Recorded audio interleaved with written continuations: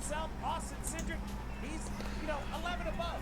The question for me is, can anyone below put the pressure on those 11? I would have titled this something differently. I could have easily, I very easily could have titled this is it's Bristol, baby, but,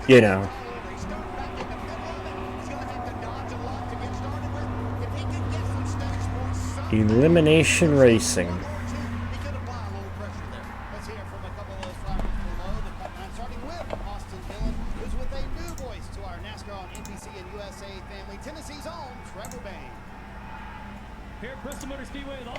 Hey! Hi, Trevor. I love Trevor. You won your way to the playoffs. Now tonight we're 11 points back from that cut line. What is it about short tracks that makes you so good, and how do you approach this to try to find your way into the playoff 12? Well, put a lot of research into what it takes to be good at Bristol this week. Obviously, wanted to put pressure on.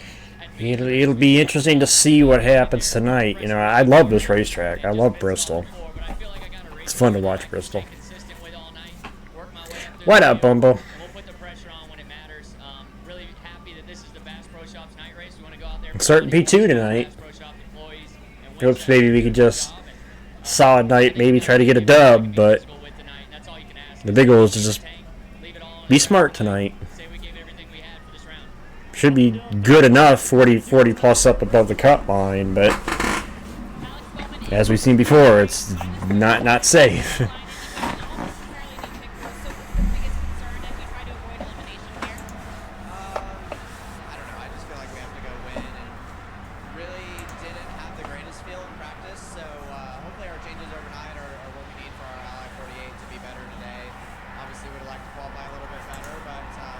Yeah, I won't get political either, Bumble, but yeah, same thing.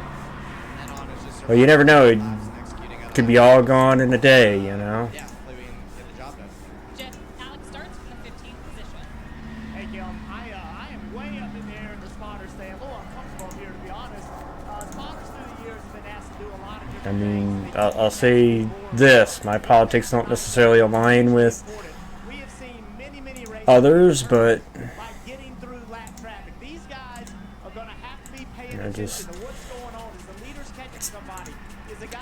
always appreciate life.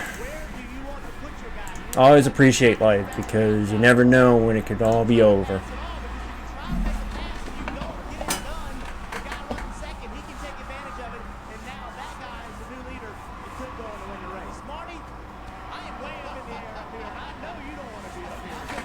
Hey, what if? What's up? How are you enjoying your, I guess you could say, somewhat retirement?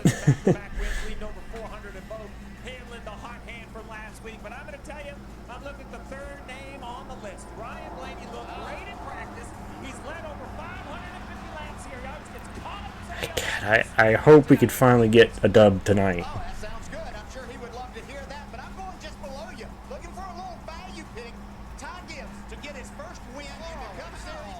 I'll be watching, no, I have,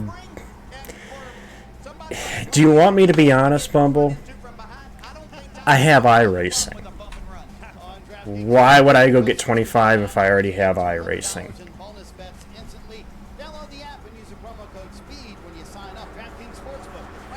That's, I hope for other people's sake that the game is good, but I really have kind of turned away from those games ever since I got back into iRacing. It's like, I may not play it as often as I want to, and I do need to play it more often, but I have iRacing. Why would I go get what is essentially the iRacing knockoff when I have the actual thing?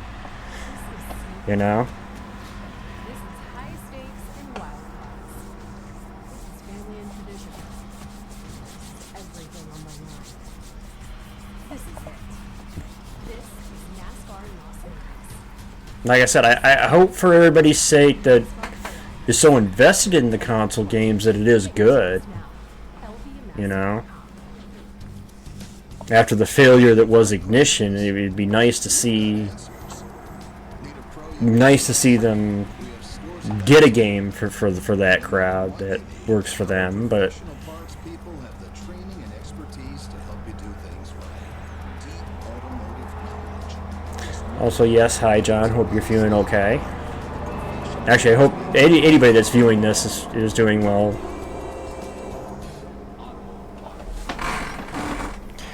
Doing well, both physically and mentally. Our business. Pros everywhere you need us, with every part you need, from brake pads to Got to remember to take care of yourself mentally as much as you take care of yourself physically. Florida.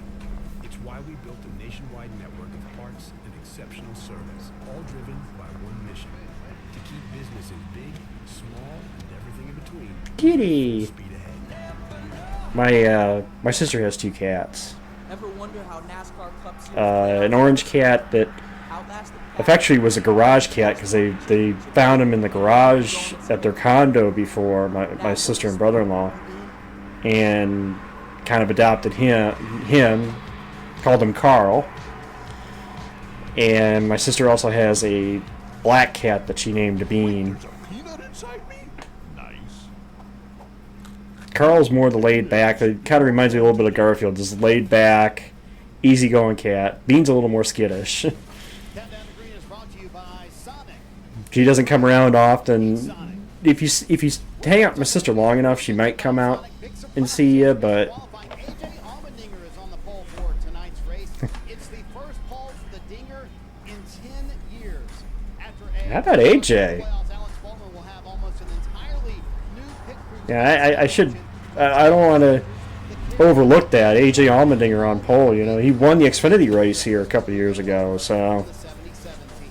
And tonight is elimination race number 1 of the postseason with Austin Dillon, Shane Van Gisbergen, Alex Bowman, and John Taylor honestly, I think below the cut line. They burned barring something funky happening tonight, which a week ago in St. not saying it can't happen, but barring something funky happen tonight, I think the bottom 4 are going to stay the bottom 4 tonight. Or get run over by it. Well, I think some fans here in Bristol may have come over from St. Louis because this was earlier tonight when Denny got introduced to this crowd. And the number 1 playoff spot starting 6th tonight.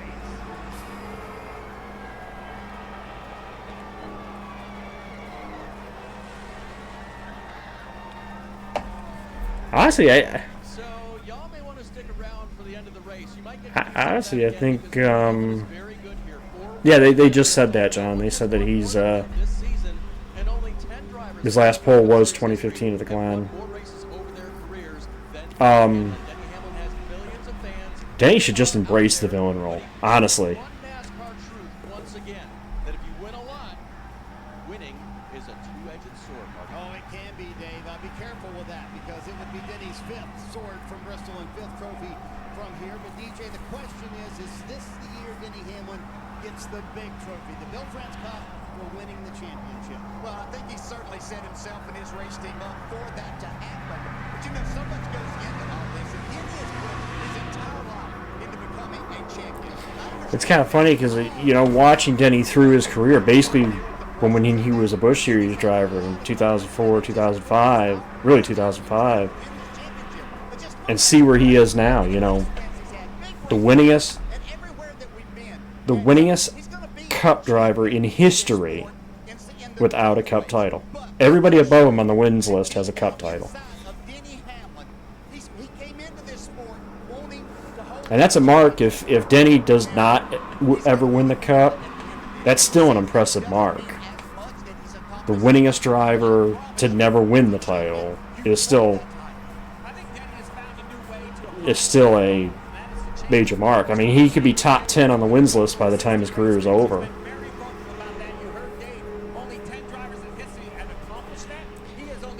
You're not wrong about it. Funny enough, what if you're not wrong at that either? You know, Allison's one career Cup title was in the '83, and you know, same thing as Denny. He's got three Daytona 500 wins, won a handful of races as well. 84 wins. He has 26 wins and a championship with Hendrick Motorsports. Kyle Larson is with Ken Coon. You've been the dominant car the last 2 outings at Bristol, sweeping both stages, winning both races. How realistic is it to think that you could have another repeat performance like that here tonight? I don't know. I mean, we'll see how this first stage goes. The last 2 times we've been in the front 2 rows. Third row is a little tougher, you know, especially on the inside. I think I'll be, you know, 6th or 7th by the time it shakes out. It'll be tough, but, you know. That's going to be interesting to watch tonight, too, is Larson dominated this race last year. I mean, flat dominated it last year.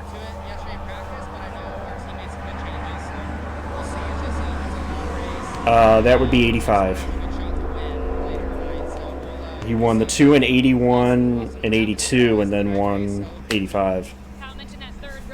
In 85, honestly, the way the year was going, it looked like it was going to be Bill Elliott, but Bill wasn't as consistent down the stretch, and DW nipped him for it.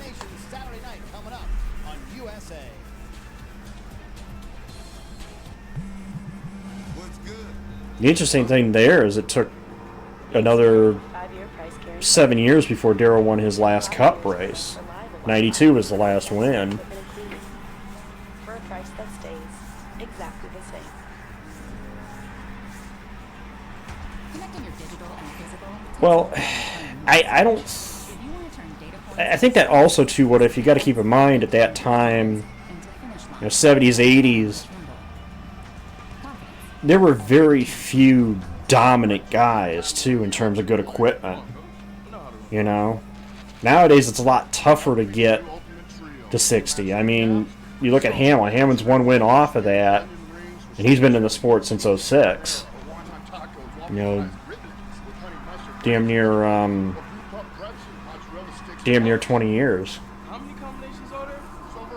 Actually, I think this is his 20th season in the Cup Series, full-time. But the competition's also a lot tighter now, too, than it was in Allison's era. I figure in Allison's era, you had Petty, Pearson, Yarbrough, Senior. Also, I should say early Senior's career. Not to mention they also ran, what, 4 or 5 races a week as well, too. He had midweek races, so I think it was a lot easier to get the win totals back in the day than it is now. So when you see a driver like Hamlin get close, or in the case of like Harvick and Busch get over 60,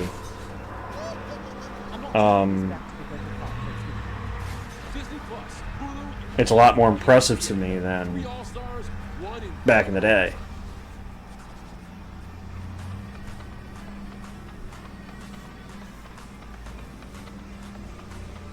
Obviously, you start with those two because those two are obviously have the track record here. I mean, Larson's won twice here. He dominated last year's race. Denny's track record here speaks for itself. The wins he has here.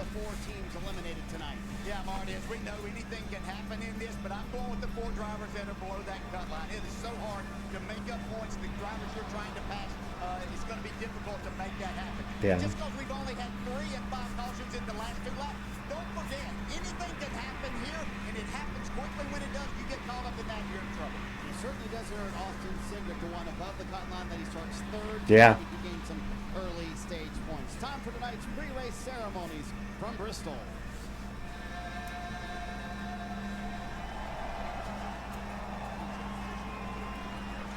Veterans render a hand salute as the Cherokee High School Junior ROTC Color Guard presents our nation's color.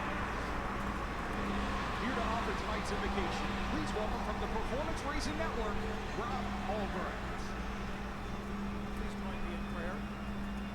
Lord, in this moment of quiet, we just want to stop and say thank you. Thank you for being able to enjoy our favorite sport with 100,000 of our friends. But Lord, we know as there's peace inside this Coliseum, there's strife outside it, far too much of it. There's division, there's hatred. Lord, that's not you. You're God of peace.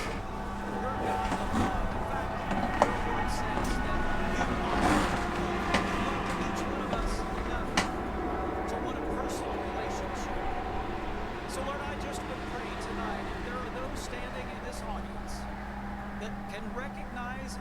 emptiness inside that only a relationship with you can fill. Father, I would pray that tonight, before they enjoy this race, they would invite your Son, who gave his life for us, a ransom for many, as their Savior and Lord. You're a good God, a good God. Amen. Here to perform our national anthem, please welcome back the children of the drivers and crews, a longtime Bristol Motor Speedway tradition, the Motor Racing Outreach Kids.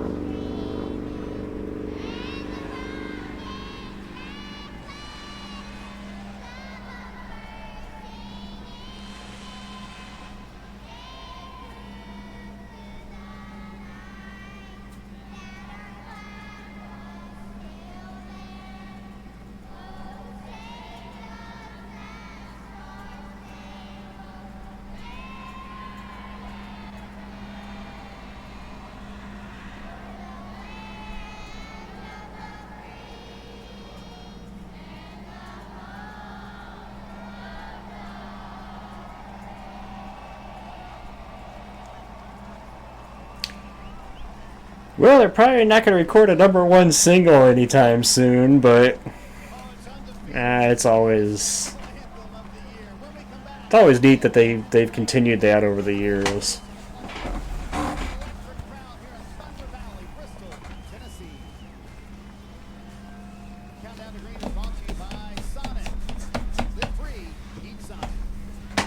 Bristol.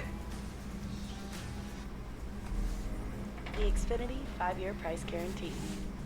Be interested to see if we do. Like I said, I think realistically the bottom 4 coming in is going to be the bottom 4 leaving tonight, but we've seen it before. We've seen drivers win in a must-win situation. You know, Harvick did that twice, including the year he won the championship. Elliott did it in 2020, the year he won the championship. But it's not like you can't find yourself in an elimination and go win the elimination race. And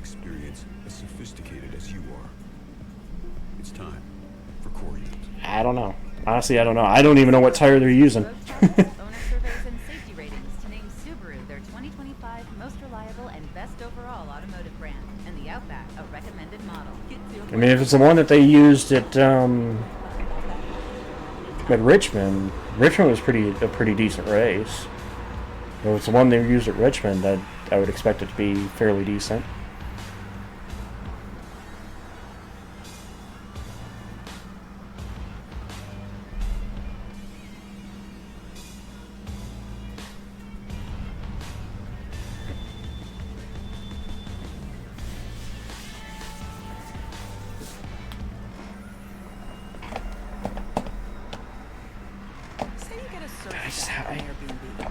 I'm still struck over the fact that how few races we actually have left in the year. You know, we're only 8 races from the end of the year. 8 races left in the season.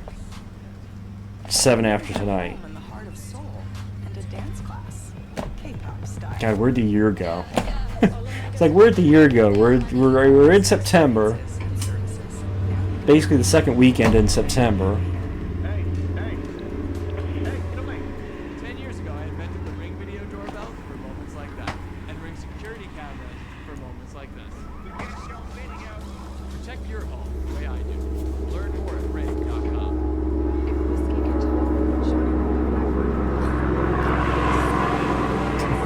Anytime I hear the name Johnny Walker, I think of the line in George Surrogate's I Drink Alone. With my old pal Johnny Walker and his partner Jimmy Bean.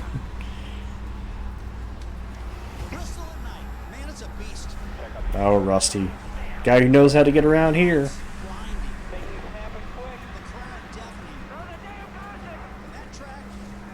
once and it'll chew you right up. Oh, hang on. This year, it's a playoff cut race. 16 playoff drivers roll in. Time to root you out. And only 12 roll out. We're getting ready to rock here at Bristol. In my day, I flat out owned this place. 9 wins, over 3,700 laps led. This was my playground. You're just getting better with age. But I'll never forget the rivalries. This is where Dale Earnhardt dumped me. Taps it, and round he goes. And yeah, 95. straight down and told the intimidator what I thought about it. You know, I got mad and slung a water bottle at him because I was just trying to get his attention. That's Bristol. It sparks the fire. Tony's not very happy. The fights. Here we go. The busted tempers. Kind of a chicken move that he did there at the end. And Saturday night, the same fight decides who moves on. On around the 12. Because Bristol doesn't hand out respect. I'd be your favorite driver. Who would that be? You take it. Once again, a great piece there. Nobody better than to voice over that too with Rusty. I saw a good short the other day or a while back. I forget who was interviewing Rusty, but they were doing an interview with Rusty, and Rusty told a story about Bill France and a good little jab that that Rusty did to France. I thought was hilarious. Wish I could find it again, but he was telling a story about how he got in trouble with NASCAR, was in the hauler, and he threw a line at Bill because apparently he didn't do what they said that he did, and there was video evidence to say, oh yeah, he actually did know nothing wrong.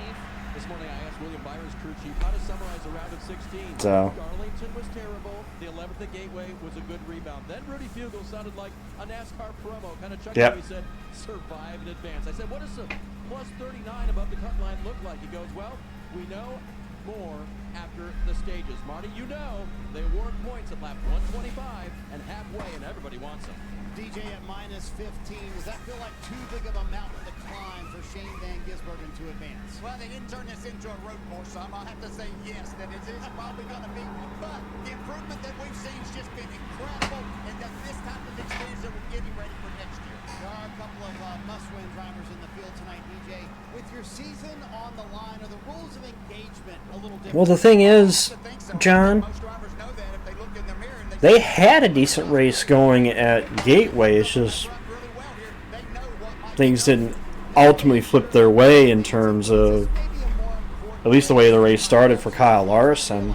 I think it's a huge race to see exactly what we're going to have with this 5-10, and that's the team and that's the driver.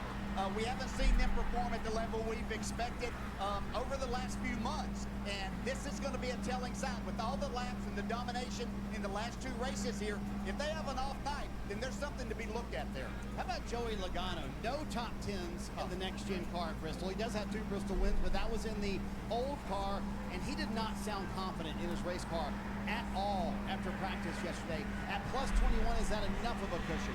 You know, it's going to take everything this champion knows what to do to manage through the night. Fortunately, he had a great week last week. And mark my words, I've been saying it. I've been saying it since really the playoffs started. Pay attention to who gets the stage points tonight, because that's going to be the deciding factor. It's been the deciding factor the last few years. It's been the deciding factor. Watch the stage points tonight.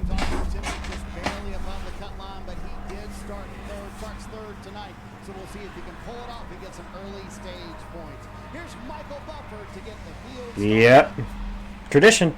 And now, here to say the most famous words in motorsports, please welcome noted conservationist and Bass Pro Shops founder Johnny Morris, his favorite fishing buddy JP, Bristol store manager Jeff Hall, country music stars Chris Jansen and Clay Self, and future conservationists Jesse Jansen, Maya Reagan, and Brooks Briscoe, plus select veterans proudly representing Bass Pro Shops' 4,000 veteran outfitters. On this beautiful night in the heart of America, all of us at Bass Pro Shops are very proud to dedicate tonight's great American race to nation's true conservationists, America's hunters and anglers. And we're even more proud to dedicate this race to all who defend our freedoms here in the greatest land on earth.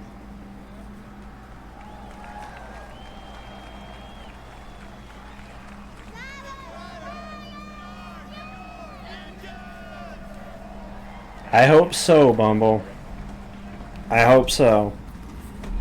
You know, this place, the race I can remember is 2019, where he was running so good and got caught up in that wreck, ironically involving Trevor Bayne, and that basically being,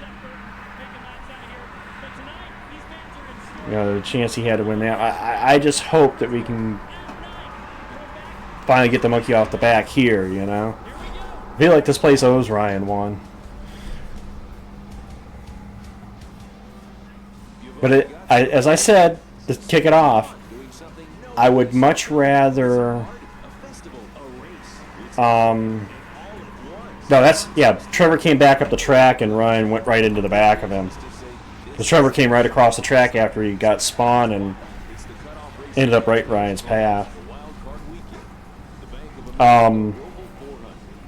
I just want to make sure we make the next round. I know 40 plus points up seems safe, but as we've seen before,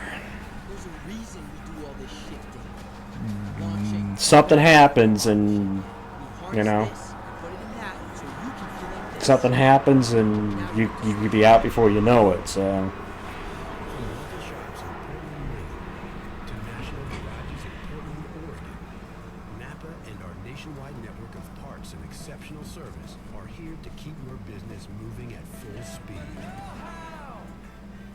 See, I don't remember 2020 that much. I don't remember 2020 that much.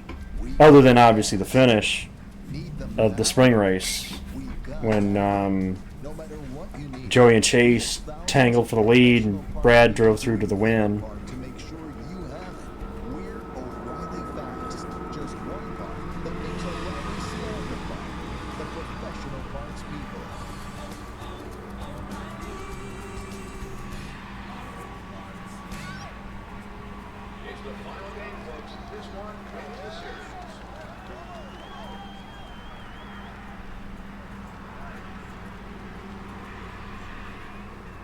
Important is not worth compromising.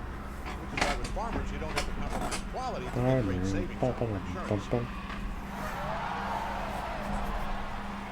Commercial jingles that get stuck in your head. Take mine.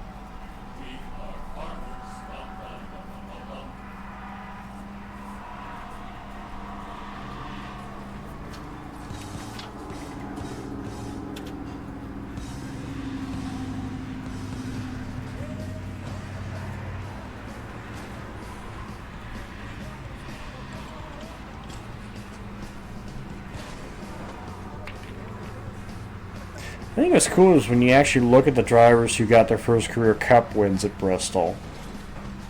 Dale Sr., Elliott Sadler, to name a couple.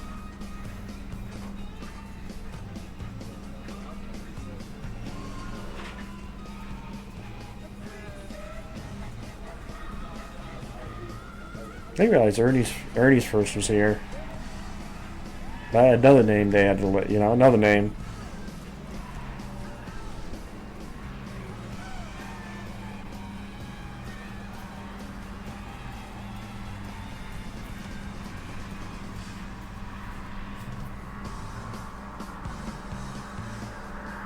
It's a beautiful evening here in Tennessee as we welcome you to the final night race of the season.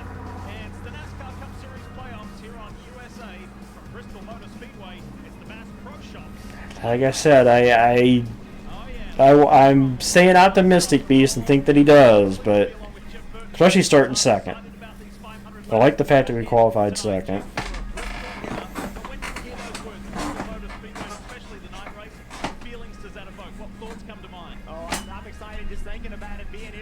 driver, every crew chief, every crew member wants to win at this racetrack. It's one of NASCAR's iconic tracks. Think about the moments that have happened here. The bottle throws, the fights, the pushes. Well, I've had that happen before where my camera's covered one of the commentators just enough where it looks like I'm one of the commentators. That's the feelings, that's the emotions. Here are the facts, Steve. It's an elimination race. The points that have been stacked up thus far put some in better positions than others. Who are you looking at tonight? Who's feeling that pressure the most? Well, the focus is going to be on the cut line. Austin Cindric, the first one in. Austin Dillon, the first driver out. And 11 points can evaporate almost within a stage. But I will tell you, you do not have to look further up the road. Chastain, Logano, Elliott, Bell, an early incident. And that advantage that you had coming in can evaporate. There will be 4 drivers that leave here tonight disappointed. Every race through the first 3 races of the playoffs, where did it go? And again, I feel for Josh Berry, though. Like, never really even got a chance to show what the team could have done in the 2 races, you know? That's his 5th career pole in Cup Series competition, but he hasn't had one in 10 years. So there are a lot of people. I know my info, so I think I would do a good job. Might be a little nervous going on like camera like that, but. As we look a little bit further back, you see Stenhouse back there in row 6 next to Chastain. Alex Bowman in a must-win back there starting next. Oh, okay. Teammate who's above the cut line, Chase Elliott. You don't want to be way back here. It is difficult to get through this traffic. Look at Joey Logano starting at the outside of row 11. He has a lot of work ahead of him. Looking back here, I'm sorry, Dave, I'm just shocked. Chase Briscoe, can you imagine this? This guy has been on such a high. He had an issue with his first lap. He had a bad second lap as well, starting outside the top 30. Let me check something. I'm still trying to get my Nightbot and figure out why my Nightbot is not in my thing. Absolutely it was. He got that win to make his way into the playoffs. Oh, where my Nightbot went. Crew chief earlier today, he had this calmness about him. He said, if we're going to be in this position, there's no. It's already added to my thing. I just don't know why it's not showing up in there. Huh. Because my command doesn't work. Chase Elliott is 28 points It, well, usually when I go on to stream, Nightbot shows up as one of the moderators. The last couple of weeks, though, it hasn't showed up in that thing. Like Nightbot itself is not working. But I haven't seen anything on the Nightbot site to say there's an outage, so. And they did it. He answered that with a 3rd spot. So now, what can we do with that? That's what Austin Cindric told me. It's on me to keep this track position all night and earn some stage points. And Was that the last caution-free race at Bristol? Bumble?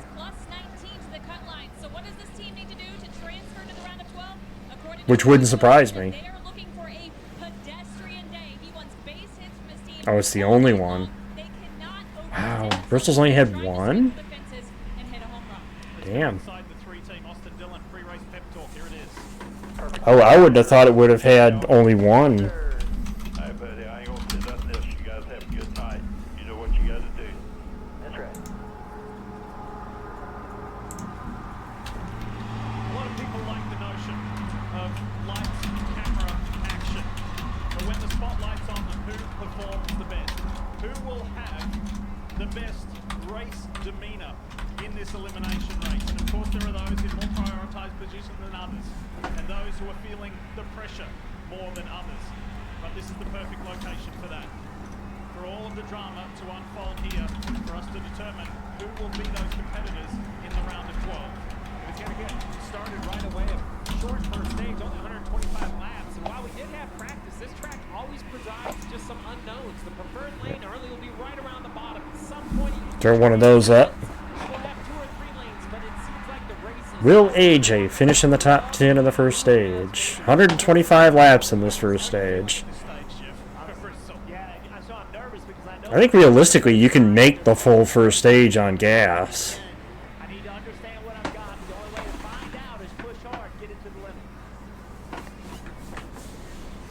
limit. Alright. The Bristol night race, the elimination race in the first round of the playoffs. We're green at Bristol. Ty Gibbs with a good start. Oh, I think he thought about looking there off of 2 for the lead, but stays there. Denny Hamlin and Bubba versus the Penske duo. Denny now the only one on the top. Back to the battle there between Barry and Hocevar. Orange Kings Hawaiian, number 11, just has that comfort of that win last weekend. But he wants to continue that. He's not going to change the way that he's going to drive here. Frank Keselowski, I'm sorry. Austin Cindric on the bottom of the racetrack. Burt got a little confused about who was in the 2-car there for a second. Back into single file. Bubba trying to get to the inside of Denny.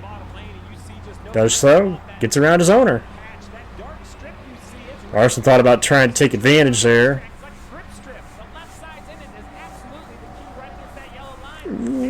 Hamlin a little loose.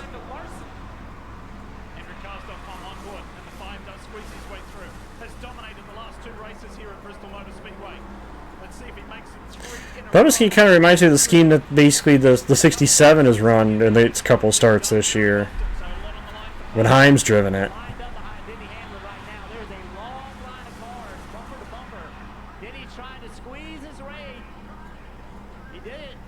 Yeah, I was going to say, it reminds me of the 67 scheme.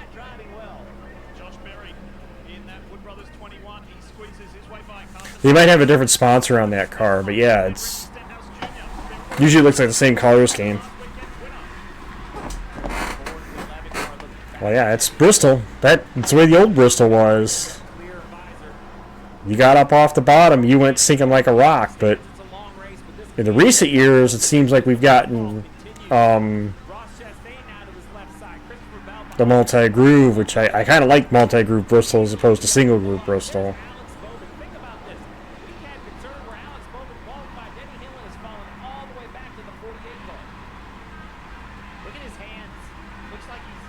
But Denny's definitely dealing with a car that's very loose. You can see that the onboard shot from Bubba's car. It looked like that car was a little jumpy off the corner.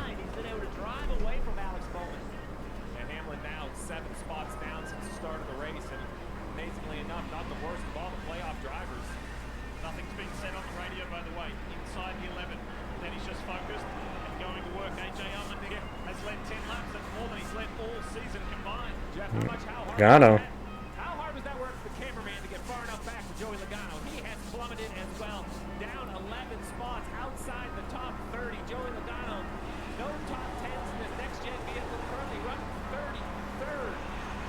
And just like that, he's only 10 points from elimination, avoiding stage points in this stage 1 where he currently runs. Flat 12, and the leader is on the same straightaway.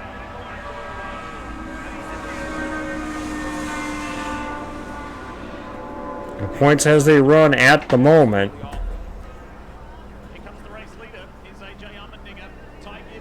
Top 2 guys currently in the running order are non-playoff guys.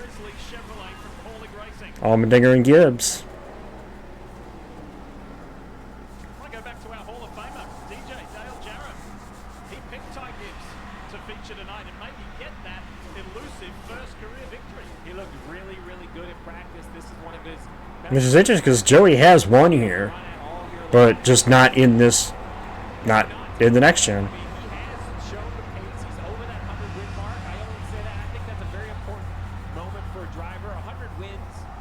100 starts, AJ. 100 starts, not 100 wins.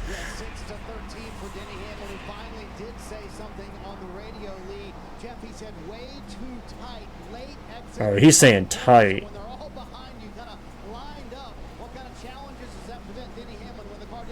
So Austin Dillon came into the night 11 back. Currently, he's 10 back. SVG, Berry, and Bowman, again, double digits back.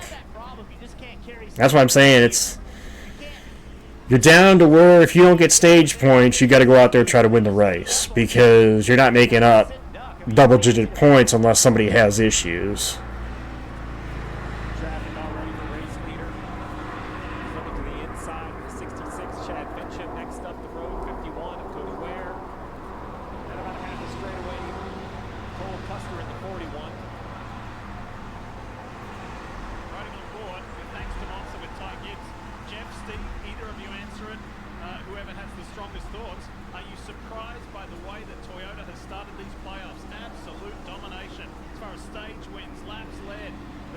in the races. It's been incredible from Toyota. They've done a nice job. You know that they're capable.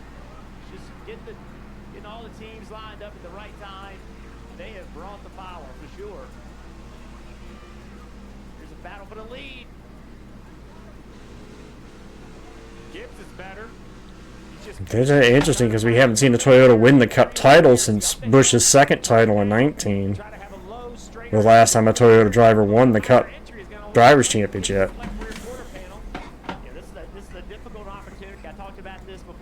It's kind of interesting to see the start they've had to the playoffs this year.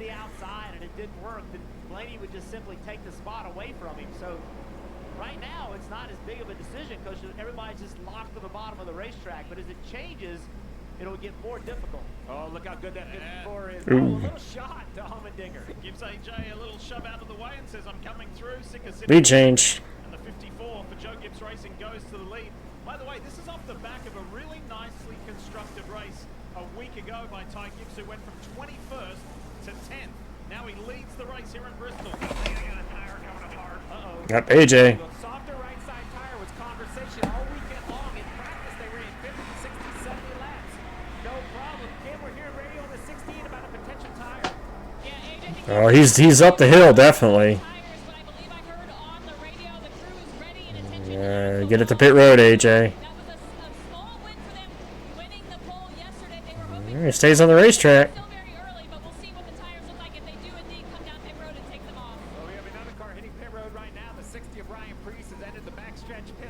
Yeah, he's definitely got a problem. Up Dylan in trouble. Playoff implications.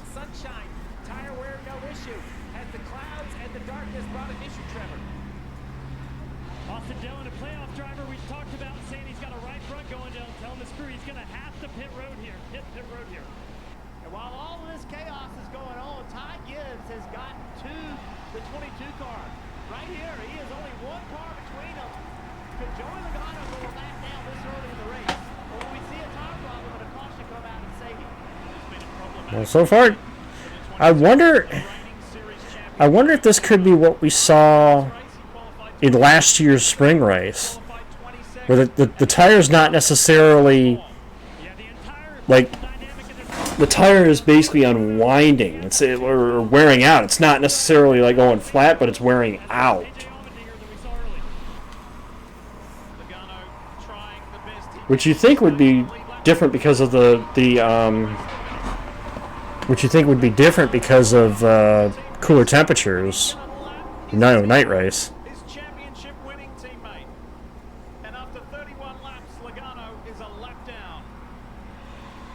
To the lead. Breakfast nachos. Actually, I was thinking about heading out only because I want to beat the traffic. But why the sleepovers the next day? I was going to. Oh, look at that. Yeah, I think that's AJ's tire.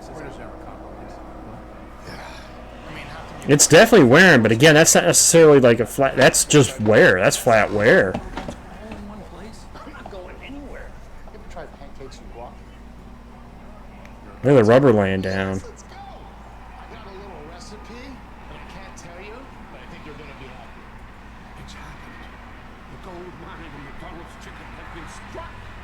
It could be a tire management race. Wouldn't be the first time we've seen that. There's a method to all this motorsports madness.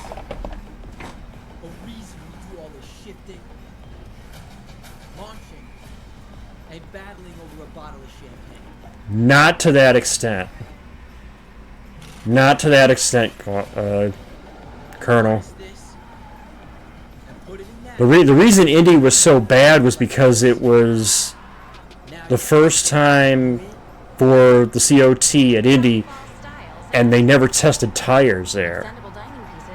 So Goodyear was just flat not prepared for that race.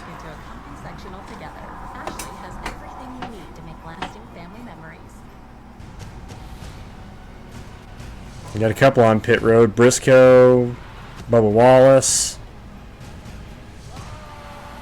Yeah, this might be another one of those. This might be another one of those like the spring last year, where it's just a matter of who manages their tires the best.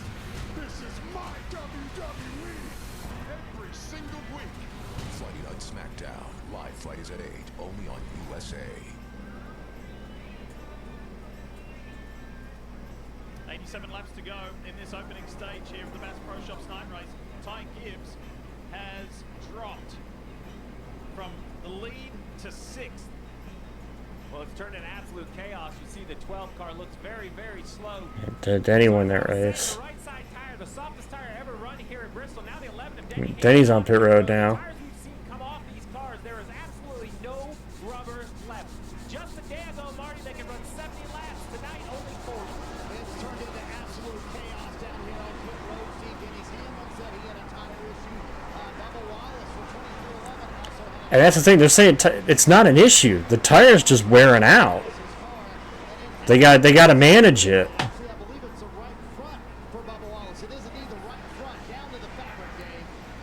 Ty Gibbs are being implored by his spotter to wrap the bottom. Don't know if that could have saved him more on the right side tires, but you can see more cording on Ty Gibbs tires as they come off. See a little bit of fire in the right rear and a slow left rear for Gibbs is only going to make this. SVG, Blaney, a little bit of contact there. This was the talk all week, but then practice was a non-issue. Perhaps that has lulled some of these drivers of running a little too hard off the start. This is going to be a tire Exactly. race. You want throwback? That is what you're seeing right here. They're just going to have to manage it now at this point. No tire left. We've seen mostly right fronts, a handful of right rears, and look at it, chaos on the racetrack. What's difficult about this, Steve, is a lot of times we see tire issues, we see tires fail, and there'll be a wreck, and there'll be a caution. We haven't seen that yet, so Because it isn't, it's not going all the way down to that point. so there's some guys out there riding around very, very slow, just trying to keep their You just got to try to manage it. Yep, Larson's got trouble. He's had to back out of it. And you see, look at the difference. Likes of Gibbs and Dillon who pitted versus some of these other guys who haven't. And just look at the difference. So yeah, chaos has struck here very early at Bristol. On the track, the haves and the have-nots, those who are trying to limp around on the existing tires, and those who have fresh ones like Austin Dillon carving his way through the field. SVG in, Byron in. Playoff driver Byron needing points tonight. He needs tires right now. His good years are worn out. You see how off the pace you get. Chase Elliott on the top of your screen, just running around the middle of the racetrack, running very, very, very slow. We only have 10 cars on the lead lap right now. Which if we get a caution, we get a caution, how crazy that would be. Only 10 cars on the lead lap right now. Ooh. Take care of the nose, Ryan. Take care of the nose. Gives up the lead to Cindric. Bowman's in. You see when he takes it off, and the right rear, both right sides worn out of the 48, Kim. Yeah, worn out, but the good news is we're watching this new. Remember, he's got the 70. Who was that slow? Who that green and white car that was slow? That might have been Suarez. I don't know, but really contact between them and Blaney there. Really good run from Austin Cindric here. Cindric's in that precarious position of being in 12th. Oh, that was Jones, the 43. This got... I was seeing this off in the corner, and I don't know what Jones was doing there. Not on the lead lap, basically...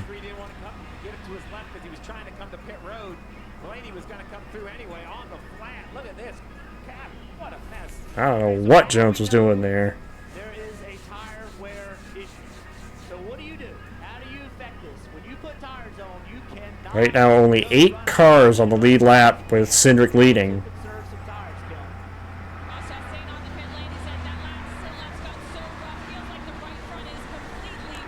Well, it sounded like Jones was trying to get to pit road, but I don't know if he signaled Ryan that he was coming.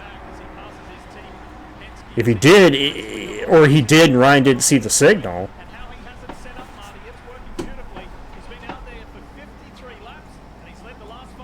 Yeah, he's done a fantastic job of managing the tires. Brian Wilson, also Cliff Daniels for Kyle Larson, immediately came on the radio and said, listen, this is all happening. It's going crazy here on pit road.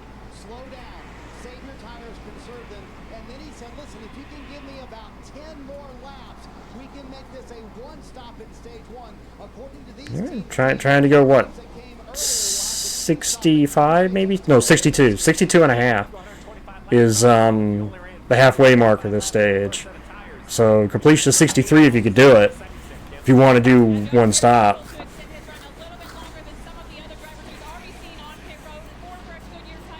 If you're going to one stop it, which I think that's what they're trying to do.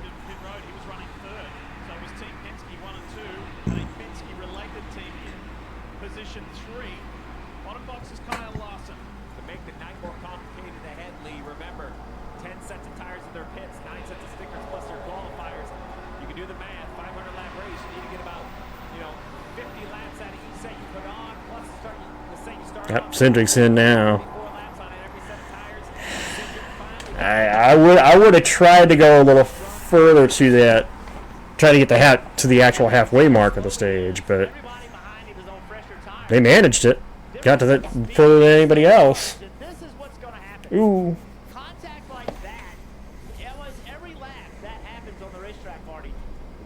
Currently only 6 cars on the lead lap, 6-7 cars on the lead lap. Larson now in. Blaney, Gibbs, Byron, I think, has pitted.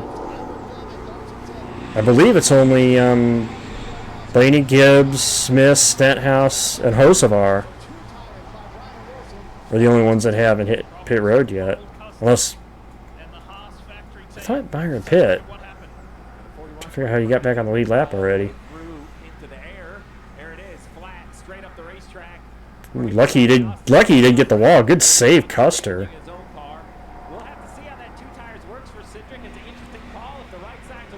Well, then I believe Blaney's the only one I think has hit the pit that's among the leaders. Obviously Smith and I don't think it's pitted yet either. But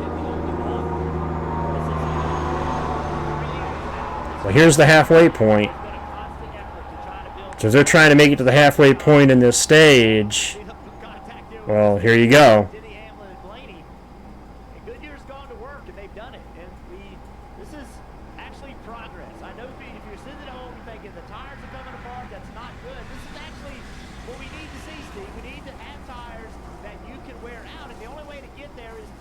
Yeah, but I think he needs a hole to get back down if he's going to.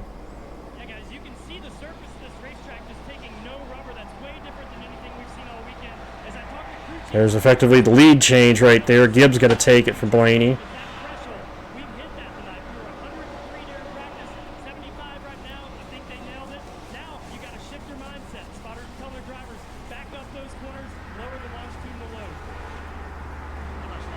Points as they run. And currently, the gap has actually grown at the cut line. It's now 21. Yeah. Blaney gone the furthest of anybody so far on tires. I want to see what the penalty is going to be, though, for that. I like seeing that they stretched them that far, but what's the give up now that you're going to give up by waiting that late?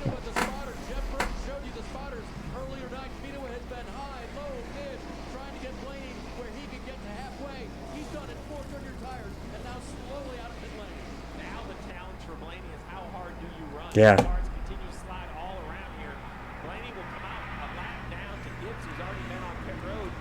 Again, only 10 cars on the lead lap at this point.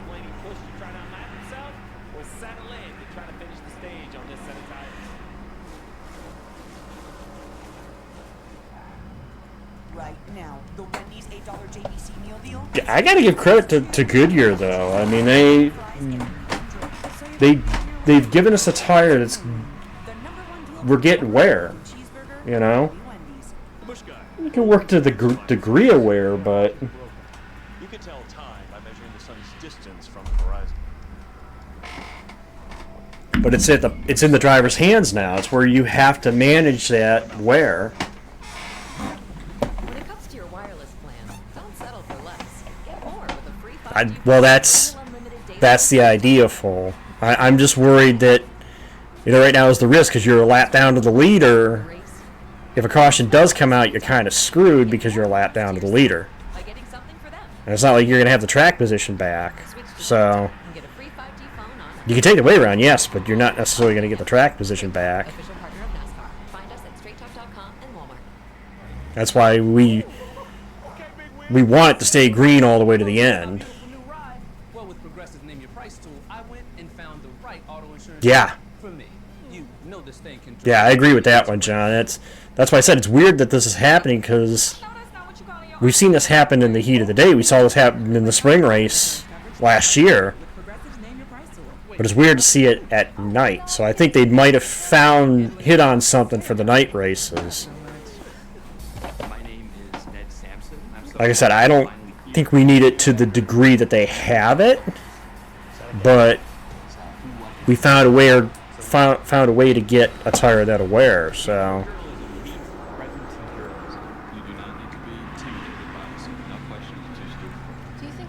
Oh, Barry, fire.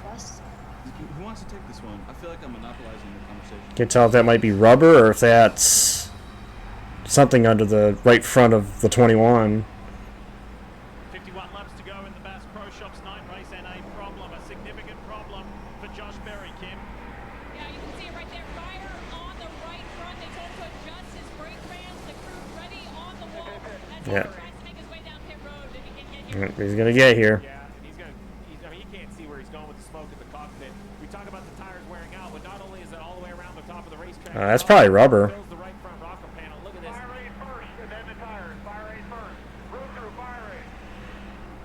Let's see exactly how they go. Get it to pit road. Putting this fire out when they use a fire extinguisher in the vents. Probably should just put a fire extinguisher under there. He can't see. He couldn't see well enough to get it in the box. Get an extinguisher over there, guys. Come on. That's gonna bring the yellow out too. I doubt they keep it green. Which there's only 8 cars on the lead lap, so that's gonna make it interesting if they do throw the yellow, which they honestly should. I mean, the car's on fire on pit road. When you can't see and you can't breathe, and you've got all that smoke in the cockpit. I doubt they'll keep it green.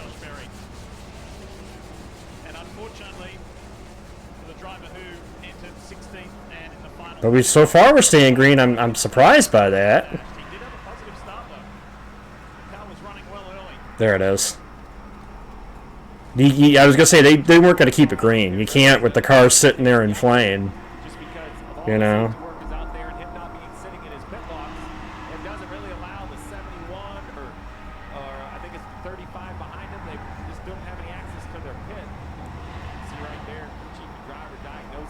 Yeah, if Josh Berry would be better off the way that these playoffs have started with no luck than any luck at all. It seems like. You know, two of the incidents he had in these playoffs were not his doing. You know, you got turned around by Chase last week at Gateway, and the fire here tonight. You could say that Darlington was his because he got loose inside of Reddick, but We were eavesdropping there a little bit with Josh, and I definitely saw him say and heard him say I could not see, and that's the pictures tell the story. I want to say maybe that was rubber that was on fire, though.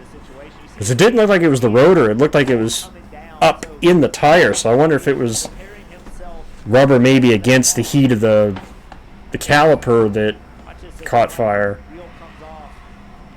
Yeah, look at all the tire rubber right here just falling out of this, and then look at all this right here that comes dumping out of the wheel.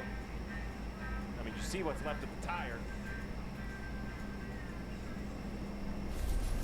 But this race has just turned completely on its head because the number of cars that are on the lead lap right now.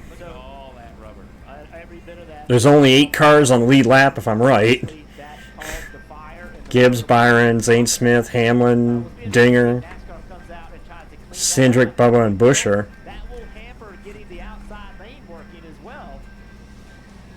What a beautiful night we've got here in the first elimination race in the playoffs.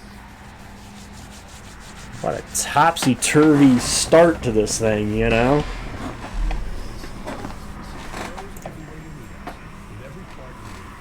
I don't think I've ever seen, well, since the spring race last year, I don't think I've ever seen one start like that in a while.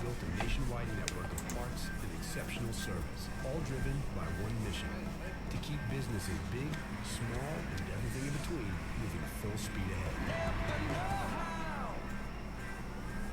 Ever wonder how NASCAR Cup Series playoffs work?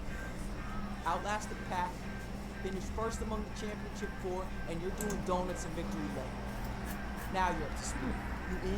You in? I will wholeheartedly debate that one, but You get 5 years of the most reliable Wi-Fi. well, thank you. I'll just say he who, he who, he who, he who. If I could escape. Oh, great, now I got that song stuck in my head. One app, 2 entrees, like a new chicken parm fettuccine. Sound good? Applebee's 2 for $25. 1 app and 2 entrees. I need a giant styrofoam thumb. Just picture sitting there like a boring office meeting, and this is why this proposal is gonna work. Giant thumbs up.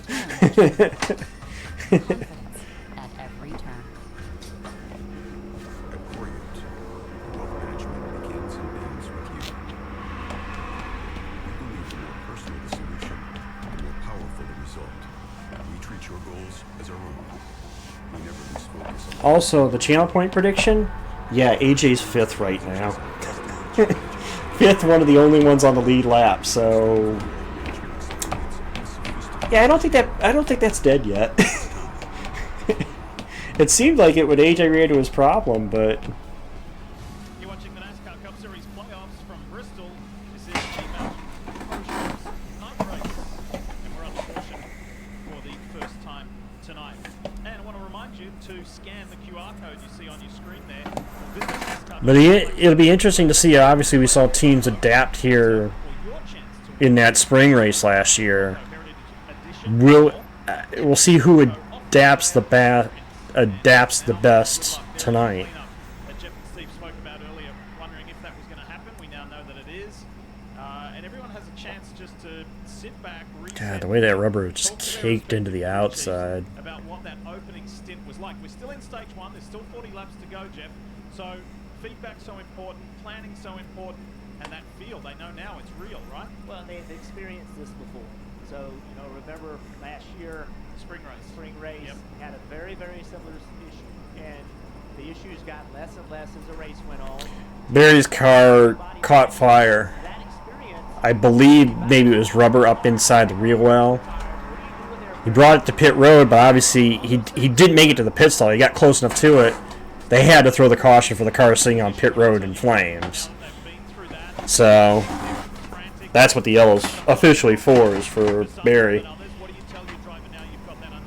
he has to execute the plan that you lay out. It's going to be a target lap time, how much you want to push those tires for how far you have left in each run. Dave. Ty Gibbs, middle of your screen, said the car was good on balance. Whatever we can do to save the right front. As for the bottom of the screen, William Byron, he said tight to center, but okay to push pace, and that's a very dangerous thing to do tonight. Now, they'll have about a 10th of a mile through turns 3 and 4 in the apron before they get to the other side of the pits and on the side. Dave Austin, Cindric asked, say, listen, exactly what Steve mentioned a moment ago.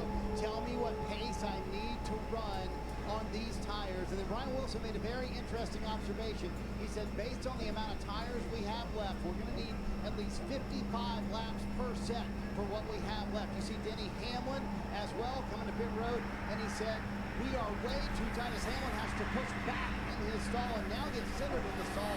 He told Chris Gebb, we're way too tight for this kind of race, Kel. Christopher Bell, one of those drivers that fell a lap down during all of that cycling. Bruce Adam Stevens said thinking Superman, so we'll see what that means in terms of her call. In terms of the balance, though, just needs to be a tick freer. He said mid through quarter. There's a lot of cars that are going to be stuck a lap down. If you take the wave run, that's really a risk too, because of what we're seeing with the tire wear. So definitely made this night a little more interesting. He was fired up on the radio at the end of the race last week. Wants to turn that emotion and that passion into a race win here tonight in Bristol.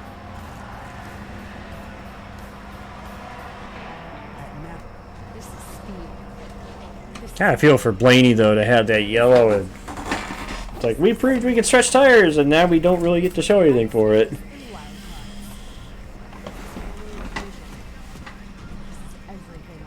Barbecue Ford. You know, if the Wood brothers were wanted to make a unique fan gift, you should auction off like a piece of that car. Or maybe the door panel or something if it's singed just a little bit.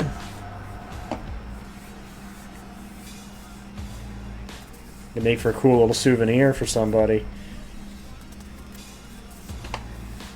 I know teams have sold like body panels off cars before, so.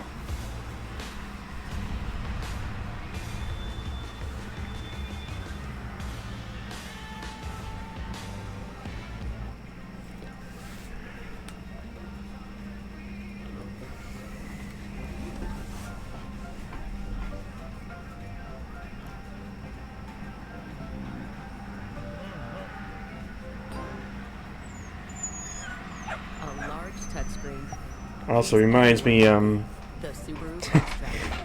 dog commercial reminds me on the way home from work today, I seen this lady was out with her dog, little puppy, just a puppy.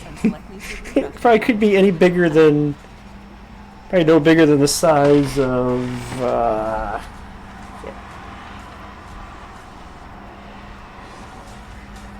figured out something I can use for size compare or somebody. Hey, about this big.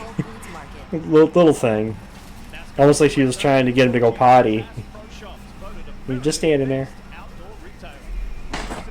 Little fluff ball.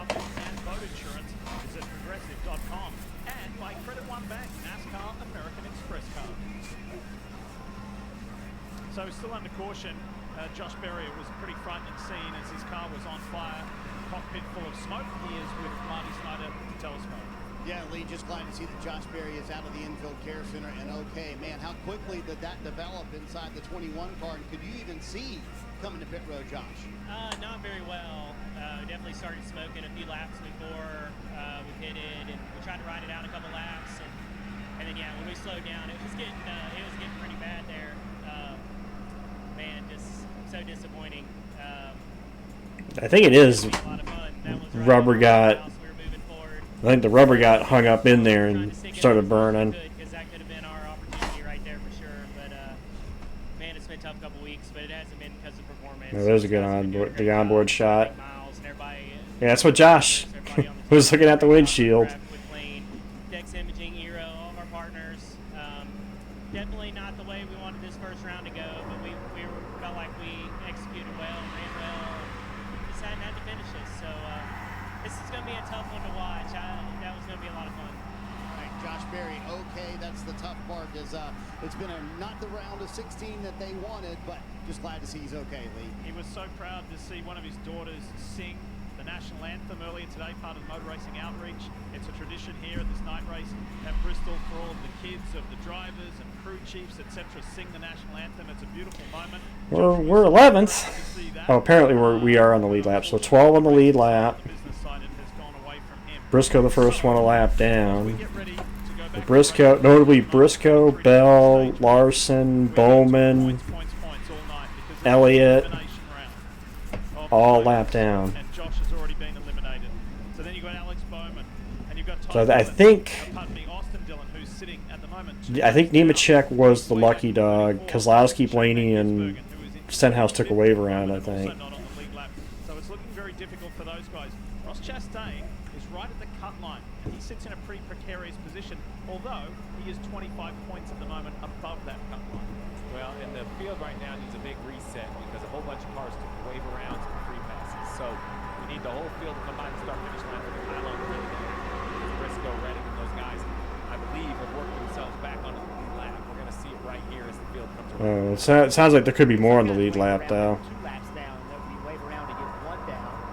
But it's going to be like this all night. It's going to be pretty chaotic. It's chaotic because of the tire wear. Let's see who can manage it the best by the end of the night. 32 laps to go. You want to win this stage. How hard can you push? How much effort can you put into trying to win this stage? 32 laps to the stage end. Now with everybody in the field reset, what you see is what you have. Ricky Stenhouse, the last car in the lead lap. Chase Briscoe. I believe we can make the stage end. I don't think we're going to have to worry too much about it. I think we should be able to make the stage end.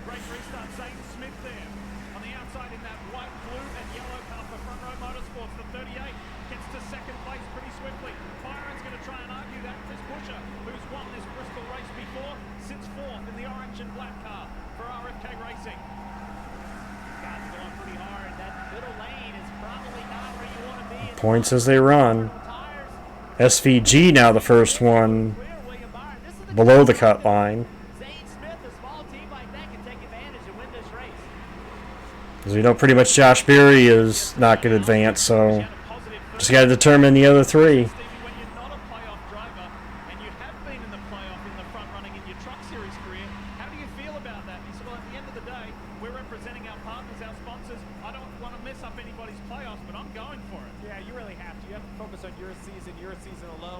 It's okay to not do it at someone else's expense. Bottom of the screen, you see the 19, middle of the screen, Chase Briscoe, first car 1 lap down, about 3 cars behind him. 27 to go. So the running order is right. The running order you see on the screen is right. So we got 12 on the lead lap at the moment.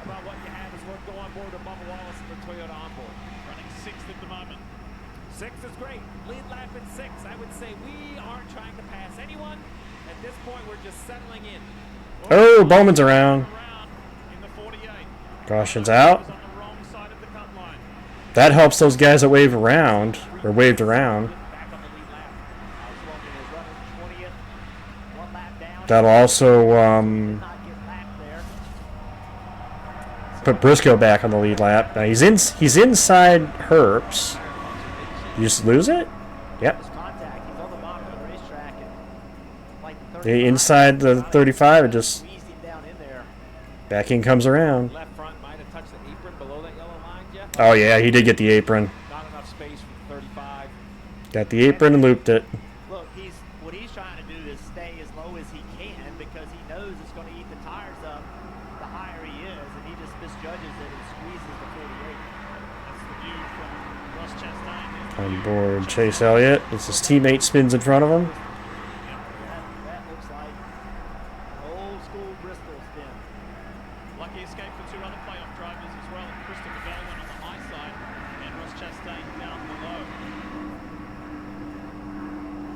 This takes some more laps off the tires, right? Being able to run under caution. 24 Again, if you're Giordano, Chase Elliott, Ross Chastain,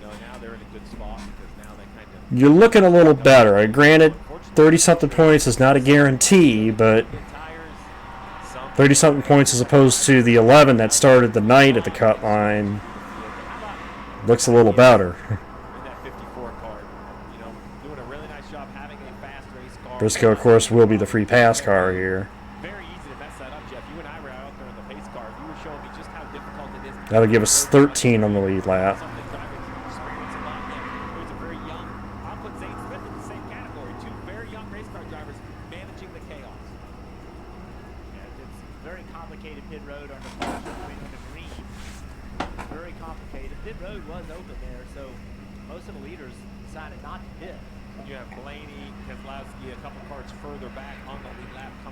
But these were the guys that waved around. Blaney, Keselowski, Stenhouse. They waved around under the last yellow, so this was expected. So we're going to be basically 10th, 11th with fresh tires. Might still have a chance of maybe winning this stage.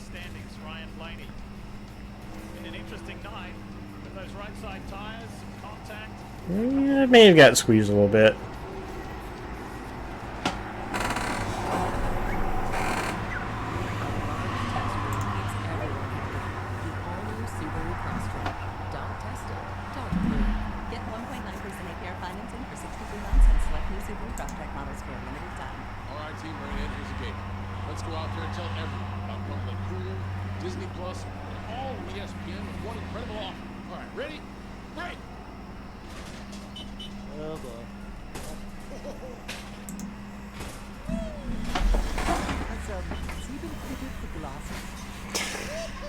I'm not taking this back to the rental car place with you. Disney Plus, Hulu, and all ESPN.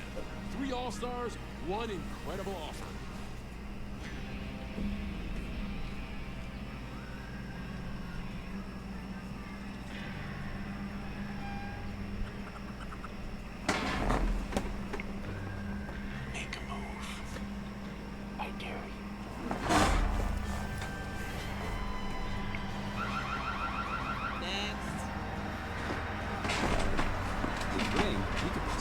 home, living away. Learn more at rain.com. Man, yeah, what? It's Bristol, baby. I like Bristol. When you're in it, you're not thinking of the stories that tell. Just get yourself in the right position. You never know when a player will become legendary.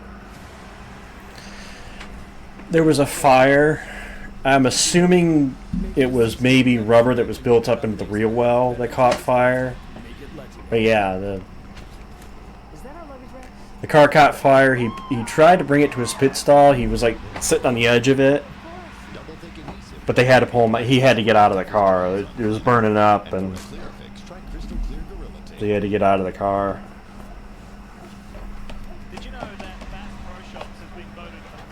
It's unfortunate, you know, 2 of the 3 races, stuff has happened to Josh out of his control, and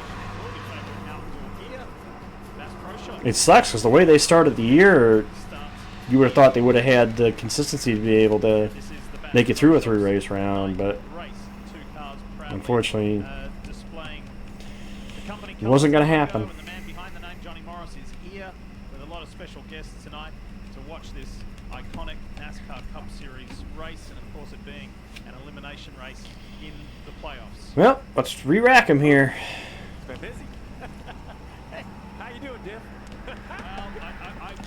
Well, 18 to go in this stage. He just looped it. He was inside of Riley of Herbst, and I think Herbst kind of squeezed him a little bit. He got the apron going in the corner and looped it. Didn't hit anything, so he's still running around. It's just he kind of got squeezed by Herbst and looped it. All right, 18 laps to the end of the stage. Who comes through as the stage winner?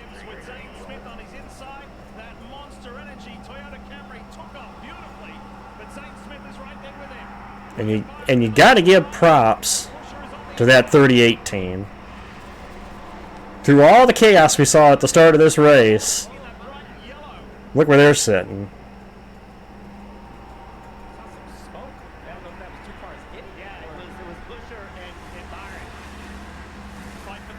And I'm watching those tires on that 12 car and the 42, I think. I think Nemechek stopped too. He might here because we only have a few laps to go here at the stage. Go ahead and... Yeah, they were saying there might have been contact in that battle between Buescher and Byron. Well, he may not push it that hard. He's going to try, but I don't know if he... Yeah. Don't want to hurt your tires, don't want to hurt the car. He's got an advantage right now, just got to be a little smart about it.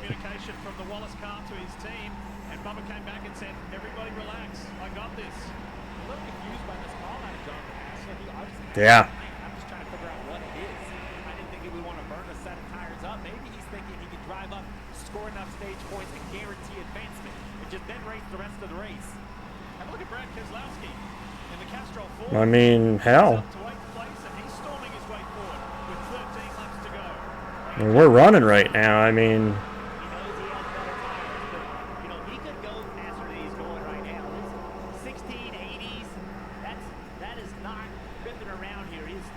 Doesn't need to.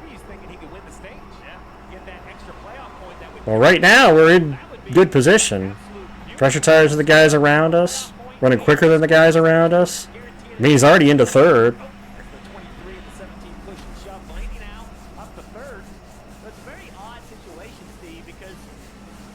11 to go.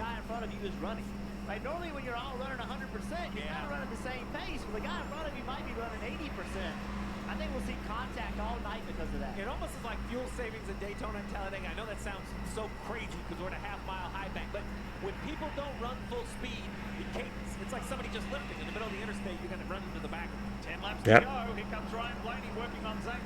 He should get Smith easy here. Yeah. Crew chief for Ryan Blaney. I didn't see it right away. I love when these crew chiefs try to outsmart the field. I think he's thinking this exact move right here. Go up, win this. Win the stage. Yep. Get the points. And a playoff point point he will carry into the next round may come very useful. How about his comeback last week, Jeff, after he got turned by Kyle Larson? That was a real point of contention. Should easily win this. Should be able to get Gibbs here before the stage end. Drove his way back to a top 5 finish, finishing 4th ultimately at Worldwide Technology Raceway. Now he's putting the pressure on Ty Gibbs. Hits the monster. They're just in a little bit of a slump, Bumble. We've seen it happen before. I mean, the best of the sport have been in Kyle's position before. So It's kind of like, you know, a running race. Now they can see the finish line, so they don't have to conserve anymore. And this young man driving this 54 car, he doesn't care about Blaney's championship. He wants to win a race. And think about last year, he was in the playoffs. This year, he's had to sit. well, the only thing Kyle's got going for him In the playoffs, is the amount of points he's got. So, enjoying his time up front. ooh, Ryan, try to use the top. On the inside of Haley, he's got Get him here off the corner, maybe. I thought maybe he was gonna try to get him off that corner, try to cut under him, but Be very careful with the closing rate. Roman right here. He's in danger of going 2 laps down.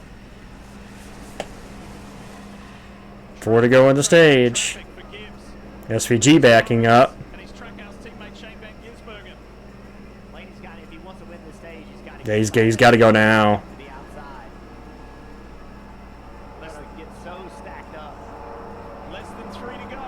Got to get clear of SVG here and try to attack this 54 as much as we can. He's like, I'm being nice. I'm going to back about the 992 after the 12, so he's going to be wide. There he goes. There he goes to the top. I'm being nice. I'm being nudging you.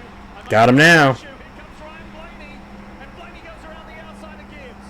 Yep. He's got fresher tires. Did exactly what he had to do. But for how much longer? Gibbs got his nose back in front. Final lap brought to you by Credit One Bank. Ooh, this is going to be tight. Off the corner. I think it's going to be Blaney off the corner. Yes, it is. Easily. NASCAR will confirm that at the camera because points are paid electronically. It was Blaney. I'll be honest, I couldn't tell. I believe the Got the outside run. some sort of camera angle shows me different, but what a race. We hear confirmed it was the 12 from NASCAR, so great strategy. A 7th stage win in 2025. Look how close it was. About the length of a fender, maybe half a car. To equip Blaney with fresh tires and storm his way through to the stage win. Also, did AJ finish? Somebody double check for me. Did AJ get the top 10 out of that? See if I can go check this. I want to go double check just to be sure before I pay that off. I think he did, but I want to double check it.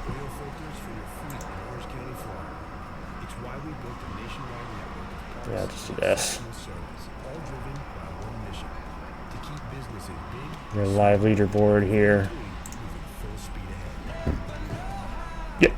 Yep, he did. P7. There's a reason we do all this shifting, launching, and battling over a bottle of champagne. You harness this and put it in that so you can feel like this. Now you're up to speed. Damn, Frank. Granted, you're not the only one who voted for option A this time, or for the option this time, but Frank making bank in channel points.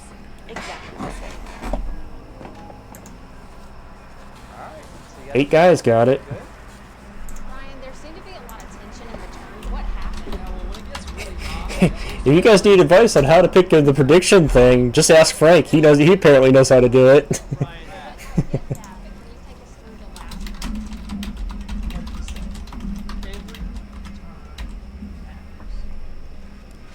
If you want to turn data into decisions, then make every turn matter with Trimble. Confidence at every turn. Oh no! Our water no cost of forgery. It's not covered by homeowners insurance. We'll handle it. It's the CEO. Yeah, home service. There's a qualified contractor. Yeah, I mean, well then again, Frank has got the benefit. Like, dude is the only one I know that's had a couple where he's been the only one that bet on an option and made bank on it. So that's what I'm saying. Stage 1 complete, won by Ryan Blaney here in the Bass Pro Shops night race.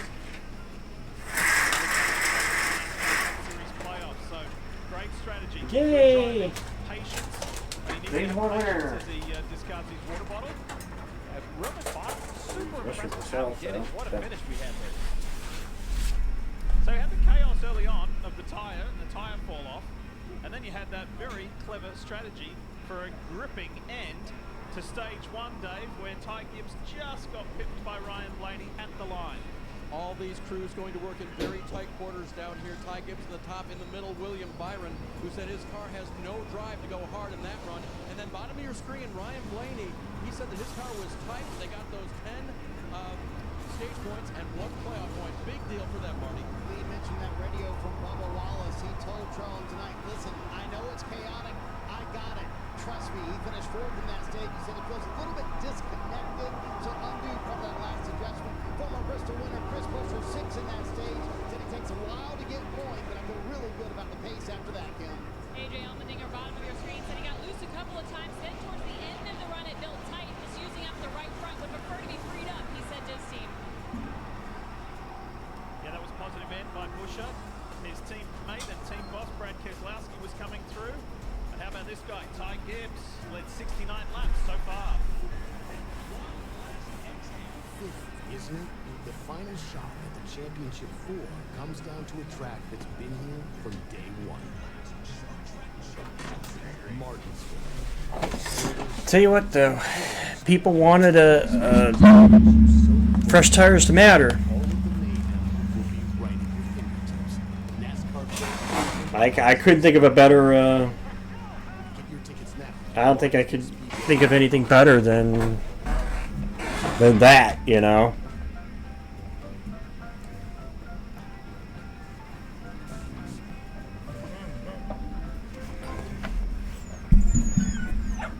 That takes tires late, pressure tires, and pressure tires prevail. So. Subaru Crosstrack. Dog tested, dog approved.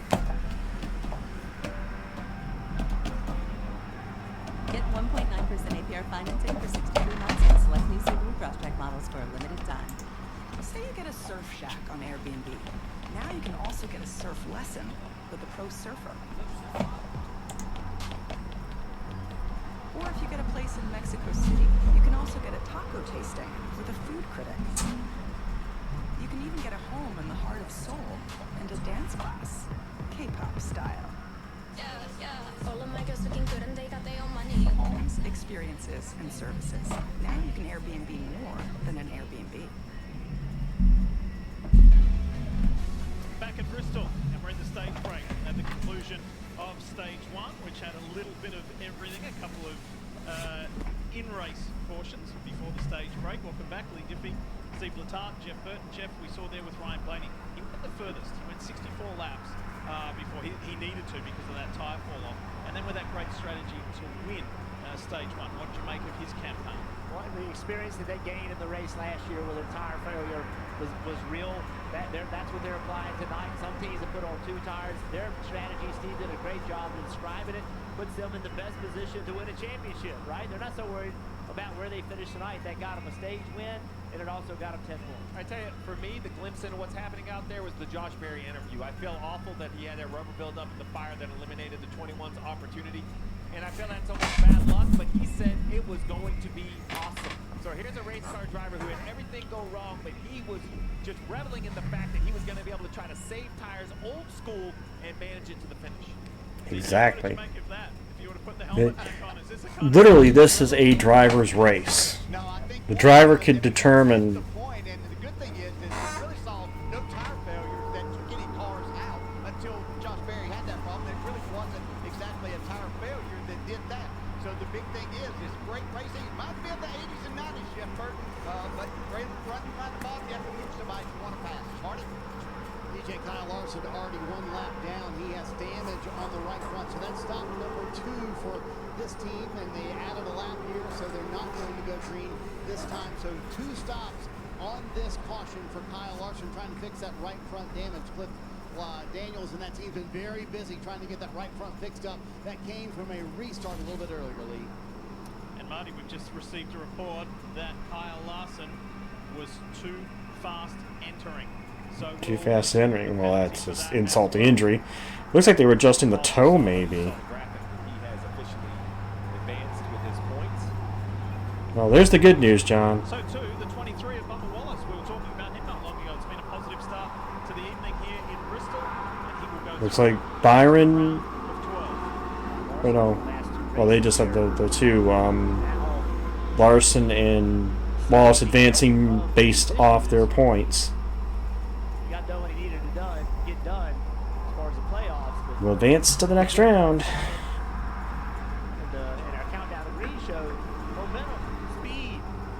They have what they need. So we got two drivers for sure joining Briscoe and Hamlin here at the end of stage one. It's going to be about that risk reward all night long. When that caution came out for Josh Berry, Austin Dillon was 3 laps down. Richard Boswell said, we're going to have to do some different strategy here to get those laps back.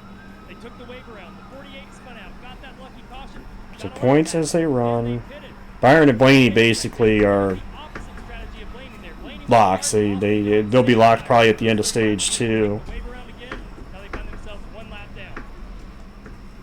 Racing laps. Like I said, it's not positions, it's laps at this point. We have another 115 laps to go before the end of this stage. Bell and Reddick, I think at 40 plus should be good. Even I think down to Elliott Cindric should be good as long as they don't have an issue. We didn't expect what we saw in the first 40 laps, nor did the drivers. They all ran very hard after a relatively calm practice yesterday. How much of an advancement do you I may even go so far as to say Logano might be good unless one of those guys below the cut line wins. Somebody went into this race thinking, I've got to save tires. So now they know it, and they will all adjust. And some will do it better than others. But a version of this is what the drivers have been asking for. They want tires to wear out. They want them to go away. They want it in their hands. They want some cars drive better than others, and that makes speed different. So now you know you got the problem. Now you have to manage it. If you want a tire fall off, you got it, because they fall off, then just disappear. Big night of Right. reward, guys. Here we go. Stage Green flag stage 2. Let's get back to it here in Bristol. Toyota teammates with a good jump there. And no, Wallace wants the lead. Locked into the next round of the playoffs, and he wants the race lead. So now let's see if those Toyota teammates will work together, slow the pace down. This is what we saw the last time this happened. Some drivers would go really hard, pick up positions, and then slow down. Kings of Iron on board with Denny Hamlin. I'm going to try to get in line here. At the beginning of stage 1, where he just couldn't get down to that low line, eventually did and was able to stabilize after losing. There's the stage 1 finishing order. Somebody's out and up wide there. That's the 24 of William Byron. You don't want to be on the outside. You want to be able to get on the bottom. Just run a slow pace. When you get on the outside, it forces you to run a little bit harder pace than you want to, and it damages those tires. AJ up there looking for the spot on Zane Smith. Got it. Gibbs back around Bubba.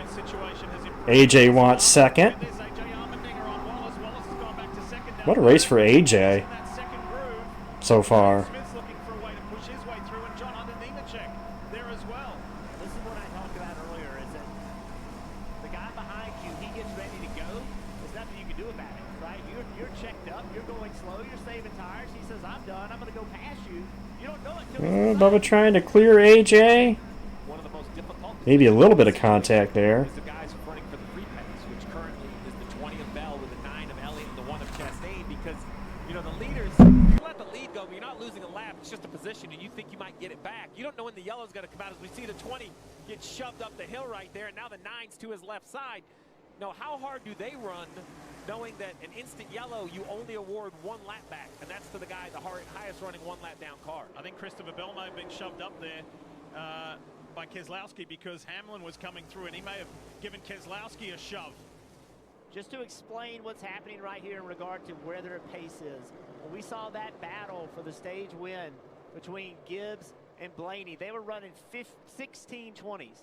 They're now running 17:20. So they backed this pace off for a second, trying to save tires. We didn't see this at the start of the race. Right. We didn't see any of this.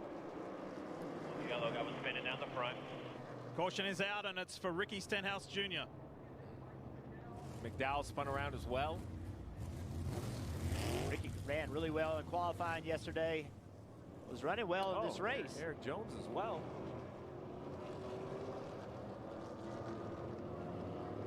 And this reminds me of like a 1996 Darlington race when Ward Burton drove off the front of the field. Let's have a look. Focusing on Stenhouse. Oh boy. Riley Herbst, there's contact from the rear. Stenhouse goes into Van Gisbergen. What happens to Jones and It's to backwards on the bottom already. And McDowell may have taken evasive action. Yeah, I'd probably be trying to check up, and the guy behind him didn't get slowed up. Typical.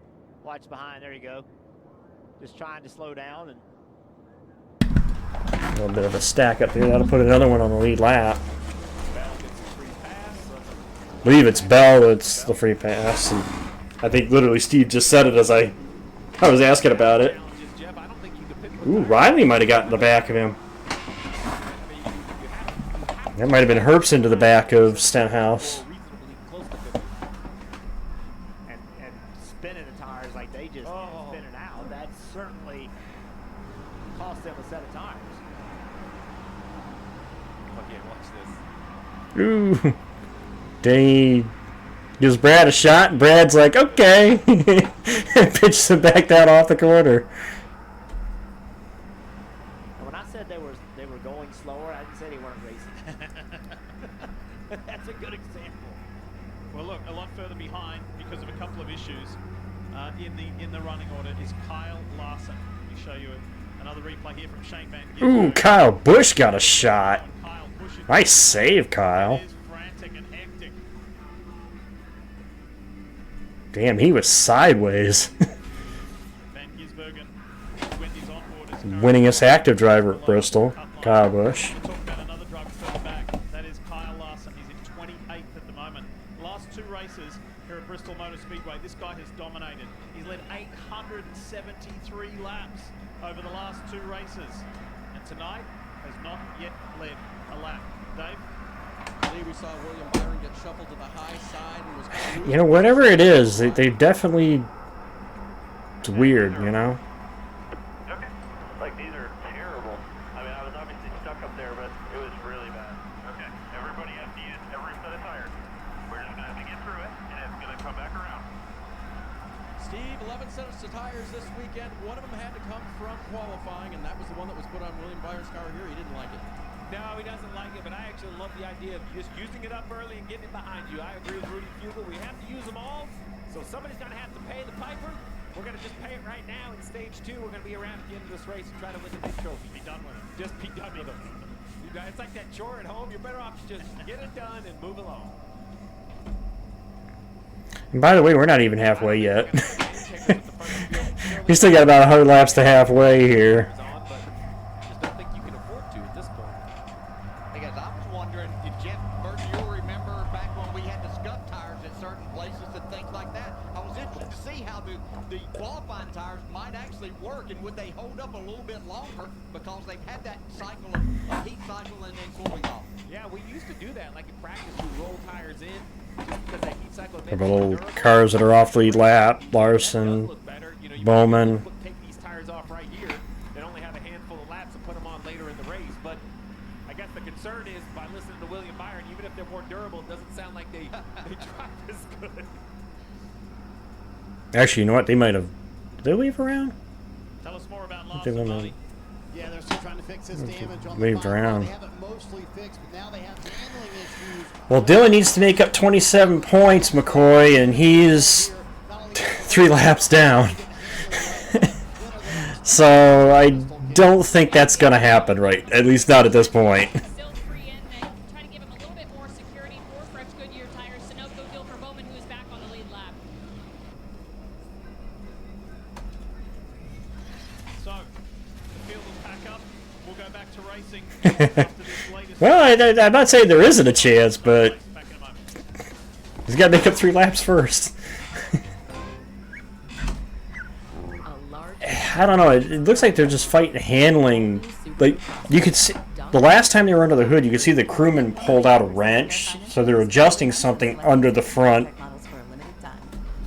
Probably front suspension, maybe. There's something that they're not liking with that car as far as handling. I don't think. I thought maybe they were adjusting maybe camber, but You never know when a play will become legendary. toe they would have the string to measure the toe to make sure to get it where they want it, but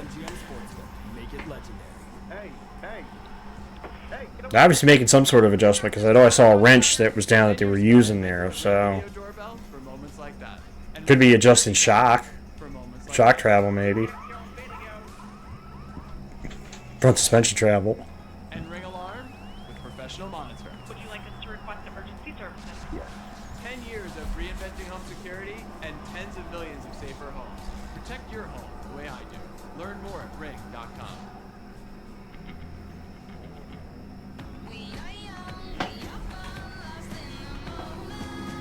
Now, they did say that apparently he had some damage on the right front, but it does make sense that they're under the left front. So, which is where it looks like they're making the adjustment, is the left front. With hundreds of sales every week, eat well for less at Whole Foods Market. What a shot that is. Definitely a weird one for sure so far.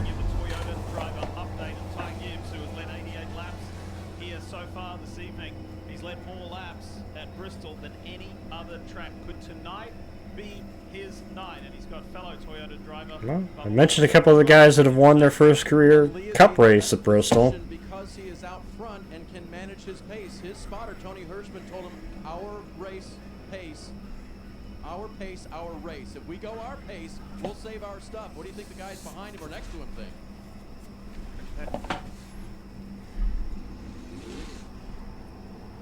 Maybe for it to reset here. I think Bell was the free pass, so I think we're 17 on the lead lap right now. I think Elliott's the first one lap down. We're talking a lot about trying to hit a target lap time, but you also have to race the cars around you. It's still a race. Waiting for it to show me the margin so I can see for sure, but You can run fast on the tires. When do you do it? The early part of the run, the middle of the run, late in the run? Just tell me when the yellers are going to come out. I'll tell you when you should go hard. Coming up to the automotive. good jump for the outside again. Outside the kind of the preferred lane on these restarts.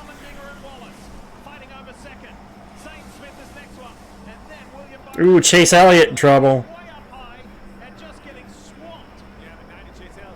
Ooh, 4 wide.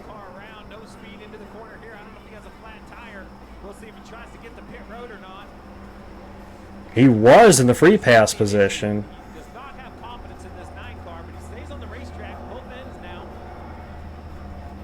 Wonder if he just wore the tires out. Shoved out of the lane and picked up a bunch of rubber on his tires or something.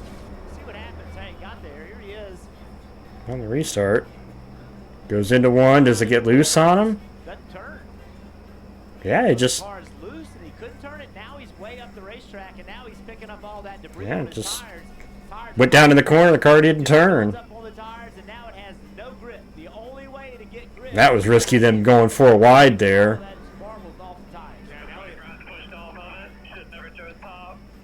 Yep. Should never chose top. So he's saying on the restart he should have chose the bottom. To your point, Jeff. Too much buildup of the tires. Or rubber on the tires. One lap down, now 30th. Last car on the 1 lap down cycle. Got his Hendrick Motorsports teammate right ahead of him there in Kyle Larson. Up front, Gibbs, Armand. I'm telling you, I like our car tonight. Up to P4 now. We got a chance tonight. I'm not saying we're going to win, but we definitely have a chance tonight.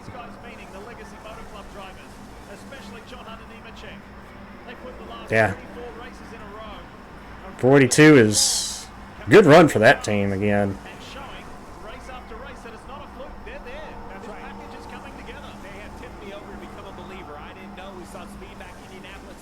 Yeah, so those guys that stopped were wave arounds the last time. So they stopped under that yellow. So Hocevar, Bowman are on fresher tires at this point. Jones, they're all on a couple lap fresher tires. In trouble. Put on tires, lap 151, and now he's driven back up to 9th. At this point, Alex has to win the race to advance. Find his way You know, 35 out at the, or actually, excuse me, 25 out at the moment. Definitely the big thing would be to try to get stage points in this stage. There's less ability to save tires in the second lane and maintain pace. Here comes the Hurricane. You still have a chance.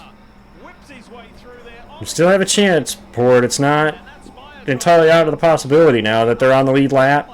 Little lap, fresher tires, and the guys ahead of them.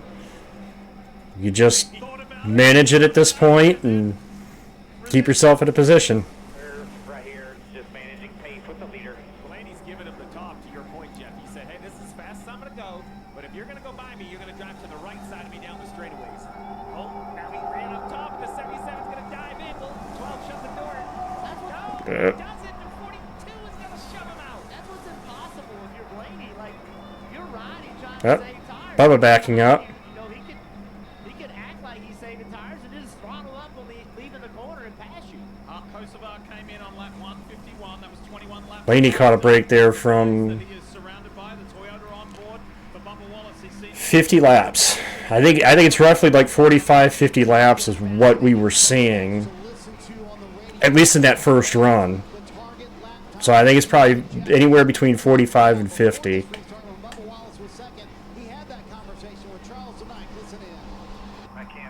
That's if the, of course, they were running hard to start the race. That's them running hard, so you know, full on out.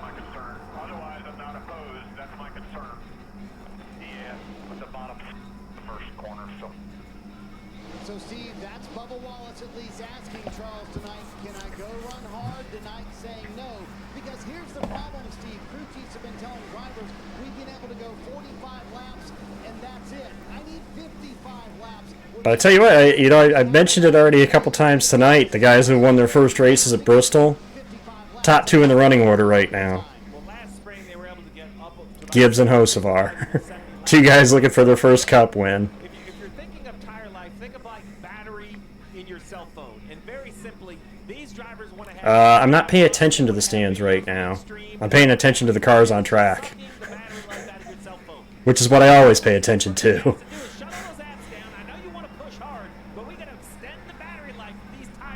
So the question is, when do you use that energy? That's how you have to look at these tires. It's really like they have so much energy in them.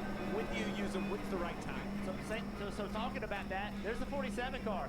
Yep, you're right, John. Spun around on the front straightaway.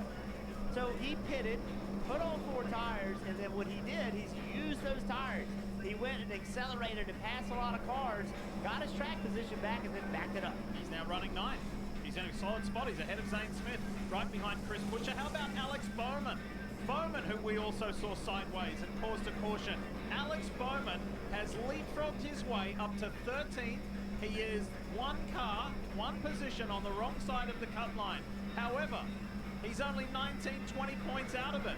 If things keep going the way they're going, this guy could possibly... The big thing is he needs to get stage points in this stage. He's got an opportunity here.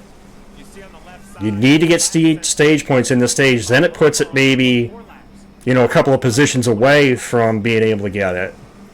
And you don't necessarily need to win the race. So the big thing is that he needs to maintain where he's at.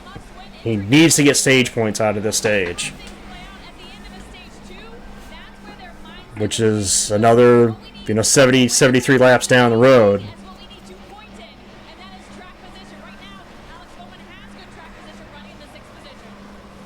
AJ backing up a little bit.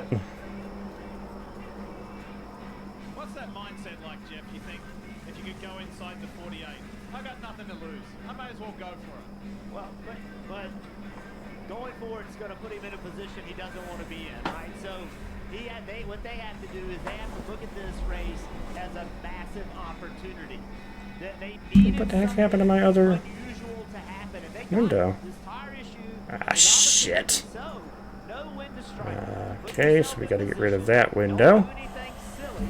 The long way to go between now and the end of the race is keep yourself in position. 71 laps remain in the second stage. What the? Ty Gibbs out in front, and he's been Stop. in position for 115 laps. Okay, let me do this real quick because I gotta drop this window down so I can get the other tab disconnected again. Because it got rid of my other tab. The next, a crack. But at least you can get it fixed now and pay later. So I need that to payments at safelight.com. Nice. And SafeLight can come to you for free. Anytime, anywhere. keep an eye on the stream. SafeLight repair. Come on. There we go. SafeLight replace. Go to safelight.com and get it fixed now and pay later. Anticipation. So far, 68 to go. Has reached its sweet Logano just lost the spot there to Dylan. special edition gold sauce.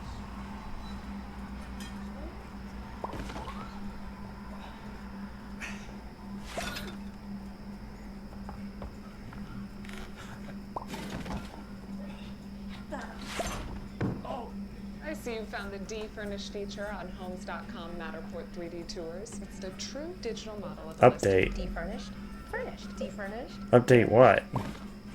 D-Furnished, furnished. Okay. That's where we saw this house. Homes.com, the place to find a place. When things heat Fingers up, in. you don't just want a cold one. You want Well, this may start another cycle.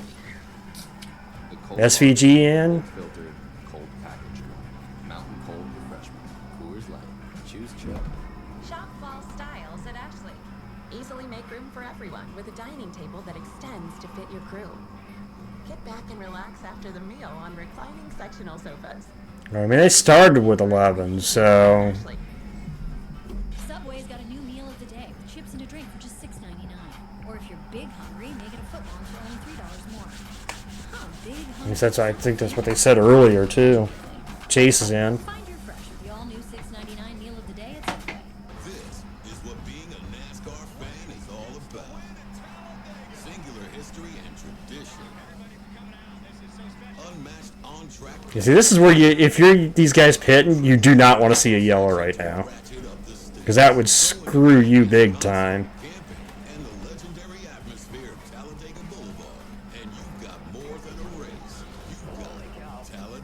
Which would be sad for AJ, because AJ's run in the top 10 much of the night, so we not want to see that happen to AJ. Chase Elliott in the Napa number 9 for Hendrick Motorsports, just coming off pit road after his most recent service. AJ Armendinger has also been to pit road. And now it's only 17 points now to the cut line. 46 green flat tires on the leader, doing a nice job. And you see bottom of your screen action happening in the Goodyear camp. We'll see if maybe NASCAR feels they have enough tires. It looks like they're mounting tires maybe to release some more of these teams. See, they are working on an extra set for the teams. Nothing confirmed to the teams yet by NASCAR, but they are working on mounting those extra sets. I don't know where you got it, Bumble, but they haven't said they confirmed it yet. At least that's what they're saying. Looks like they're mounting them. Oh yeah, Byron needed tires. Look at that right rear.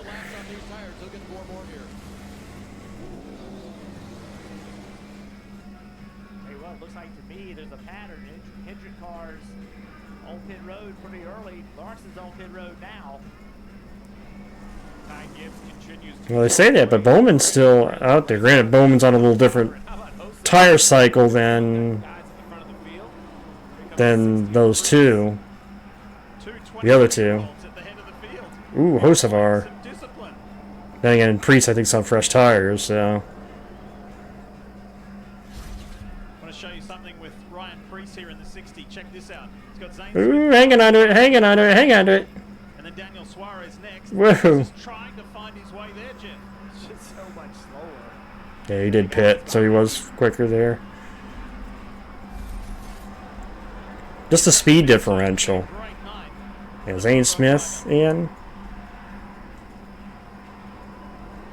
Trevor Baynes standing by. Fresh tires showing, you know. Showing they mean something. Was at 26th place only 30 laps ago. They took a wave around, got up to 14th, and then they took the strategy, Steve, of going really hard on that restart. They went from 14th to 2nd, and then told their driver to find his pace. Looking at their data on their pit box, I'm only seeing about 60% Also, parity in the top 3: Toyota, Chevrolet, Ford. Like how despite everything happening with the tire, parity in the top 3: Toyota, Chevrolet, Ford. One manufacturer in each of the top 3 spots. That's just funny. These two guys in the 54 and 77 are the youngest Ooh. drivers in the field, and quite often have had the finger. Ooh, Alex, look out. Be careful. A little bit too much youthful exuberance and too much eagerness. But look at the discipline. Well, 50 to go in the stage. Gibbs hanging on right now over Hocevar. Yeah. They had a fire. I think it might have been just old rubber that was up in the wheel well of the car that caught fire, but yeah. Right front was on fire, and he almost made it to his pit stall, but didn't quite make it. Didn't quite make it there, and they had to throw the yellow for it. So 2 tires for Bowman. Right sides.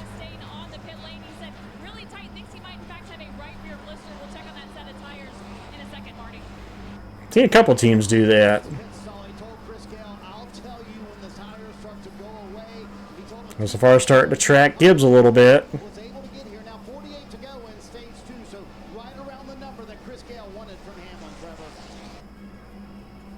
Well, if it's the right sides that are wearing, that looks like what it is, that they're wearing more than the lefts.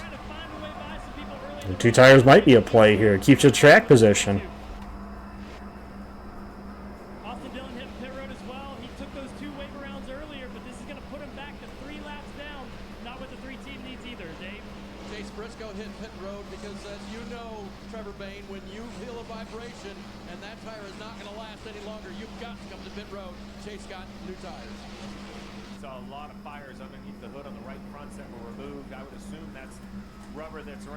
Yeah. That normally goes out as long as it doesn't get into the rocker panel. That's what happened in the 21 car, Marty. Bubba on and off. Managing tires. In fact, at one point, his spotter Nick Payne said, "Are you taking care of me?" He said, "I got you, buddy. We're doing a really good job here." So Bubba Wallace has been in the top 5 for much of this race, pitting for 4 fresh tires, 44 to go in stage 2. Well, 62 laps run under. So the battle's starting to heat up a little bit at the front. So far now within a couple car lengths of Gibbs.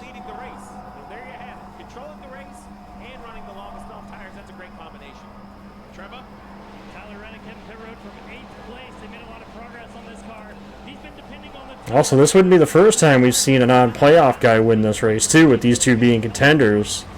Busher won this race in 22 as a non-playoff driver. Ooh, Busher!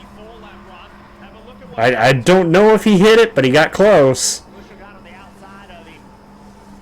Then Busher got up into all those marbles and lost control, and they Yep, Gibbs is pitting. Gibbs coming to pit road now. Great onboard. Show you just how difficult it is. Now remember, Currently 5 cars on the lead lap right now. Hocevar, Blaney, Cindric, and Bell. And Steve Tyler and his crew chief told me this morning that one of the reasons why he's so good here is because it's an all-out racetrack. That suits his style. Well, tonight, he's had to be less than all-out. Hocevar and Blaney are in. Leaves Austin Cindric, I believe, is the only one who's yet to hit pit road in this cycle. Again, more 2 tires. Hocevar's team with 2. See what Blaney's bunch does. They're going to go 4. Bell going to do 4.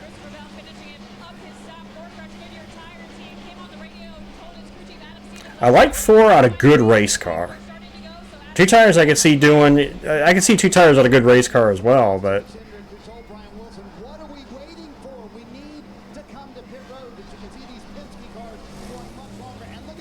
Well, the 2 did it earlier, John. And it looks like the wear is primarily on the right side, so I kind of like that play. But you know what? Look at this. Well, I don't like this though because it's not. I would like to see if somebody passes Bowman for the lead because I want to see what the points differential is because he's going to gain big points here. He's going to gain big points here if he can stay there. But I think Hocevar is quicker here. I think Hocevar is going to get him for the stage win. But if Bowman can manage this, I think they can get out of this stage with good points. Winners never compromise. I mean, how can you call yourself a sports fan without Xfinity? You've got multi-view. The best college and pro games all in one place. I'm not going I want to see what that points gap would be if Hocevar gets around him because he's going to gain big, I think, out of this stage. Drop whatever you're doing right now. The Wendy's $8 JBC meal. I think we're in good shape though ourselves as far as being a contender for the race win. The number one deal for the number one bacon cheeseburger, gotta be Wendy's. From local shops in Portland, Maine. 33 to go in the stage. Garages in Portland, Oregon. Napa and our nationwide network of parts and exceptional service are here to keep your business moving at full speed. Pod's last sale of the summer is even bigger than ever. Now you can save up to 30%. Apparently Hamlin holding that last stage point spot. Relocating to your new home or renovating your current one, save up to 30%. Pods brings the container to you, and you can pack at your own pace. When you're ready, we'll take it to your new place or store it at a secure pod storage center until you need it, and you don't have to do the driving. Don't miss this bigger than ever offer. Save up to 30% today. Book at pods.com. This is an SVU Superfan marathon. Gives around Kozlowski. I'm sorry to interrupt. It's not about jurisdiction. It's your right best. Always available for New York's finest. The SVU Superfan All-Worthy Marathon tomorrow. Only on USA. New York ain't exactly known for its hospitality. That's intimidation, right? With the Ryder Cup on the line, it's gonna be loud. The Ryder Cup to New York, baby, live on NBC USA. And Ace Frehley. Under the lights here in Bristol, NASCAR Cup Series playoffs continue. Elimination time as well. We're determining who will go through to the round of 12. The Bass Pro Shops night race. Ooh, is that Dylan? Dylan trying to look at the inside of Custer. Riding along, the Bass Pro Shops on board with Austin Dillon, but further up the field, it's Carson Hocevar, and this is how he got there. Yep. By Alex Bowman. Nice little move around Bowman here. We saw it on the side-by-side. Alex's goal here is to get these stage points. Get to the end of this stage, get those stage points. that means Alex Bowman, he's going to have to be very easy on these tires. I'm worried about him a little bit, Steve. The Hendrick cars. Right now, 14 points is the gap. But that is without the stage points being paid out yet. So, right now, he'd have those over Chastain, Logano, and his teammate. So, it's still possible. He's back there in fifth, so he pitted near one of the last cars, so he might be able to push a little bit more. I would say it's not out of the realm of possibility for him to still point his way in.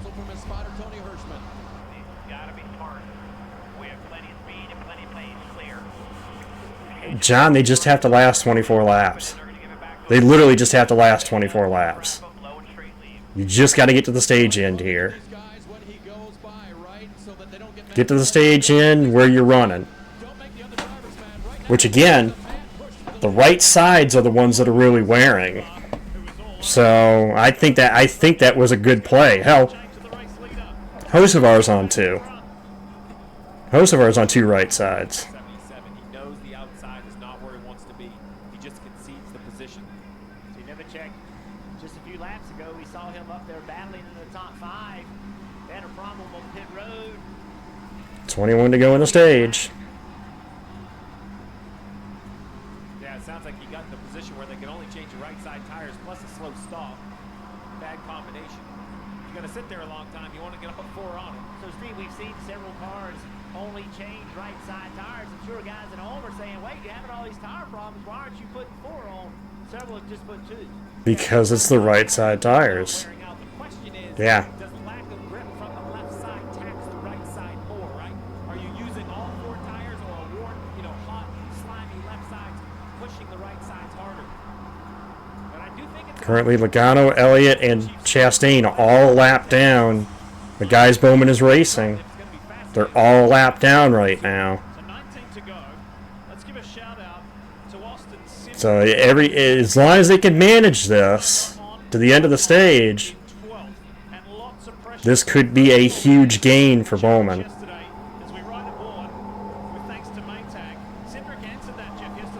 Because the 3 ahead of him that he's chasing are not on the lead lap at the moment.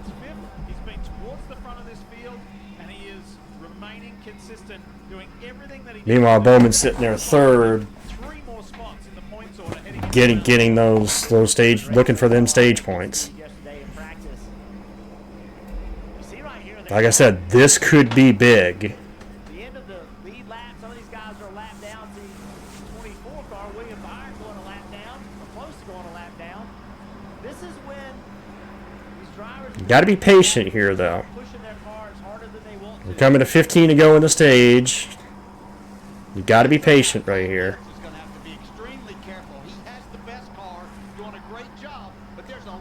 Basically, halfway is the stage end. Halfway in the race is the stage end. 250, lap 250. This is Bristol that we used to watch. Best line on the very bottom.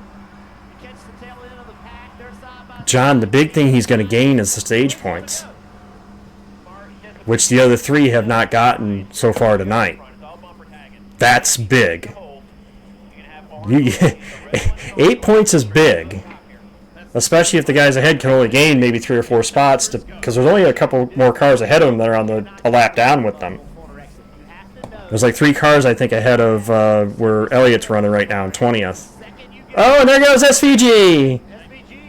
And you know what? That's going to help. That's going to help. And unfortunately, the way tonight is going for SVG fans out there, this is going to be the farewell in the playoffs for the driver of the 88. It's been a rough night. Check this out. This is a couple of laps earlier. Zane Smith. Whoa. Oh, he got up the hill. I wonder if that's contributed to the spin.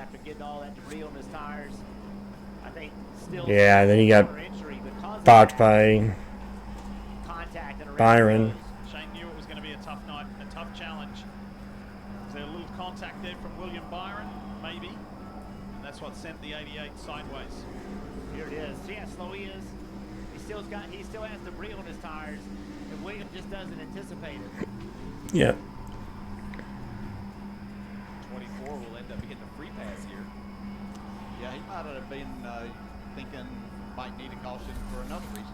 Well, the question is, because NASCAR has, if you are involved in the yellow, they do have the right to not award a free pass, but I think, Jeff, to your point, they saw the 88 get into the stuff in the closing ring. It's his first season running on ovals. Chill. Seriously. It's his first season running in Cup on ovals. Chill. Yeah, this is an interesting call right here with only 11 laps to go in the stage. Well, this is The fact bro even made it to this point, you know? It's like, really. Officially released them yet.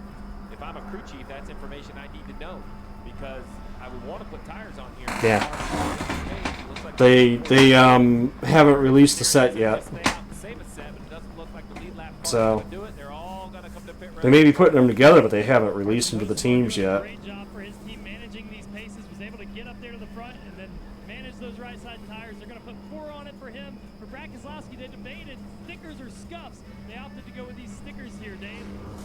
Actually, now would be the time to put the scuffs on.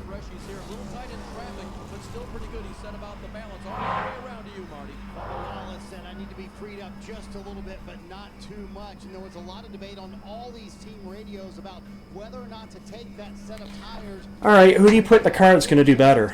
For those who have pitted 5 times at this point. No, seriously, who do you put in the car that's going to do better? I want an answer right now. Give me an answer who's going to do better. And I'll rip it to shreds.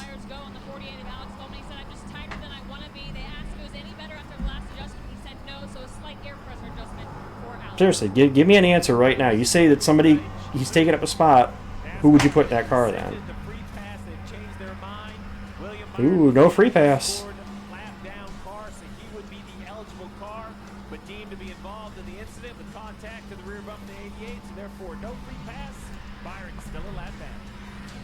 No, I'm serious. And this goes for anybody that wants to rip on SVG. Who do you put in that car? Who do you put in that car that's going to do better? And when I say that, their first year in Cup. Because that's basically what you're saying, is there's somebody in their first Cup season that's going to do better what he's doing right now. Right at your fingertips. NASCAR playoffs weekend at Martinsville Speedway. Get your tickets now at martinsvillespeedway.com. Because it's their first, yeah, I was going to say, John, because it's their first year in Cup. The moment I loved our Subaru Outback most was the moment they walked. I don't know what you expect. And that's why our Heim's going to struggle in that car. Heim's going to struggle in that car. Caruth would struggle in that car.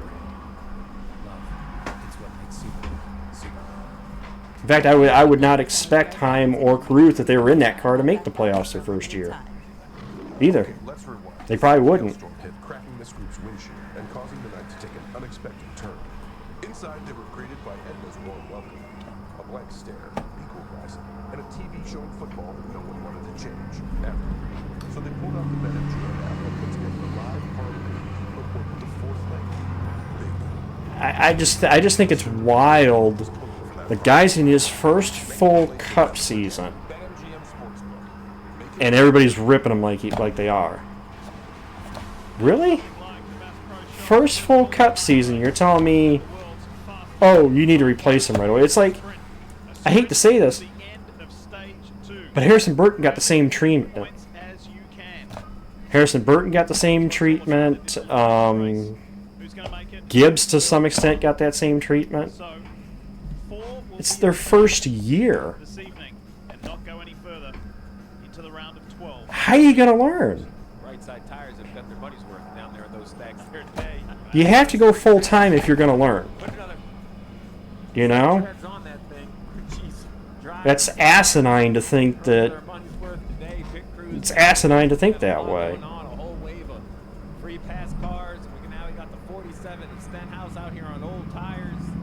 The rule of thumb I've always said is 3 years.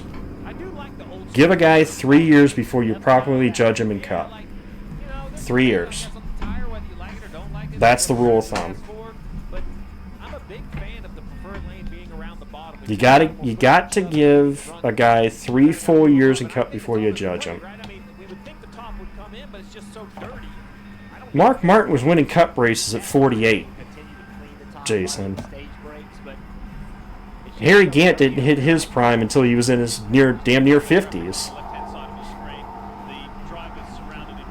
Age is just a number. It doesn't mean anything in Cup.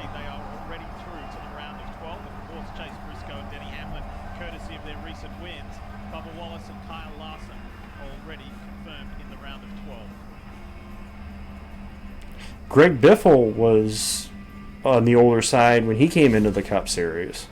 Not that old, not 40s, but he was older when he came into the Cup Series.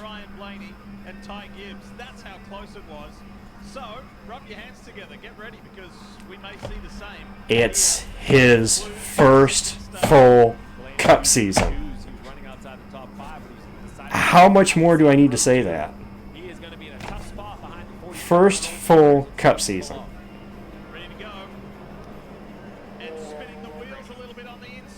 3 years.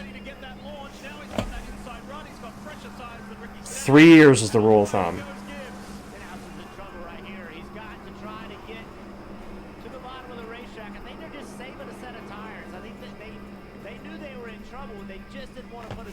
Three years.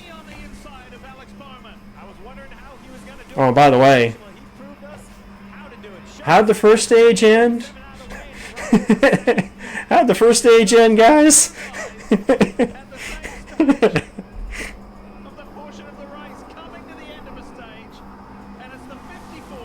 Ryan, could you do it again?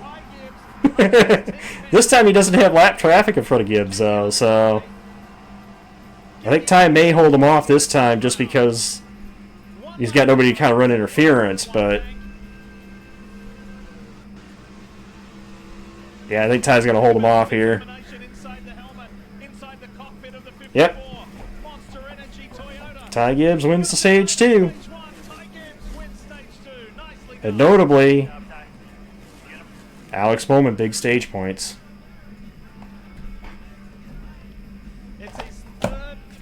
First, if you want to go by facts, then first full Cup season. First full Cup season. You can't judge a guy based off one season. If we're judging people based off their first Cup season, oh, oh yeah.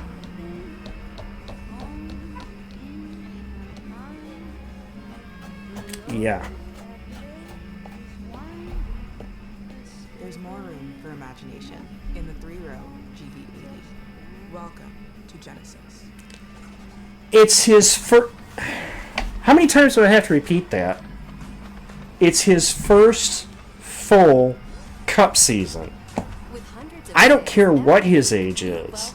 It's his first full Cup season. He's coming from a completely different discipline, too. If you want to gauge it, it'd be fair to compare him to Montoya. Similar equipment, similar background.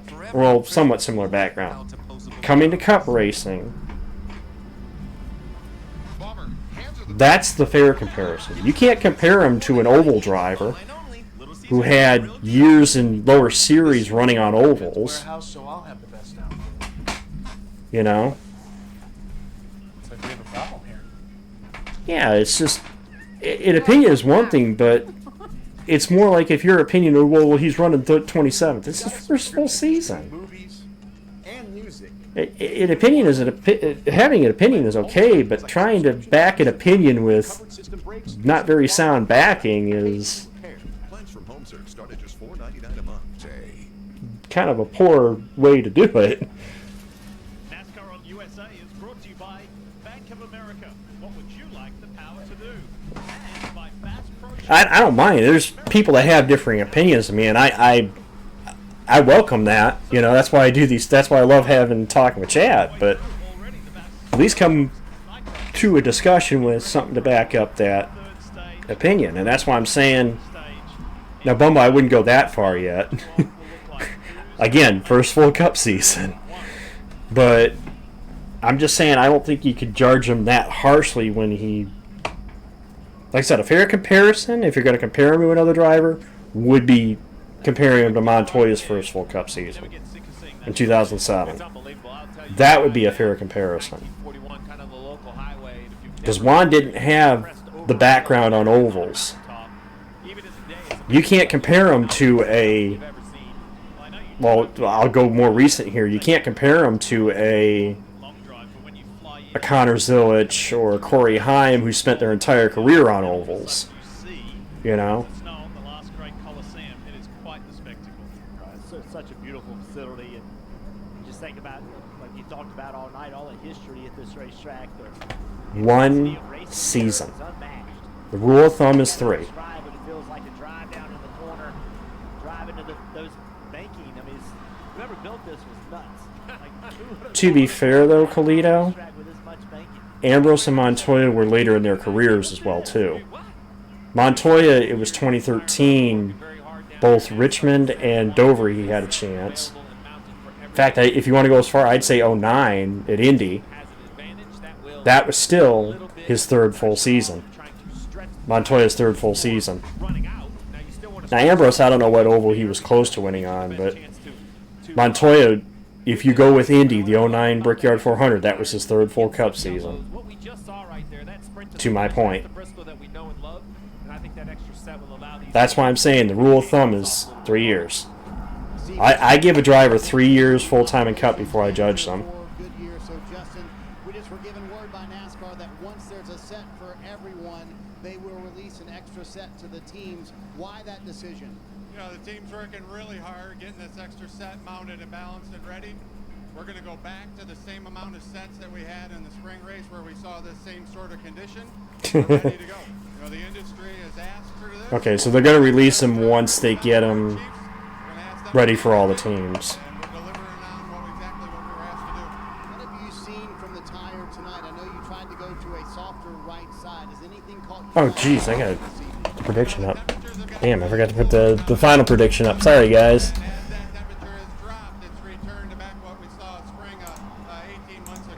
Slacking because we were discussing there, so I apologize for that. We've been showing from up high, but they already have numbers on them, Steve. So yes, once they get a set for every race team, all of these tires, one more set will be released to the team. Thanks, Marty. And I have to agree with the Goodyear personnel right there. Jeff, you and I have been in a lot of meetings, had a lot of conversations in the garage, the industry, the crew chiefs, the drivers. Now, they all don't agree, but the masses have asked for this style. They want tire fall off. They want tire management. This is something that the 80s, the 90s, the early 2000s in NASCAR, when you dropped the green, it wasn't go as hard as you want. You had to actually manage some of this. There'll be different opinions on either side. We saw this happen last spring. Then we came back with the same tire in the night race, and it wasn't an issue at all. Jeff with the same exact tire.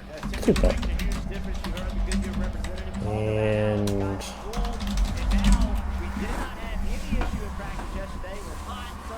best rookie year. Well, it's very interesting that we're on that much of an edge with temperature. But if you never cross the edge, then you never find where it is. And so, yes, not in Cup.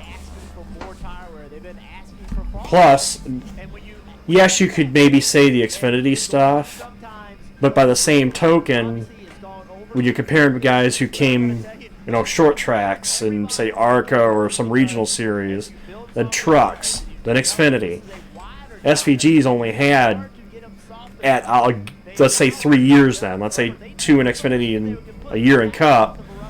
That's still 3 years versus guys that have had decades, you know?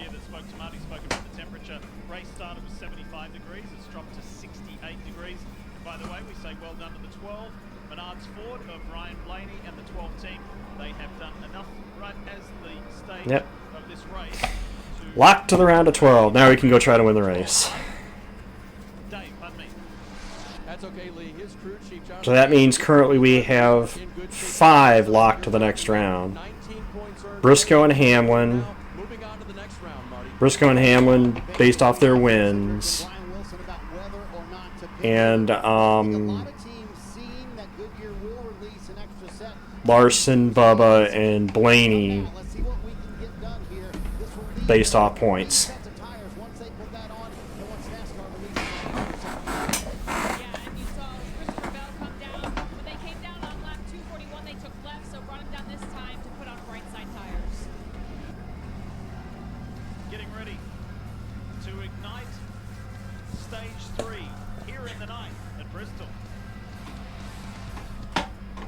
But back to your discussion, Bumble. I'd say Stewart. I'd say Stewart because Tony won 3 races, which currently I believe is the rookie record. 3 no, actually no, it's SVG.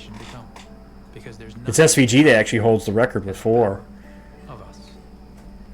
Well, he's tied for the record then with Carl. And becomes what you crave. Because Carl swept Atlanta, Pocono, and Texas. So yeah, he had 4 in 05. But again, Create what you crave. that's questionable, Bumble, because Carl wasn't considered a rookie in 2005. Even though his first full year was 2005, he wasn't considered a rookie in 05. If it's important, it's not worth compromising. Which is why with farmers, you don't have to compromise quality to get great savings on your insurance. Well, 7. Yep, 7. Yeah, it was the August race at Michigan. The August race at Michigan in 04 was Edwards' first Cup start. in the 99. So right now it's Briscoe, Hamlin, and then on points, Larson, Bubba, and Blaney. Sweetie, what's wrong with your face? Just look at how many dogs I found on ZocDoc. In network too. Do you have double pink eye? Gross. People say Dr. Cleaves makes them feel comfortable. Have you touched I think just myself? one, And Dr. Barbosa John. is incredibly attentive. That looks really contagious. It is. Booked it, sweetie. You've got options. Book now. Yeah, if SVG wins the Roval, that would be the record 5.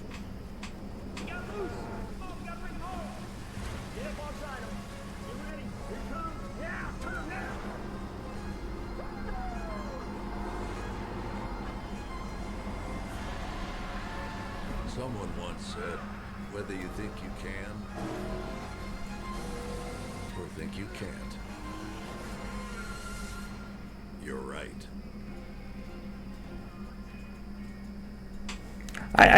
Well, it's more like I just don't think it's fair to judge somebody based off of one season in Cup, their first season in Cup, no less. When realistically, it's 3 years. 3 years usually is the gauge.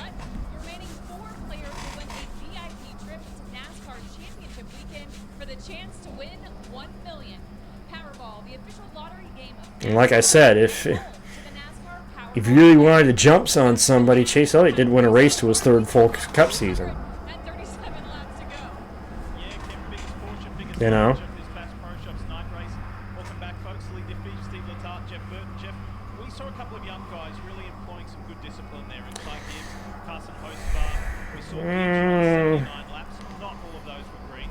I think it would help, but again, it's questionable, say, if you want to rely on the aid of using the sim versus actual seat time. Bumble. They've targeted a lap time. I don't want you to run any faster than this. However, there are a lot of different ways to run that speed, and I think that the data that's available to the teams, the engineers, they're using that data to provide information to the driver, and the driver's got to use it. I think this race could be a battle between Gibbs and Blaney by the end of the night. That's 2 stages that they've ended up 1-2 at the stage end, so. Let's not forget, who has the best car is still going to matter in tonight's race. Dale Jarrett, I want to give you credit because you picked Yeah. Ty Gibbs pre-race as your pre-race favorite. Do you still stand by that from what you've seen so far? Yeah, he's done the best job of managing everything. He's had speed when he needs that, but he's also shown the discipline that you're talking about. Be interesting to see how he does. He's more than halfway to his goal, and that's to win a Cup race. But he's got a driver to his inside here that's trying to make the playoffs, and now it's Bowman. Casey Kane. Casey Kane, as close as he came to winning a race in 04, didn't win a race in 2004. It took until 2006 till he really had his breakout year. You know? You're assuming he's not. You're assuming he's going to race that long, or you're assuming that he's going to race. It's going to be that short a career. I doubt that. Ooh, it's Harry.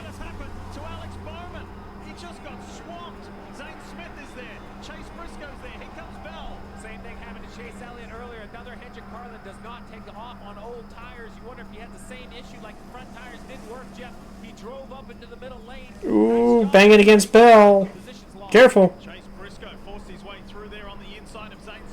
But look at Zane Smith again.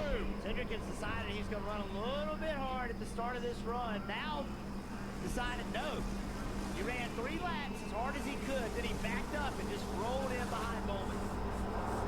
Oh, the 23 got moved by the 77 a couple laps ago. I don't think Bubba Wallace. I think Chase got the free pass there. Thought we were all minding our P's and Q's around the bottom. Hosfar had other ideas.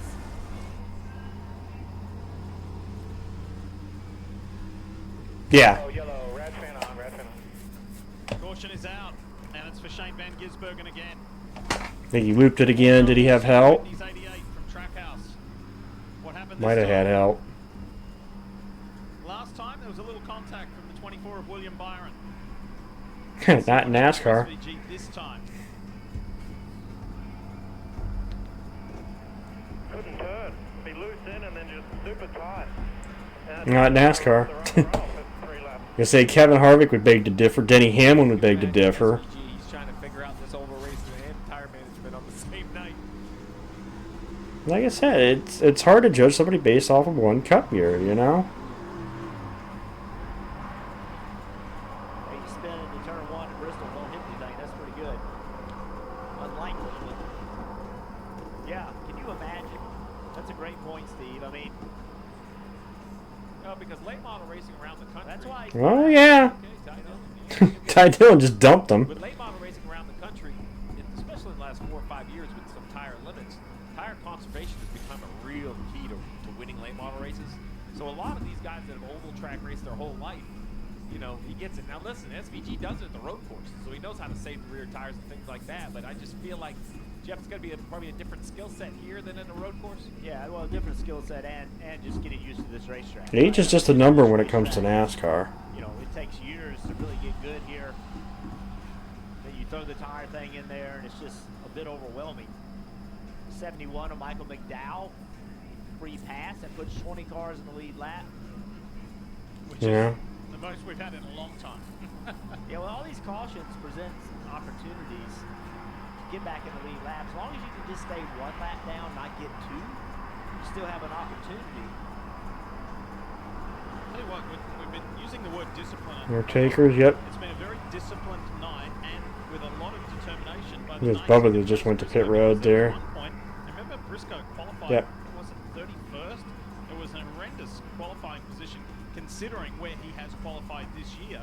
But the winner of the Southern 500. That's why I think you can't say that that's a gauge, especially in NASCAR. Now, other sports, maybe, unless you're Tom Brady. No, just this race, Big Beans.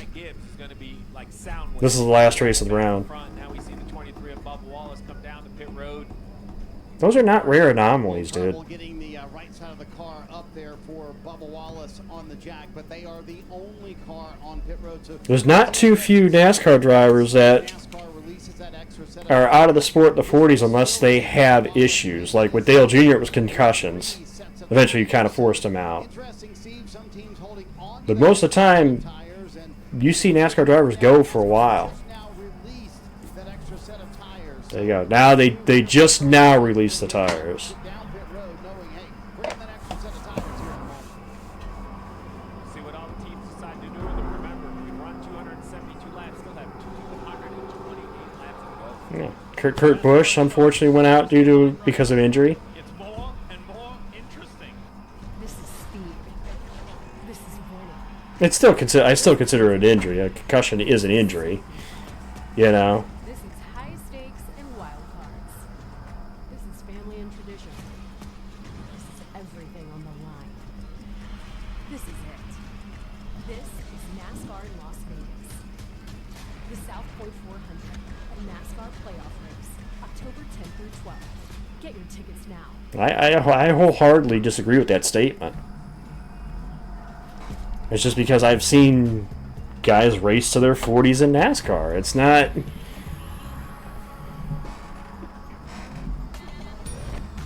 You know?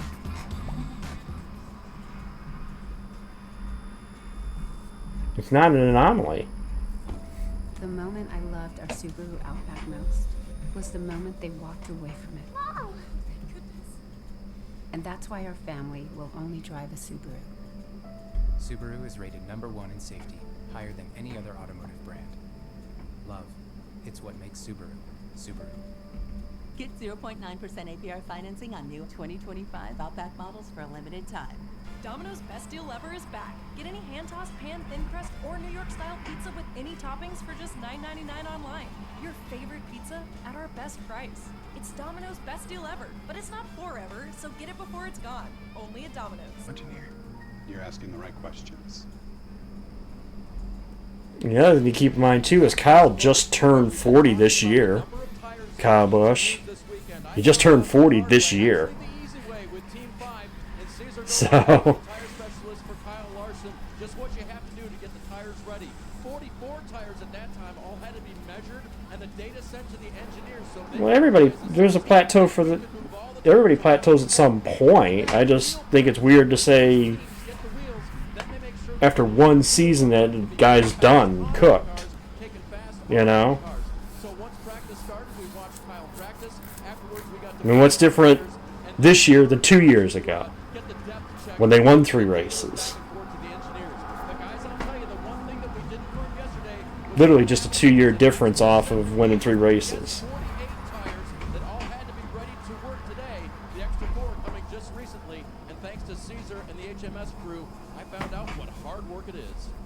A+, Dave. That was my first job in 1995. Tire guy for Jeff Gordon. It was awesome to see down there grinding away. All right, Gibbs and Busher now in the front row. Highest Briscoe's been all night. Actually, you got a couple new players, Briscoe and Bell, up here. And hello, Chase.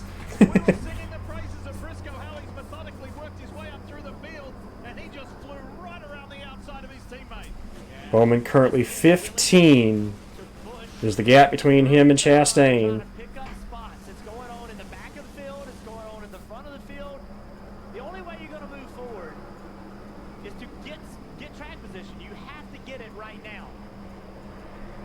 Then, if you don't get it, now what you're doing is waiting for other people to have issues, and then you saving tires hopefully can gain positions later in the run.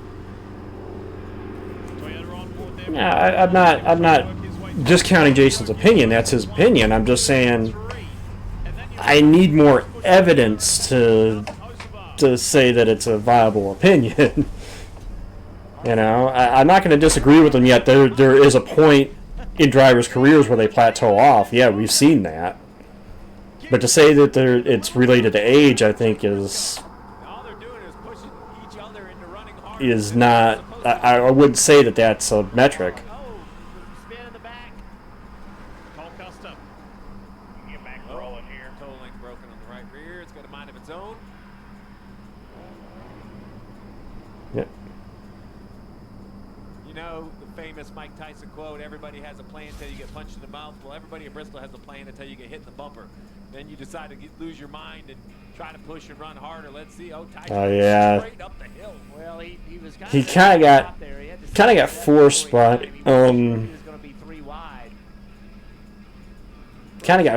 by Heim and kind of sent it off in there.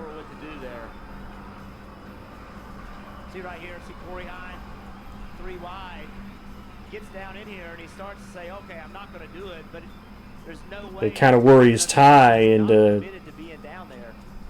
forcing the hole there. Cole Custer paid the price. Jeff, I'm going to get shirts made. You've been saying this for years, but bottom groove Bristol is my favorite Bristol. I think that right there is going to be a sentiment of the fans. Favorite NFL team? Well, obviously being from where I'm from, I would say the Lions, but it's only recently that they've kind of gotten good. I also like the college team, Michigan State Spartans, but that's because I like Michigan State because of family, you know? That's how you have to do it. And that's what we're seeing tonight. That's the Bristol. You started talking about what this place is. There are banners hanging really all the way around the racetrack of the moments that this place has the key moments. And when you look at them, they're all altercations. It's Earnhardt Labonte, Dale Jr. with the sweep, right? Kyle Busch with the sweep, the Tony Stewart helmet throw.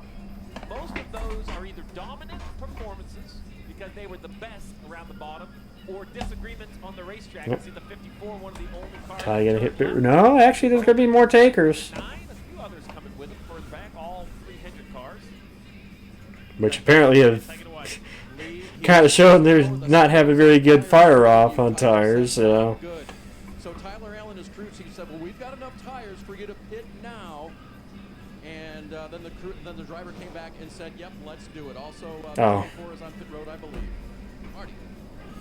Denny Hamlin coming down pit road. So the I feel more for you guys, your organization. Why? Because you guys made Super Bowl appearances in the 70s and just couldn't seal the deal.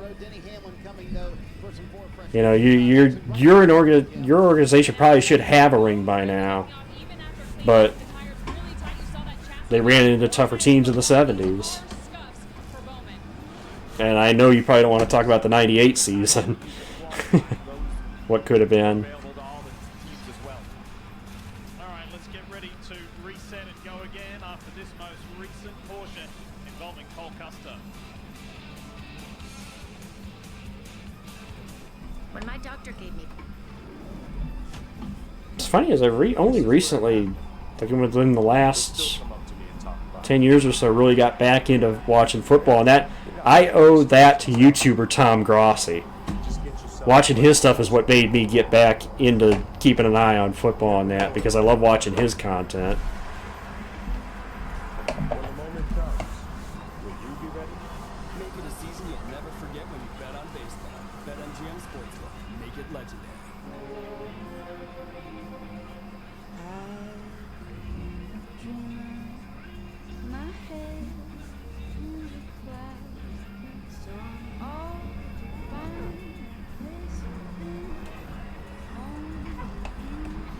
There's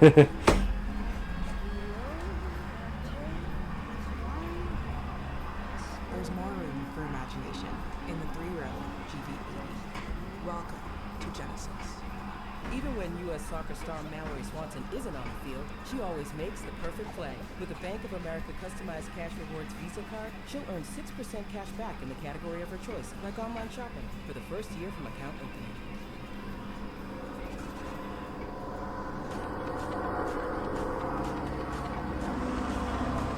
Nah. That's your job, Hamill. With hundreds of sales every week, eat well for less at Whole Foods Market. NASCAR Cup Series playoffs continue here in Bristol with the Bass Pro Shops. Actually, you know what?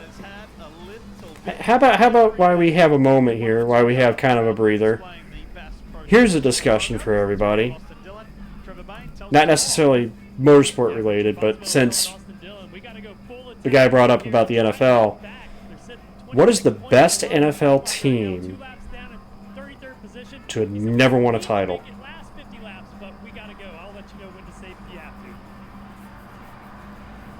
Do we say the 07 Patriots? Or do we say somebody else? We feel everything starting to amp up. Even as we ride around here under Gullah with 200 laps to go. Or actually, no. I wouldn't count the 07 Patriots, because I want to say a team that's never actually won a Super Bowl. Of the teams that have never actually won a Super Bowl, what is the best team to never win one? And you're just going to race, push up, and figure out who has the speed. Well, and also don't forget about the playoffs. You know, you could, Alex Bowman. So that's that. I'll refine that a little bit. Say what's the best one. Look at the point battle between Chastain, Cindric, Reddick. That could get wild. Field is packing up, ready for this restart. Getting into the Echo Park Automotive restart zone. Pace car leaves the track, and it's a couple of JGR teammates at the front.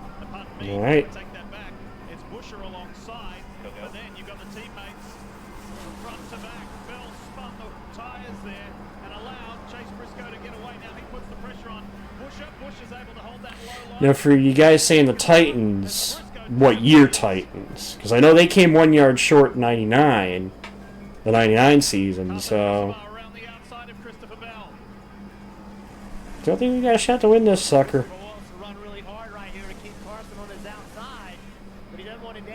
Maybe wish we were a little further up, but restarts here just never get old. What these drivers are able to do, literally inches off each other's door.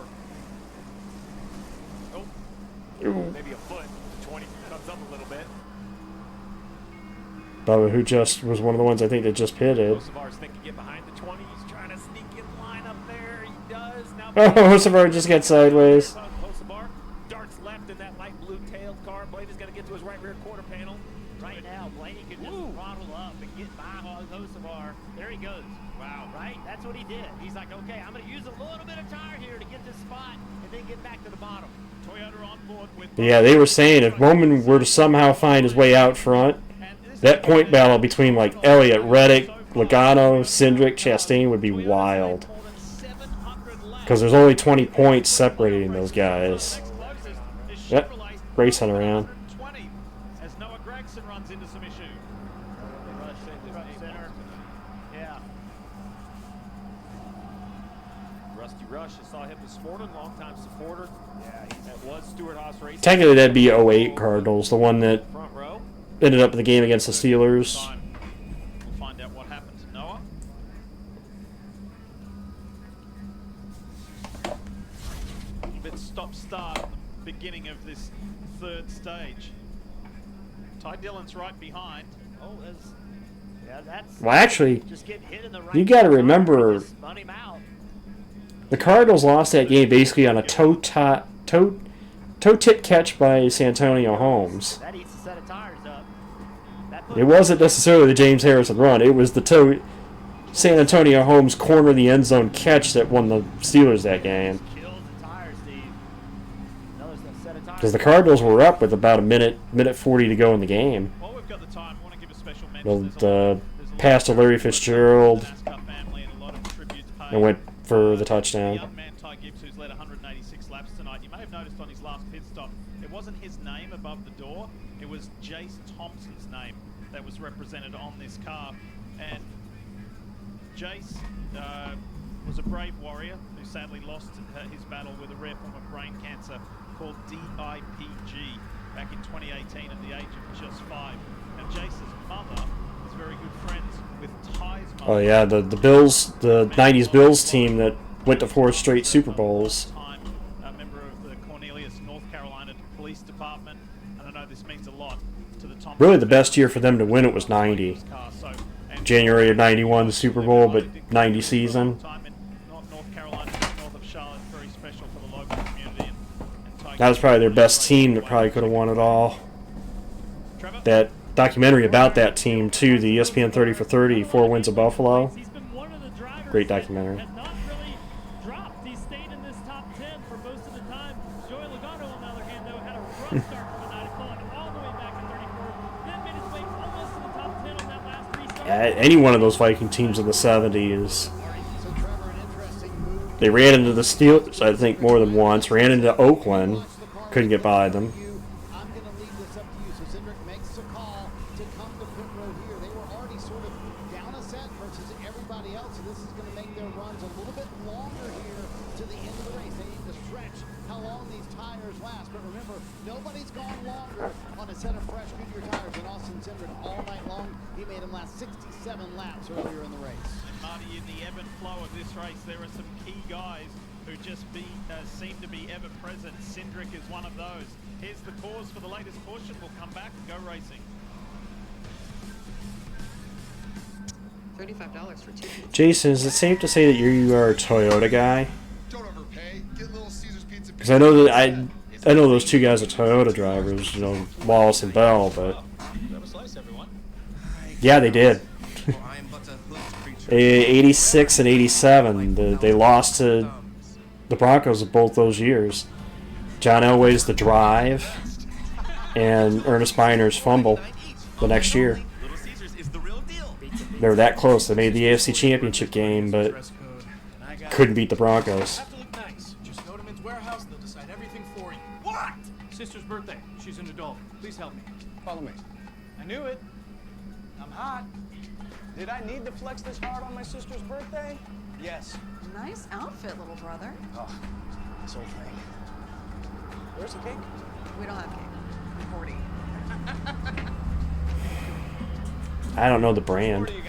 Honestly, I don't know the brand. There's frozen pieces we have, basically, we put them in the oven and heat them up, but I don't know what the brand is. I like them, I just don't know what the brand is.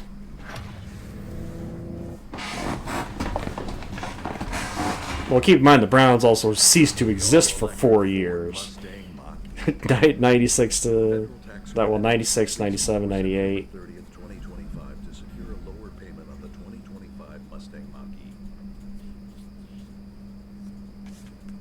If you love to travel, Capital One has a rewards credit card that opens up a world of possibilities. With Venture X, And Couch was serviceable. I mean, he was, again, he expansion team. I mean, plus get premium benefits and a collection of luxury hotels when you book on Capital One over one. I never heard of an expansion team that really came out the box good, other than maybe the surprise of the Panthers and Jags in like their second or third years. For 60 years, families like ours have been growing apples for treetop applesauce and apple juice for families like yours. Ripe, juicy apples, picked at the peak of perfection. And year after year, harvest after harvest, we've held to our core belief that the best quality apples make for the best tasting applesauce and apple juice. So How does that chat box go? It's trying to show a message, but it's not showing what the message is. Make it treetop. Farmer grown, farmer owned.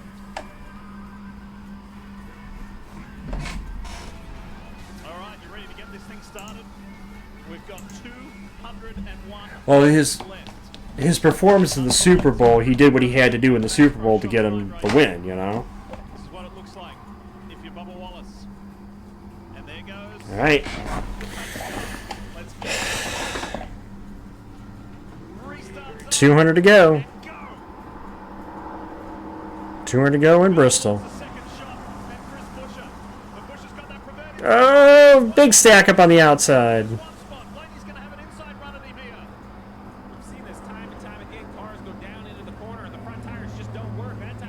That got hairy there for a second. You know what I think it is? I think there's so much debris on the racetrack that drivers have to clean their tires up more than you normally would. It's 26. Simply, it's 26 points, Port. But I think you're going to need some outside help. I think you need somebody that's ahead of you. Chastain, Cindric, Reddick, Logano. You need somebody have an issue here. Chase is stuck on the high lane here. Ooh, contact. On board with the Kings, Hawaiian on board, Denny Hamlin. Kind of sandwiched in. This is what you just kind of have to be patient right behind the 42. So he's going to get in front of Nemechek there. Josefar.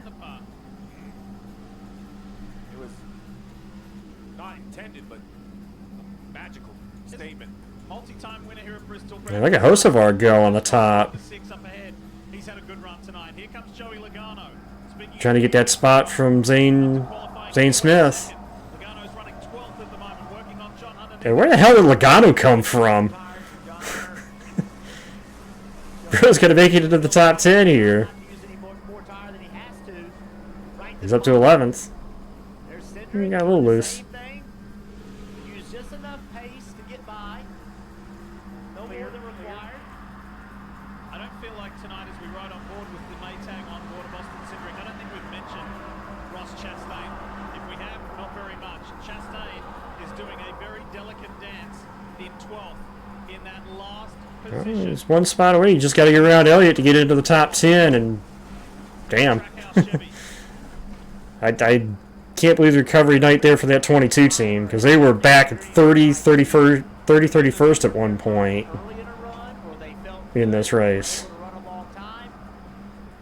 Bubba looking for second. So we get around Chris here.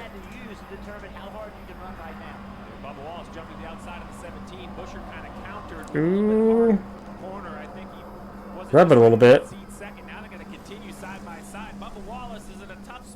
Ooh, more contact. Try not to give up a spot. Oh. Trying to sneak his way through and force his way through on the inside. Ooh, and Chase in trouble. He's got damage. Oh, yeah. Major nose damage. Talk about the driver of the 9. He came in 28 points above the cut line. That does not look good. Scored, I believe, any stage points tonight. This is not good. No, not good at all. See if there's I don't see any water coming out of the radiator, but it's really hard to tell. What the hell was that? I did. I said it was gonna take an issue. Sounds like maybe contact with Nemechek.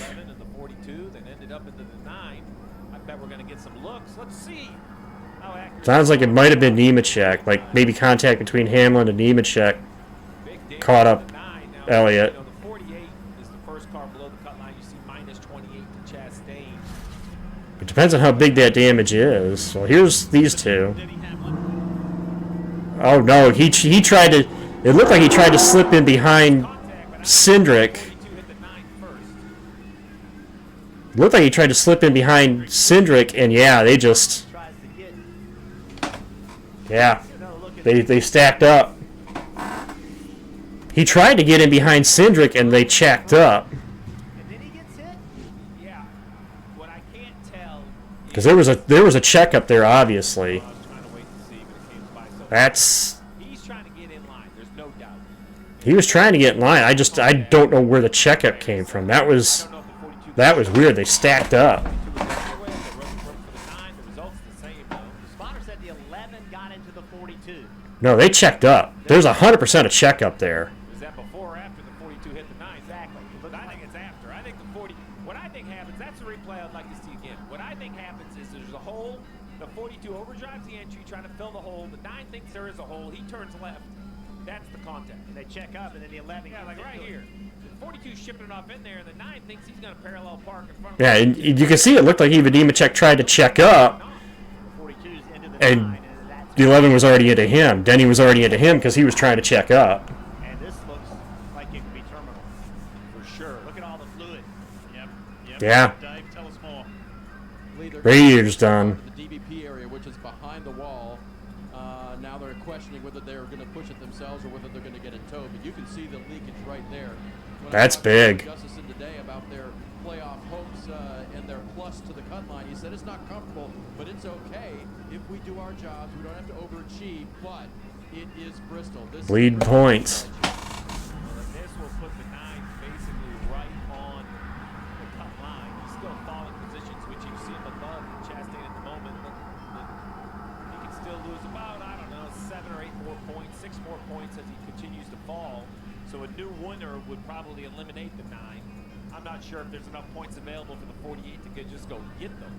I don't know. A lot of racing left, Steve. Still, we still got 185 laps, but that's big. One moment, one turn. That's huge. Now that puts everybody on this 9 team in a super nervous position. Oh, here's a good shot. Oh yeah, he cut down in front of him and he tried to check up, and I don't know. I don't know. He had Hamlin up his rear end, so I don't know if he would have. That right there, I think Chase Elliott just misjudged the speed of John Hunter Nemechek. Yeah, Nemechek did have the 11 up his bumper too. I mean, we saw that on board. Man, that was really, really risky to do that. I understand why he did it, but that was really risky to do that.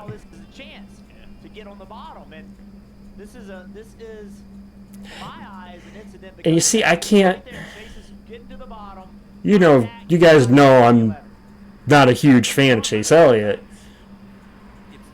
but I can't put that one on him either. Honestly, I'd call it a racing deal because he's doing what he's got to do. He was doing what he had to do to try to get back in line so he wouldn't lose the position. I can't really say that was on him either. That's Bristol. Honestly, people wanted old school Bristol. That's old school Bristol.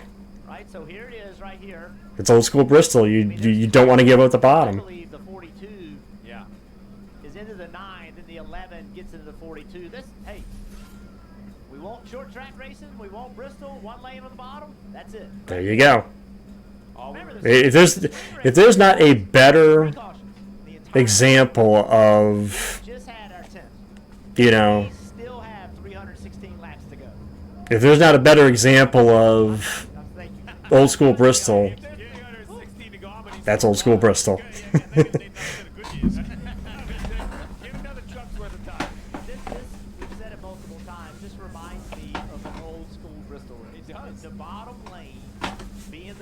Bristol, yeah, Bristol stomp. I think was it DW that said that before on one of the Fox broadcasts too. So look, all hands on deck here to assess this situation, and they're saying it's done. It's done. Chase Elliott out of the race, it looks like.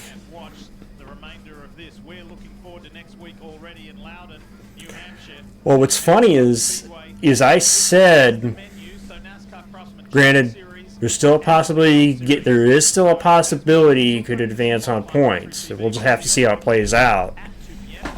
But I said when I made my grid prediction that I made mine based on logic. But that did not mean that we couldn't see a shocking elimination, which we've seen before. Shocking eliminations. We could very well see one tonight. So let's see who that really is. And I think it's the guy at the bottom of the screen that has a real chance of anyone, right? Because we have the 21 of Josh Berry. You see him at 16th in points. Well, he had a fire early. He's out of the race. We have SVG. Well, I'm trying to see where Bowman's running on the track right now. I think a win here would be a tall task to ask for. Austin Dillon, while, you know, I'm not saying it's Because where Bowman is running is going to determine that. Because there's points ahead that he can gain. I mean, he's running 14th or 15th. So there's a possibility there's a 13-point swing possibly. If you're worried about it in points, So, you know, there's not 23 points available for Bowman. He just can't get there. He's running 15. And Chase Elliott can't lose but one more to Cole Custer. So Bowman's not going to eliminate Chase Elliott on points. It will take. yeah, I think it is.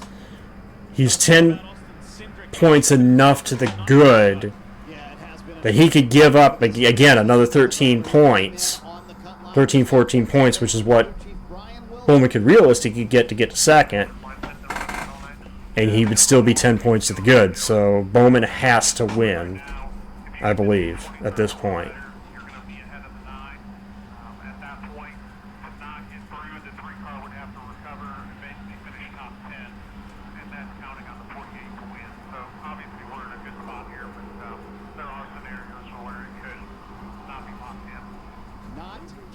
And again, not out of the realm of possibility that Bowman could win this race. Beyond the lead lap, the way the different strategies have played out, we're not going to know until we actually get the checker whether or not. But we know that Elliott can't gain any more points. He's out of the race now. So it's just going to be a matter of. You know, I don't think so. I was shocked that he made the playoffs. I think it was a team I thought could win a race. He did win a race. He made the playoffs. But I think there was a lot of people that had him out in the first round. And here he is, you know, riding around with 180 laps to go, currently pretty comfortably above the cut line. But where did it all start? It started yesterday in qualifying. Yeah, absolutely. He gave himself a good qualifying spot in third on the second row, and that's, you'll hear drivers week in, week out, Jeff, say, my weekend begins on Saturday or Friday for a Saturday night race. I have to get a good qualifying position. Yeah, and you know, think about Austin Cindric, you know, he's made the playoffs. Every time he's made them, this is the third time he's made them, he's advanced into the round of 12. So he's done a nice job in the first round. Fair thought for Chase Elliott. This is going to be a tough watch. This is going to be an anxious watch. As we check in with Trevor Bain. Trev? Yeah, guys, we see the frustration in Chase Elliott there as he jumped in a hole that was barely there. So now it's just kind of. I couldn't help but thinking about being on some back road driving somewhere, and there's a car going about 20 miles an hour under the speed limit. You got 10 cars backed up driving down this road, and you finally get to that little dot that's no longer double yellows. You got to jump out of line and get what you can to get back in line quick. And that's when we have Chase Elliott there. Absolutely. That's exactly right. You kind of have to have these moments to advance and then tuck back in line. It just doesn't always work like you hope it would. Remind me not to carpool with Trevor. Yeah, oh yeah, for sure, for sure. I'm waiting for the running order to run down. I think they said, what, 20th? They got 20 on the lead lap right now. It's either 20 or 21. He got booted up in 1 and 2, trying to fill a really tight hole. Got smacked from behind and slammed into the car in front of him. Does that knock him out of the playoffs? I don't know. Not paying attention to that, trying to win the race. There you go. There you go. You go, James Small. Even though he won the first race of the playoffs with the Southern 500. It shows you how drivers think, though, right? You have to take a minute off. Elliott has lost all the positions he can lose, finally. Because it's based on the current running order. He cannot lose another position right now, because Josh Berry is out of the race. So that's the most that he can actually lose. Running where he's running. Bowman can still gain points, though. But as of right now, that's not enough to knock Elliott below the cut line.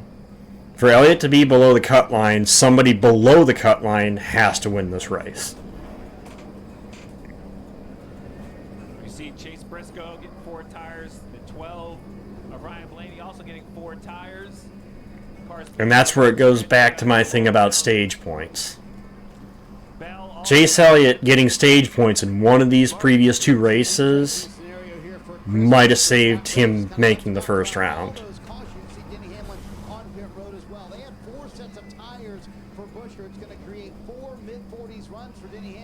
That might make the difference here.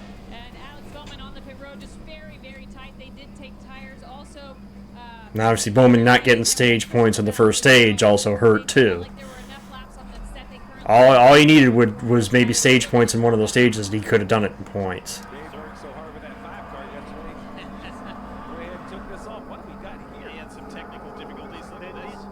cars are coming off pit road. They needed to stop earlier. The lap cars are getting onto pit road, and there was a merging issue. Jeff, you jumped in. Yep, well, merging issue. Oh yeah, I was having a flashback. By the way, there was a great race off between Chris Buescher and Chase Briscoe. That was super tight. All right, time now for the Credit One Bank ones to watch. Mr. Burton, why don't you kick us off? Alex Bowman, this guy right here, he can change the entire playoff picture. The only way to do it is to win the race. He and his team know that. We have But I tell you what, though, this is a great opportunity for this different strategies that have been thrown about tonight. There's still a possibility that somebody plays a strategy. If Bowman's team could play something to get them out front, who knows? I think he has a shot to go to victory lane. How about the Robin Hood number 23 for 2311 Racing of Bubba Wallace? You playing Seven Bridges Road, the Eagles? Super relaxed, super chill. I like that for a second. That Brickyard 400 win was a game changer.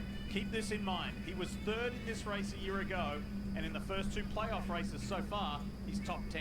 He's the one to watch. Nobody picked Ty Gibbs. Well, we left that to DJ. Where'd he go? Well, he's on the dinner break. He's on a dinner break before his post-race show. You want to hang out after? So that's basically what we're looking at for those that are just joining my stream. The playoff picture to advance is this simple. Everybody that's below the cut line right now has to win to advance. It's that simple. If they don't, it appears that Chase Elliott will be the last one into the round of 12. Which is interesting. Because keep in mind, it was just a couple of weeks ago we saw this same situation. A Hendrick Motorsports car caught up in a wreck in a race, having to sit and wait for the outcome to see whether they made it. Bowman at Daytona. Who is going to get the victory tonight? So Chase Elliott, unfortunately, is out of this race. He's standing by with Marty Snyder. Marty? Yeah, contact between 3 cars there. Chase, what was your perspective on what happened?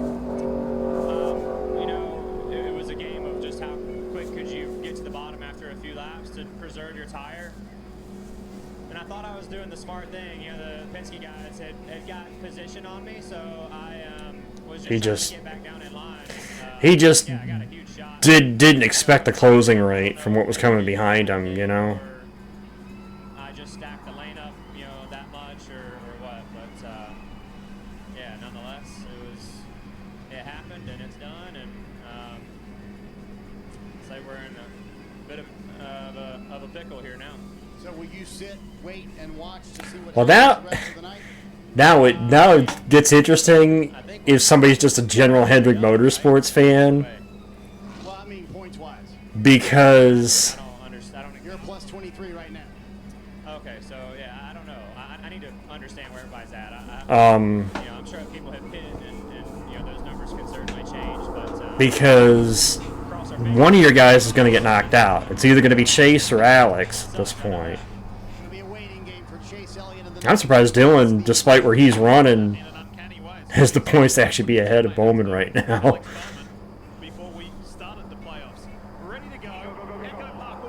Alright, restart. Hendrick, not that great a start. Again, the inside just kind of not very good on that restart. Justin Haley had a moment. Excuse me, that's Michael McDowell. I didn't realize it was McDowell in the 71 had a moment. Careful. Bowman there on the inside. 3 wide. Austin Hill kind of shoved his way in there 3 wide. Briscoe around Bubba for the lead.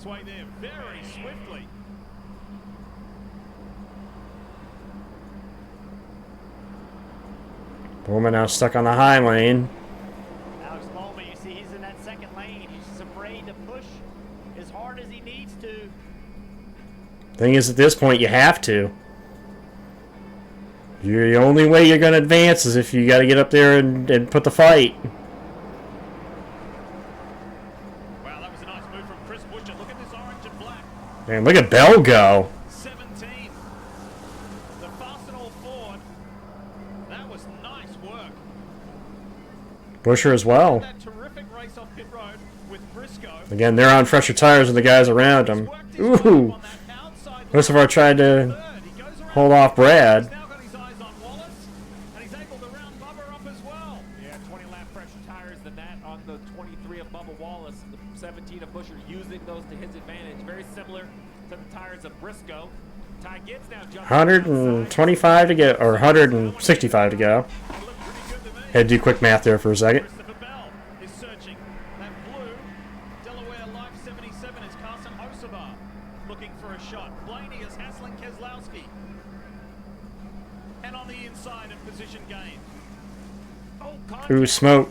I think that was Brad and maybe Priest got together there. He tried to pull down in lane and they just stacked it up. I thought Chase did a nice job of asking what happened there. Maybe I just stacked them up too much. I think that's what happened again there. Austin Hill in this 33 car. He is in the gas. He is using all of his tires. But he's not only 3 laps down. That's just fresh tires.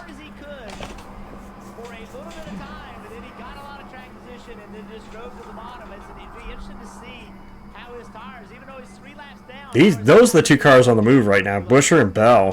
From the RFK Fords, all 3 in the top 10. Busher Bowman currently 14th. Priest 10. Marty?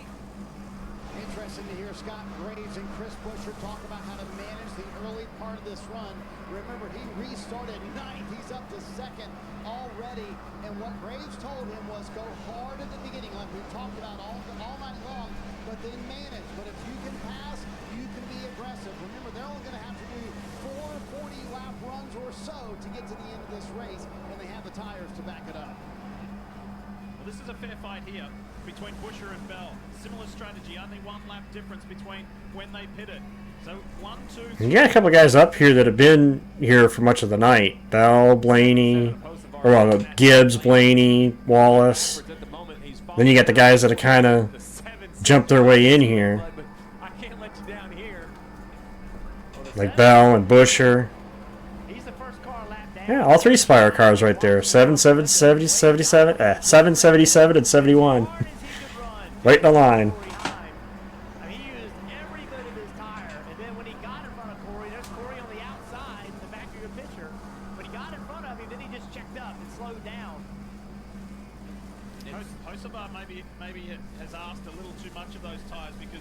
on the same strategy as the likes of Keselowski and Preece, who are still in the top 10.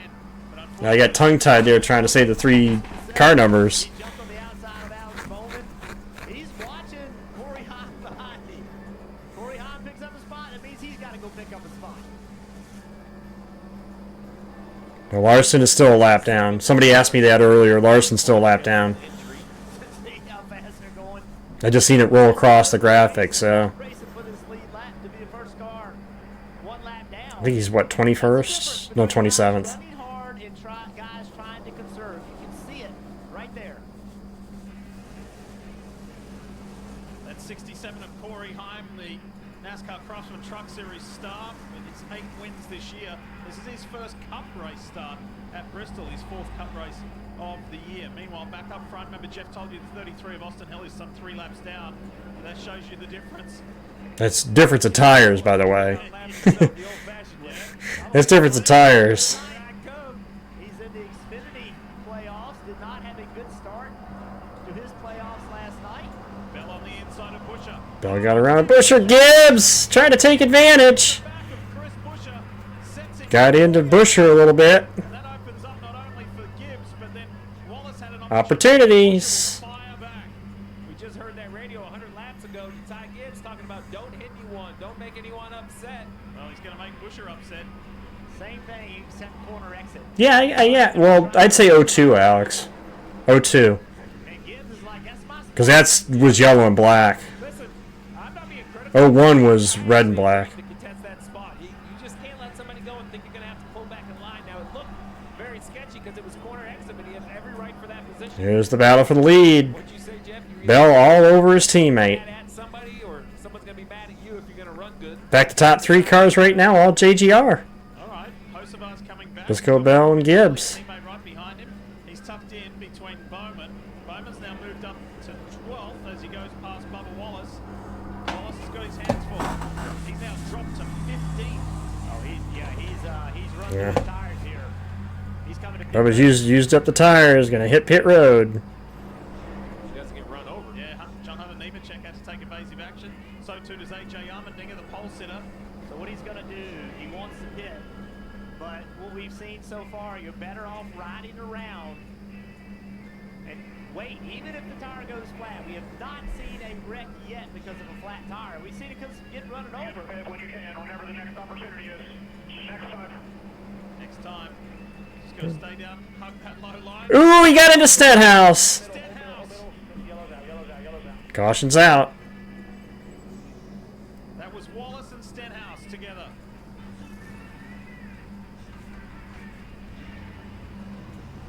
See that again. Flame out the bottom of the car there. See Stenhouse Oh, it just didn't turn. just thought that the 23 was going to be a little lower, I think, and just made contact with him. It looked like he just didn't turn, like the car just slid. Tires. On the yellow line. Remember, you saw that come to pit. Yeah, that thing just didn't turn. Stay on the yellow line. And remember, he's run through the tires. He doesn't have the grip he was expecting. Gets up Slid the 37 nose. and spins the 47. Now, I know some people are going to say he needed a caution, and he got it right there. I'm sure Ricky Stenhouse may have that thought. See his hand all the way out. Yeah, he's trying. You can see the wheels turn to the right, turn to the left. It's just the no front grip. At the time. That's the second time he's been spun tonight, right? Ricky was sideways earlier and had a pretty good comeback. Let's see, and a little bit of contact, maybe. Yeah, a little contact in the rear. Not enough damage to hurt anything there. I don't know, that second hit I'd be a little worried about. The first hit was fine. He's turning, see, and he hit the curve. I think he hit the apron. I think he hit the yellow line, and the car goes up the racetrack. Tell us more, Marty, about Bubba Wallace. Here's what Bubba Wallace had to say on the radio a moment ago about the contact with Stenhouse. Go find the phone. I can't turn up. Sorry. An apology from Bubba Wallace as pit road now gets... Yeah, he hit him, Fiver. It was just a matter of he couldn't turn. The front tires were gone. Thanks, Leith. Ryan Blaney gives up fifth. Ty Gibbs gives up third. Chase Briscoe gives up the lead. Gibbs was the one with the largest comment about his car. Just went tight that run. So Now Briscoe, 2 tires. and head on around, Marty. Front side of pit road, Dave. A lot of teams electing to come here with 144 laps to go. Denny Hamlin stayed out on the racetrack, but Chris Buescher coming down pit road said he just felt like he was on top of the racetrack. So 144 to go, Kim. Some teams electing pretty fresh with your tires. Yeah, crew chief Adam Stevens on the 20 car electing for right sides only. They are scuffs. He said this stinks. We only had 25 laps on our tires, so those are 9 laps. Bowman's crew. Good gain there. We come out third of those who pitted. Super busy pit road with 143 to go. And this is the reason. They weren't the only ones. Looks like most of the leaders took 2. I've seen Blaney took 4, but looks like most of the leaders took 2. Which is on par. We've seen that so far, so.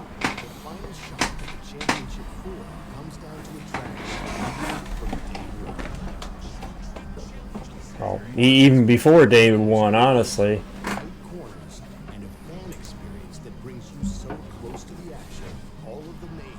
I never say that, but it's like he really technically even more since day one. Martinsville's the only track that was hosting stock car events before NASCAR was founded. That's still on the schedule today. I know you could say Indianapolis, but Indianapolis only started hosting Cup races since '94, so. Just get yourself in the right position. You never know when to play will become legendary. When the moment comes. Well, technically, I should say points races because I know that Wilkesboro is, I think, the other one that was hosted Cup races before NASCAR was founded, but it's also been the All-Star race the last 2 years, not a points race, so.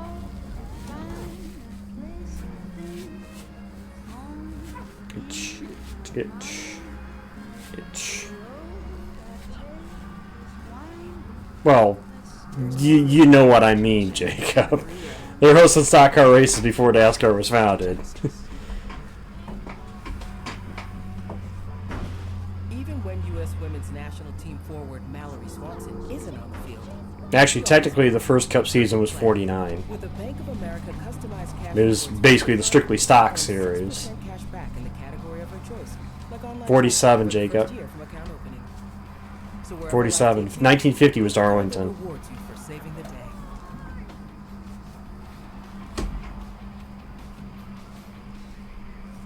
Yeah, Martinsville is the oldest Cup track. Well, Wilkesboro, since it returned to the schedule, and Wilkesboro, I think, was the same year as Martinsville, too. And turn all of your purchases into extraordinary trips. Plus, get premium benefits at a collection of luxury hotels when you book on Capital One Travel. And get access to over 1 Well, they're the oldest race tracks. Open up a world of possibilities with Capital One. What's in your But world? Milwaukee's never hosted a Cup race. And Indy only started hosting NASCAR in '94, so. Let's take a look at the Xfinity fastest lap. It was Denny Hamlin last week at Worldwide Technology Raceway. He did it on lap 3, and look at the dinger. AJ Allmendinger. Yeah, Dinger's held that fastest lap. Tonight, he said that. But that's also it's also been a tire management race tonight, to be fair, too. So. Exactly. That's before everything just fell apart. That could change. And they got a restart late. yes. Got a window into what All right. the rest of this night was going to be like. See what happens now. Couple of JGR teammates on that front row. Denny Hamlin in the bright orange. Bowman into the top 3. Well, he wants second. Alex Bowman tucks into second. Here comes Zane Smith in the 38. Oh, 3 wide. For front row motorsport. A little bit of a hairy 3 wide. So too Chris Buescher and Ty Gibbs. What is Zane Smith into 3rd again? Again, through all this shuffling going on, the fact that Zane Smith keeps being near here, you know? Suarez is pretty damaged. We'll see if he's able to get back to pit road. Well, there's your answer. 11 tries to roll. Bowman's as high as he is without winning, he'd still be 10 points behind Chase Elliott. needs to win the race to knock out his teammate, and Larson's in trouble. Ooh, get to pit road. No, he spins it out of pit entry. The guy who dominated the last 2 races here. I'm surprised they threw the yellow there, though, because he did spin it back around to get going. He loves this race. Right rear's broke. Denny Hamlin was glad to see this caution come out. Yeah, because he was flailing. Marty, this is crazy with the 5. Yeah, yeah, the right rear toe link is indeed damaged, and now they're debating on whether or not to come back behind the wall with the 5 car. But they're going to be able to do the repair here on pit road. Jesse Saunders, the car chief's going to go over. Meanwhile, you saw Denny Hamlin there on pit road. Yeah, I think he was excited that the caution came out. But the interesting move for the 11 team, Steve, is that they have 3 sets of stickers still laying in their pit. I'm not sure there are many other teams that have 3 sets of stickers, but that's why Bristol made the call to leave Hamlin out there. A lot of other teams are down to 2, maybe even more, or even 1 set like Austin Cindric, but 3 laying in the pit for the 11.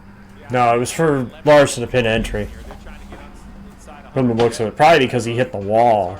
You can top right of your screen. You see the 5 very loose into the corner. Hard to tell exactly what happens. Big correction. Unfortunately. Oh, and that's what happened to Suarez and Larson. Damn. Big impact. One of the stories before the start of this race tonight was The right rear was broke and trying to come around the corner and hit the barrier. The HendrickCars.com Chevy has not been seen at the front. This is Hamlin getting up into the wall. Yeah, he got just too high and gets up. You see all that debris on the racetrack, all the tire marbles. He was in big trouble. This caution saved him. And remember what I said about how quickly things can change? Look who's running second. Things can change in a heartbeat.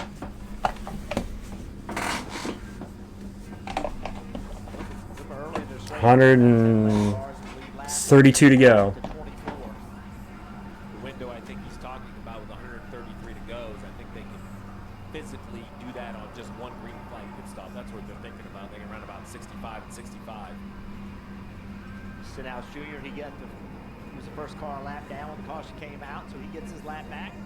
Yeah, they must have got that. It must have just. I think they said toe length, and that must have been broke there. All right, Marty, Hamlin's headed your way. Yeah, the back end of that conversation between Chris Gale Trying to save a set of tires. It sounds like. to the window, Steve, to be able to make it work from here again. It sounds like they had like one more set than most of the guys on pit road. I'm way too tight. He's been way too tight all evening long. Just can't get the 11 to turn. We'll get a look at these Goodyears that come off of the car here for Denny Hamlin, but putting on fresh Goodyear tires here with 132 laps to go.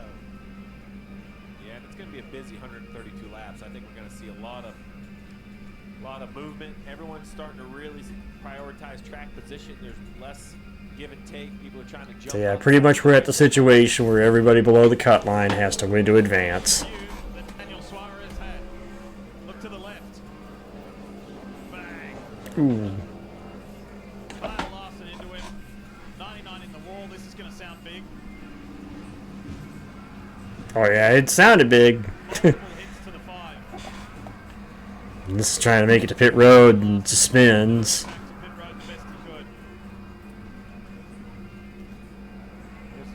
I'm honestly shocked they threw the yellow on that because, quite honestly, Kyle made it to pit road, so I mean, we'll see.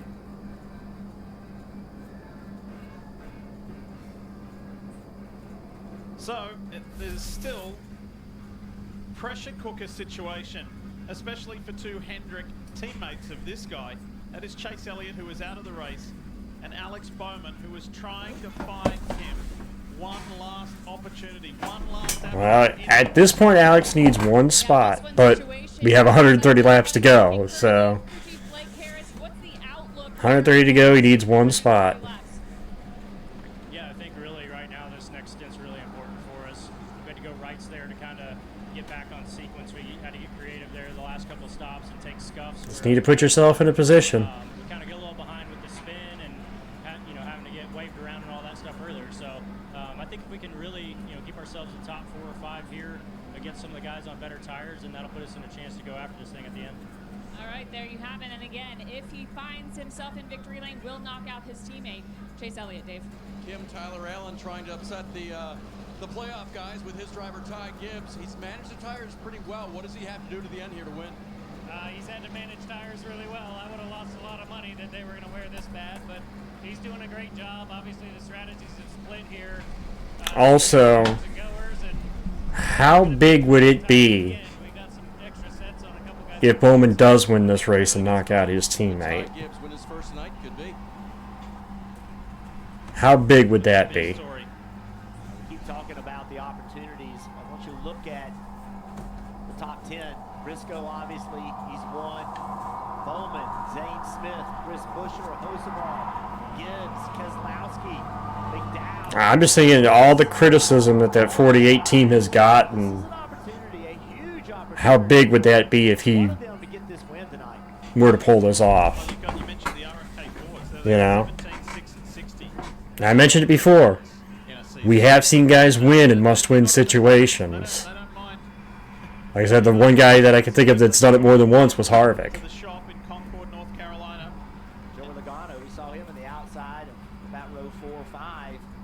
Now we've seen Bowman's own teammate do it. Nobody wrecked me. Nobody give me any problems. His goal was to leave here, advance to the next round. He just doesn't want any trouble. Well, Bumble, to be fair, I think only one of those 2 Martinsville wins was a must-win. Is pretty good right now. Unfortunately, it's not a pretty good story for the 99 of Daniel Suarez involved in that incident with Kyle Larson. They're taking the 99 to the garage. Seems like they never could get momentum going. Even races where they ran well, things didn't always work out. Bowman got a Super Bowl. No, you gotta say it like the Steelers. Tom Grossi, Steelers fan, Jacob. Steelers got a Super Bowl? All right.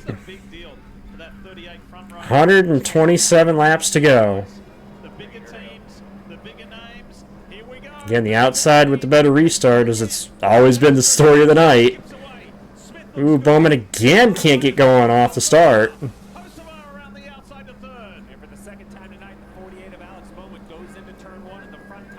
It's like those cars just do not want to get going. Again, he's not the only Hendrick car we've seen do that.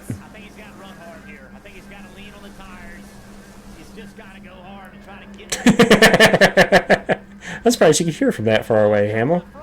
Ooh, Briscoe! St. Smith! Saved it. They keep going.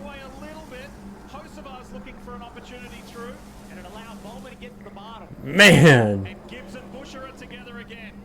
Oh, and Bowman up the hill. Saves it. So 19 just gets loose, slides up the racetrack. 38 goes through. Contact gets it stacked up, and that's what jumped it up the first time. Then the 48 goes in and gets another big save. Well, then you have this contact. He was in great shape, and then all of a sudden just... Was it contact, or did he just... Oh, okay, that was... that. All right, here's Alex Bowman, gets in the corner and... Oh, yeah, it just stepped out from under him. Pretty fortunate that thing's still going straight. Well, so far he's managed the night, too. I'm surprised the night they've had. Draw your attention to the Monster Energy 54 there of Ty Gibbs because he's got Buescher ahead. Remember, there was contact with those guys before. Trevor Bayne, what do you hear? They've had a great night. They just need to keep doing what they've been doing. Try to take care of that right front, but now their teams are asking them to push a little harder. The temperature's cooling down, and I'm hearing way more loose on the radio than I have all night long. Trevor, that was going to be my big question. So now you've done it. Now the goal has been to conserve and ride, but at some point, it is going to be turn the valve on and go. Who has the You got 120 to go. cars need when they actually start pushing their race cars? Briscoe leads Hosevar, Smith, Buescher, Gibbs. Second is the nearly impossible one to get. What car has it finally tuned? What driver is ready to make that step? And for the most part, we've seen people hurt right front tires. We've seen some right rears, but typically that was longer in the run. So why are they loose? Why are they loosening it up? It saves the right front tire. But to Trevor's point, then you go trying to push, make it What a night. Seriously, what a night. We heard about James Small, right? When Chase Briscoe asked about the 9, he snapped right back. We're trying to win this race. These crew chiefs are being tested kind of from every angle tonight. John Hunter Nemechek trying to round up. There's a guy we haven't talked about tonight. Oh, big moment. Dinger's got a wheel gone. No, I think it's Dinger. I think it's his left rear. Nope. That's a right front in Hamlin. That's what happened, and you see the right front gone for Hamlin. Yeah, unfortunately for the 11, I don't think he blew a right front. I think the right front wheel fell. I think the wheel nut came out off of the Caliper. You see 11. See that circle of aluminum there being drugged?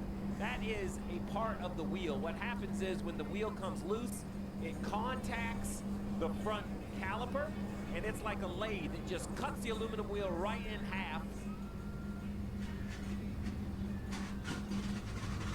They always say anything can happen at Bristol. Well, it depends on if it was a loose wheel. Denny won last week at Worldwide Technology Raceway. Watch going into the... Ooh, I don't know. AJ Allmendinger and the wall. I think that wheel came off because of the hit from Allmendinger. Yeah, it looks like maybe the contact, but yeah. I think the wheel goes first. I don't know, Steve. That's... Pit road at lap 368. This is 384. So watch this right here. He's turning into the corner. He started to get tight, it looked like. But I don't know if that was the wheel or the contact came first. See the spark? Did you see the spark before they hit? That's the right front hitting the racetrack. If we back it up and see that one more time, I think I start to see the right front come loose and then a shower of red sparks. That's the right front trying to exit. And if we take a look at the center of this wheel, I think it's still there. So the wheel itself hasn't broken on the outside. Let this wheel come through. Yeah, I see. You mean the 16, Thomas? Because that was Allmendinger to his outside. Look at that again. So let's roll this real slow. We're going to try to pause it before there's contact, I think. I don't know. It's close. Kind of looking at the right front. Nothing. There is sparks that come out from under the car right about, yeah, right there. I don't think that's contact. I think that's the right front failing on the 11. That's going to be hard to judge because there was hard contact between the two of them there. So that's going to be hard for them to. Old car, I would have said maybe the exhaust pipes or something happened, but You see, it's not turning. yeah. Before he can't get to the bottom and he gets into Allmendinger, he thinks the right front tire is down. See, it's still not turning, obviously, because there's no tire on it, but Fortunately, the tire stays here. 'Cause it's a crazy location. he's driven this car on the rotor. There he is. Last week's win, very valuable at this point.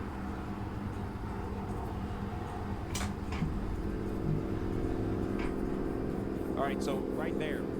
If we go Well, back NASCAR's got the wheel, so they'll be able to look at it, and So NASCAR's going to take that because they need. they're going to look at it. Hey, was this a mechanical? If a wheel broke and it came off, that's different. If the wheel nut is loose and the car comes off, there's going to be some penalties down the road because it happened on the racetrack. We're going to see a few crew members being suspended. It's a pretty standard operation now when this happens. But if we go back and look at that tire that was being carried, what's missing is kind of the inside lip. That's where it fell down and it just cut the wheel right in half. Happened quick. The 13th caution of the night. I mean, who predicted this night? Seriously. What a night. Yeah, because the wheel came off, there'll be a 2-lap penalty for the 11. There used to be penalties during the week. NASCAR's moved both of these penalties. If it happens on pit road, the penalty's one thing. Once the wheel gets onto the racetrack, there's a 2-lap penalty. Out of the race right now is Elliott and Barry. I believe are the only two out of the race right now. So, the playoff drivers who had some misfortune tonight, first up it was Josh Berry, and it was scary. He needed rescuing from that car. He couldn't see, smoke inhalation. Alex Bowman, he went around early, but staged a good comeback. Shane Van Gisbergen's been involved in a couple of incidents and brought out a couple of cautions. It's been a frustrating night for him. That's the second. And then this was huge. Chase Elliott trying to get back in line, tagged by John Hunter Nemechek, straight up into the fence, and that car was over and out. And the most recent one, but the guy who was in the most comfortable position coming in to this elimination round. Yeah, that's right. Suarez just went out. That was the one I was missing. So those wins at this stage of the year, you can get away with something like that, Jeff, once you've got a win in the bank. Right now, Briscoe's leading Chuck. Big contact into the back. The 11 went up the racetrack. I can tell you, these playoffs, who is the favorite, right? I mean, everybody seems to be having problems. There's 11 cars. Yeah, there's no real clear-cut favorite, I'd say. 19's been fast, but it just seems like a playoff so far of mistakes. Yeah, who's makes the least mistakes?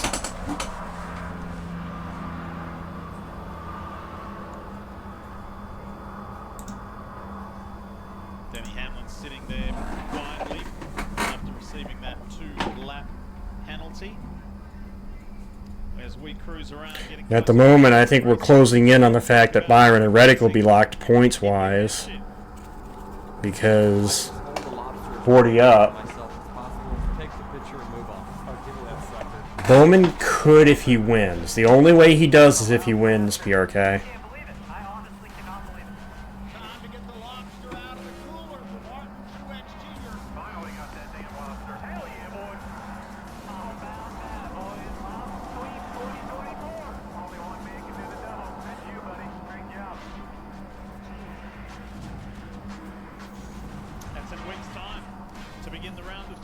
Yep.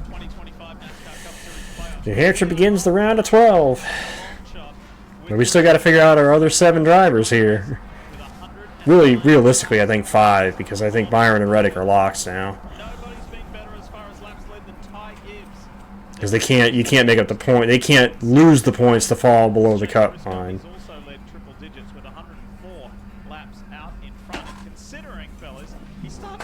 But I don't think they're considered locks yet because they could still fall to the cut line. And as we know, if one of those guys outside, which in this case it looks like it's Bowman, if Bowman were to win the race, we knock the guy that's on the cut line out. So. To go through the field. Brought to you by Homes.com, and Kim Kuhn kicks us off.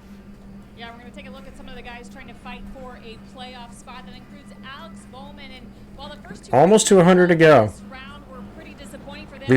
We almost made it to the 400 lap mark. It only took, what, about 3 hours? 3 hours or so. What he needs to do to advance to the round of 12. He told me after practice, probably the best Bristol car I've ever had. As you see, pit road is openly. Who decides to pit here with one? Well, Zane is in, Joey, Hocevar.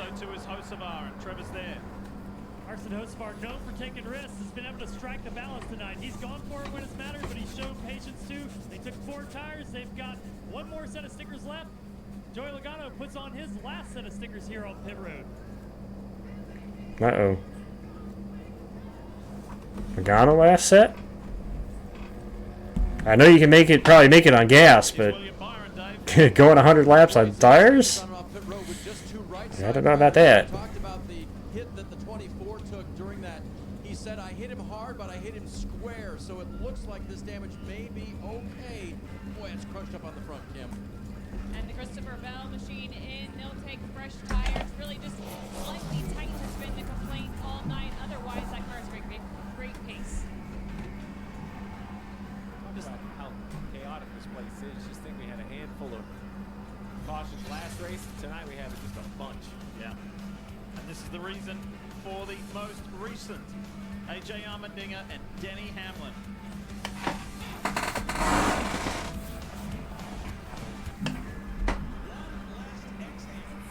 Isn't it? The final shot at the Championship 4 comes down to a track that's been here from day one. Martinsville, close quarters, tight corners, and a fan experience that brings you so close to the action, all of the mayhem is at your fingertips. NASCAR Playoffs Weekend at Martinsville Speedway. Get your tickets now at martinsvillespeedway.com. I can only imagine what's going on with you guys in VC. The Discord VC. Unexpected turn. Inside, they were greeted by Edna's warm welcome. A blank stare. So, hi Port, hi Allison, hi Hamill, hi Jacob, hi Henry. Wave at you guys because I know you're all in there. VC says hi. Make it a place you'll never forget. BetMGM Sportsbook.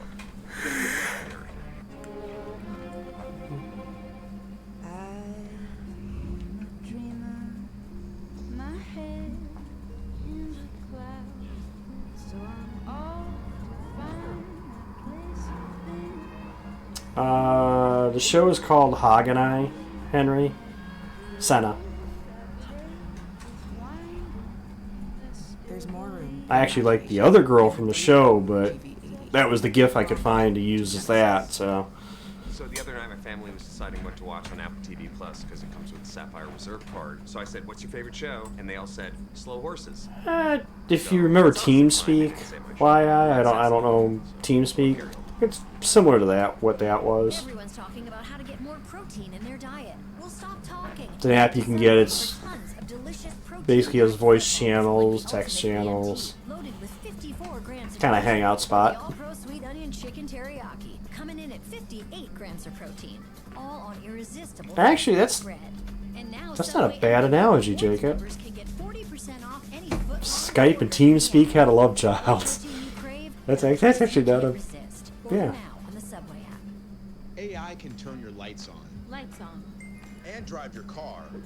But AI ain't gonna fix your broken water line. Get home, sir. And when a covered system breaks, we'll send a qualified contractor. Pay for the repair. You know what, Hamill? You didn't say hi to me. You know what that means, right? Ready to get this Bass Pro Shops night race here at Bristol going. You must pay the penalty. You must pay the penalty. 13 cautions tonight. It's been the most cautions in a race this year. Let's see if we can get a good Okay, penalty over. Now get out of here. Alright. Reset. 103 to go. Ooh, Gibbs. Crossover.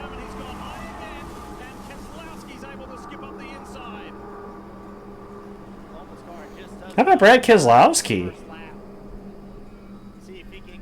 You know? We've seen Priest and Busher run well, but how about Brad? Trying to get that fourth position from Bowman. But Jacob actually said hi. Well, actually, no, you're the one that said VC said hi, but... Yep. Ricky Stenhouse Jr. is tucked in behind Logano. John Hunter Nemechek, Noah Gragson. Noah is not on the lead lap. Oh, okay. Well, then I guess I gotta be fair. I mean, I gotta be fair, right? We've had so many cautions that no one is one lap down. I gotta be fair, right? Now would go for the first car 2 laps down. He would get back to 1 down if we had a yellow. Bell did good work there. He had to take evasive. What's funny is that the train tracks that are by us are a bit away, so Look at that DeWalt Toyota fly. before my work moved locations, we basically had the tracks right next to our building. No, just Hamill and Jacob.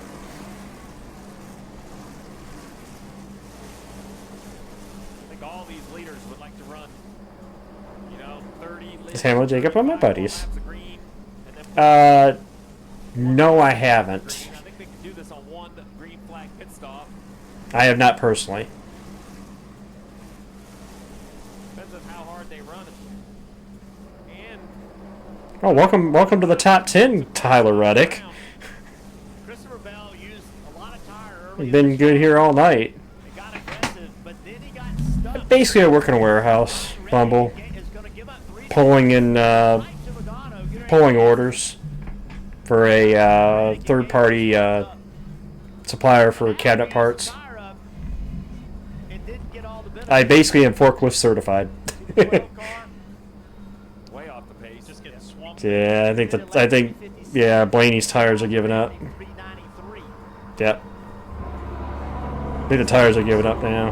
Meanwhile, Briscoe up front. Less than half a second between him and his teammate. There it is there.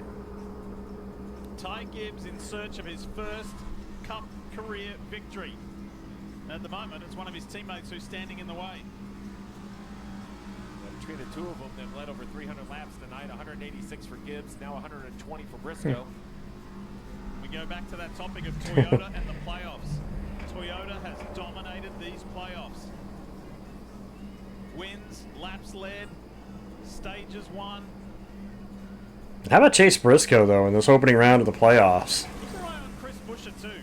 Been a super Obviously dominated Darlington. Finished runner-up last week. Here he is again.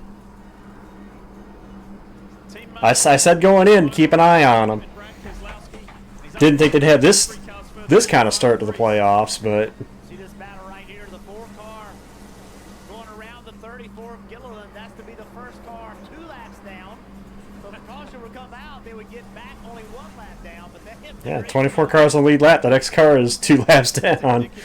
I tell you what, Joey Logano is a 3-time Cup Series champion, is not used to finishing in 8th place, but if he could go away from here, if he could walk away from here tonight with an 8th place, he'll take that, given where he was after qualifying. And the last few races, he hasn't won here in 10 years. Framer, what, like door framer, window framer? Or? So he would take that top 10 result. I'm assuming that that's what you mean. We've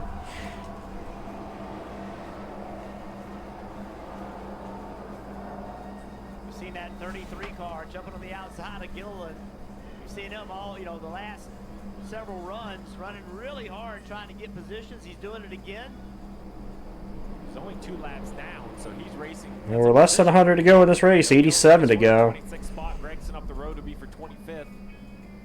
Here's Ty Gibbs. Starting to apply some pressure. Look at the rotors going on the 54 car. A little surprised to see that with the lap times that they're running, trying to save tire. I'm surprised he's using that much brake. Well, we keep talking about tire wearing like they wear out, you have to pit, but you have to wonder how much grip they're losing. You know, how fast can they really go if they go hard? He's ready to go. He's ready to go. He's ready to go. Gibbs wants that lead. He's got a shot tonight, you know. Could tonight be the night for Ty Gibbs? Reflects his passion to be a NASCAR Cup Series race winner. He wants it and he wants it bad. He loves this track. He performs better here than any other track. And maybe, just maybe, tonight is the night that there is a new winner in the NASCAR Cup Series. See, we still got 83 to go.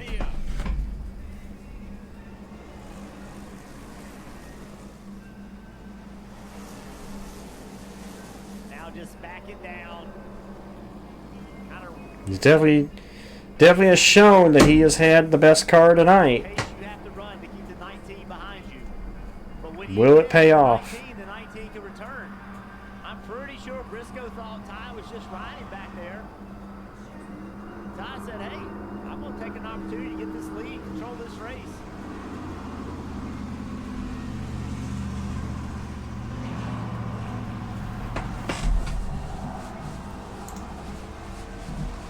In here, and he's got nobody pressing him. Make it live.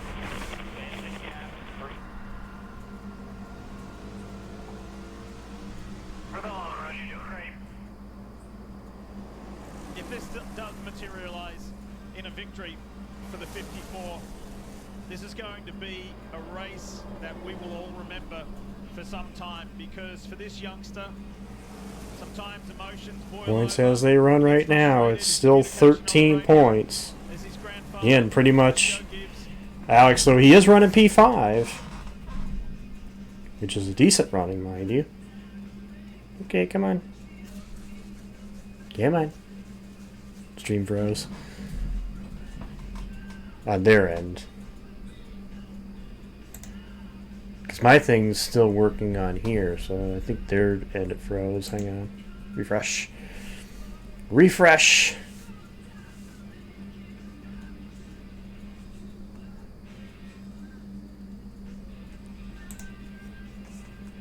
If you love to travel, Capital One has a rewards credit card that opens up a world of possibilities. With Venture X, you earn unlimited double miles on everything you buy. And turn all of your purchases into extraordinary trips. Plus, get premium benefits. Let the ad play through and when you book on see. Capital One Travel.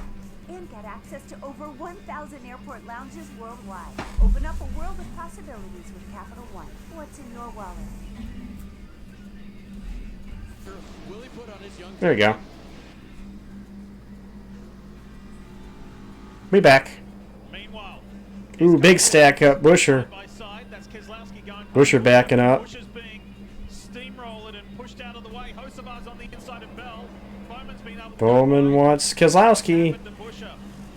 1 hour of K car missing from this. Ryan Preece, he pitted from inside the top 10. 74 laps. Bowman into third. Time for Busher to head there, I'd say. There's Alex Bowman. He's not going away. That guy right there is the one that Chase Elliott. No, I have due to having like other family functions that I have to do. Usually it's a family function is how I miss. And I only do the cup races. So.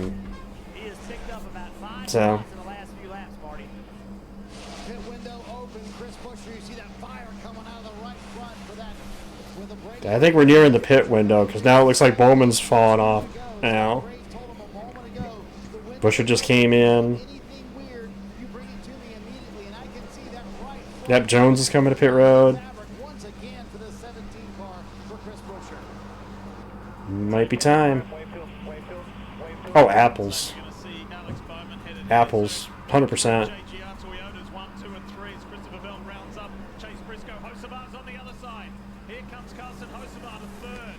I kind of stopped doing that, Fiverr, a little bit because just, you know,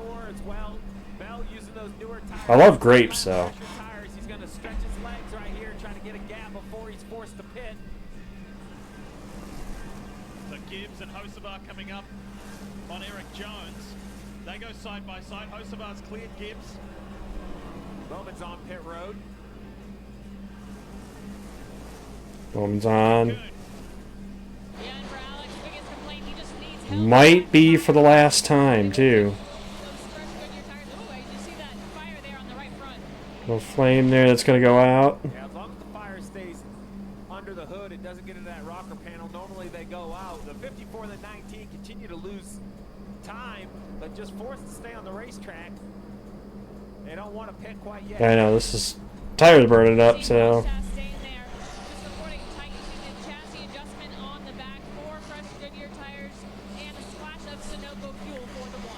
This is where you need the race to go green. If you're one of those guys that have just pitted, oh! Ty Gibbs had to hit the brakes, came back out, got hit from behind. That could be the mistake that cost the 54 the race. That's going to And the right front's down. The right front is down. And there went the race for Ty Gibbs.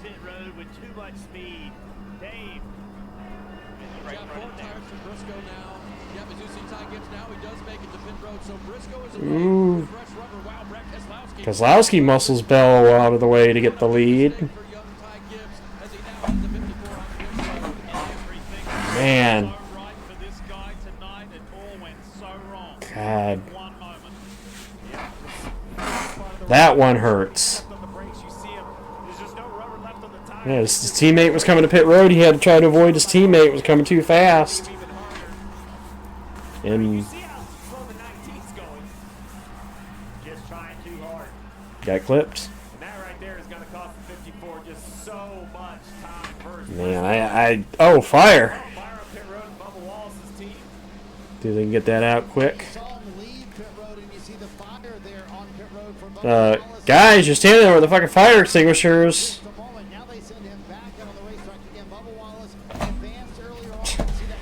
guys go and take the blow dryers, but you got two guys standing there with fire extinguishers. I don't know what the medical guys were doing there. It's like two guys are standing there with fire extinguishers, and they're just. Come on.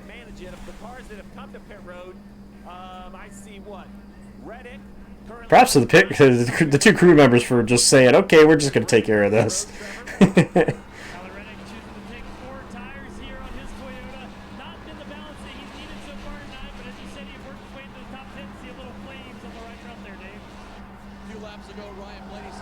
Blaney on and off.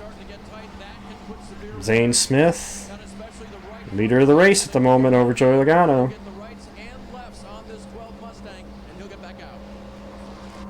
Tell you what, looking better and better for Alex. They had a solid pit stop right now. I think he could come out of this in a position. He's definitely ahead of Briscoe right now.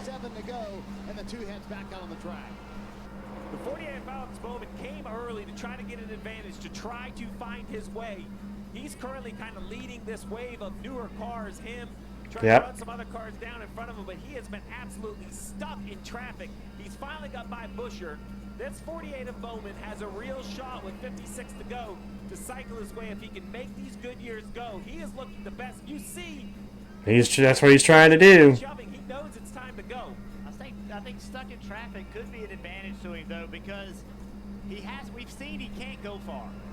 That he cannot go as far as some others. So I think it's actually trying to, in some way, help him manage the tires.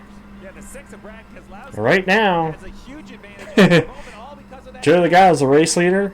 Everybody's a lap down. He's currently second. The only car lap down to Logano, who's out here just cruising along. You see him on the top of your screen. Let's talk more about the 22 with Trevor Bayne. Joey Logano running as many laps as he can on this set of tires, because the only thing he has left, guys, is a set of scuffs. We've heard complaints from the drivers all night long at how slick those scuffed tires can be when they get back out on the racetrack. 53 laps to go. And Logano's out of tires, so I don't think you're going to see Joey hit pit road. I mean, he's out of tires, out of good tires at least. There's Brad Keselowski right there. Hocevar right there. So 5 Now, honestly, that's the car that Bowman's got to get, is to get to the 6. That's the car he's got to get to. Logano's in. They're probably going to put the scuffs on it then, because they don't have any new tires, I believe. 2 tires.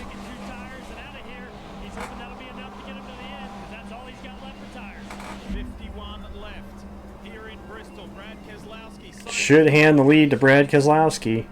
been a very strong night from the RFK Fords. Alex Bowman is 4th. He can still do it. It's still possible. He just cannot overrun these tires. Zane Smith is about Less than 50 to go. Zane's got 4 flat newer tires. Look at this. And look at that yellow and blue and white Ford, the 38 of Zane Smith. How about Zane Smith, though? What a night. And here he comes putting pressure on Carson Hocevar. And I'm telling you, there's a lot more to this story. These lap times, Look at the storylines of the top runners right now. Brad Keselowski hasn't won. Hasn't won a cup race since 2021 points race. Carson Hocevar and Zane Smith have never won a cup race. Alex Bowman needs to win to advance on to the next round. John Hunter Nemechek and Brian Preece have never won a cup race. Talk about storylines in the top runners. Or won Darlington last year. Sorry, he hasn't won since Darlington last year. My bad. That's right. He won Darlington last year. I forgot about that. Darlington was the streak. The end of the winless streak. My bad. I forgot that.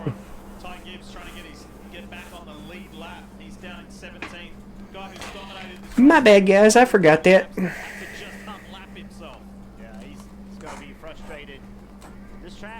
here is slowing Brad down. These guys are getting by in 7 car with 1.7 seconds back. He is catching. It's down to under 2 seconds. We're going to be down under 2 seconds. Yep, 2 cars on fire. Headed for pit road.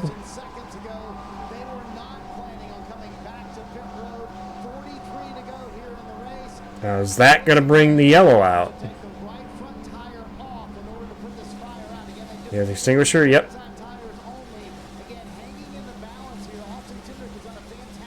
So that should not bring the yellow out.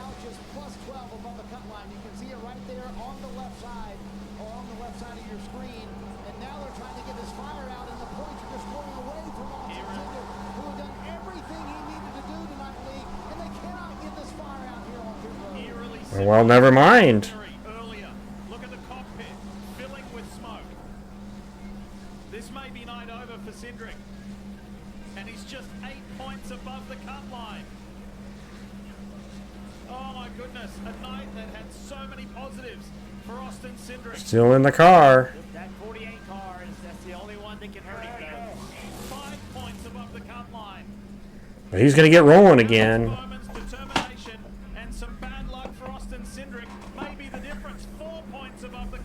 Well, it's 4 points. He still needs to win. Is it a lifeline for Alex Bowman? It's 3 points right now, but he's running 4th. What an extraordinary Could come down to a tiebreaker. And that's just left the two flailing. Austin Cindric doing his best. And his team did what they could. And it's time for the 48 to go. You can see with 38 to go, he has picked the pace up. That could be the difference, though, hanging. That could be the difference.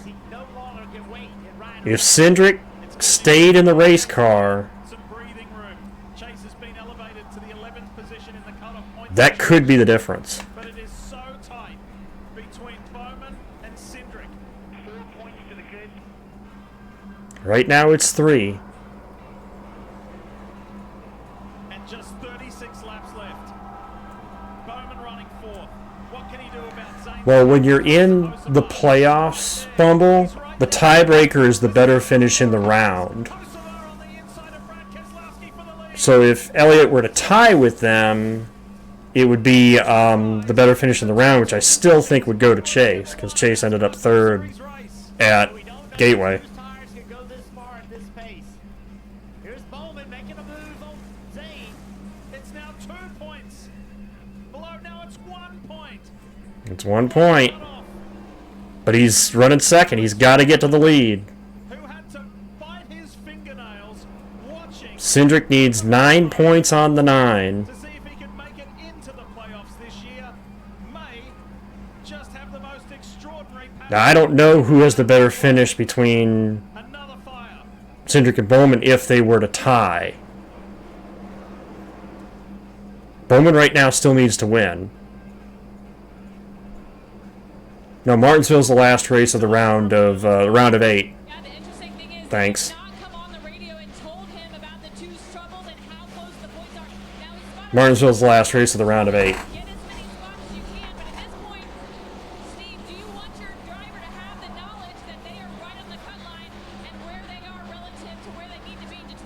My math has nothing's changed for the 48. It's a lot closer at 1 point, but Cindric, unless he has another fire, he's 5 laps in front of the next position, and it's still a point. The only point available for Bowman is the winning point. So Yep. for me, it's Bowman has to win to advance. It's a big emotional moment, but right now you have the 48 running second, unless he can somehow run faster than a 15.5 and get the Xfinity fastest lap. Cindric gained a point. Then that's the difference maker. It's now 2 points. I think Bowman's in trouble right here. His car, he has not been able to run as many laps as others. Yep. Tires are giving up. To try to make something happen, and he just does not have the car that can do it. Now the advantage is put on tires now, go out and run as hard as you can for 28. And if everybody else can't make it on tires, you will easily cycle to the lead, Kim. Yep. That's your only hope at this point, is put tires on it and run as hard as you can.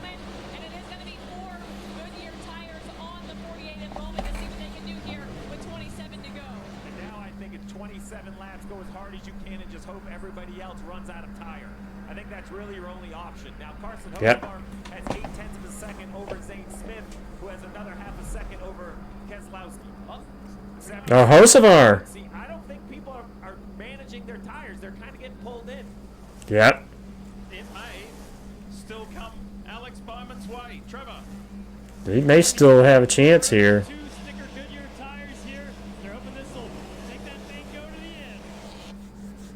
Spire guys like the look of that stop. I'm telling you, this is going to blow everyone's mind. Don't count out Joey Logano. He was the last on pit road. He's running 6th. He is not running very fast. Steve, you read my mind. You read my mind about that 22. They pitted the latest out of everybody on that cycle of stops. They very well could pull this thing off. I think Alex Bowman can get around the racetrack and get him, though, a second a lap faster. Now, I don't know that I know it's going to be close.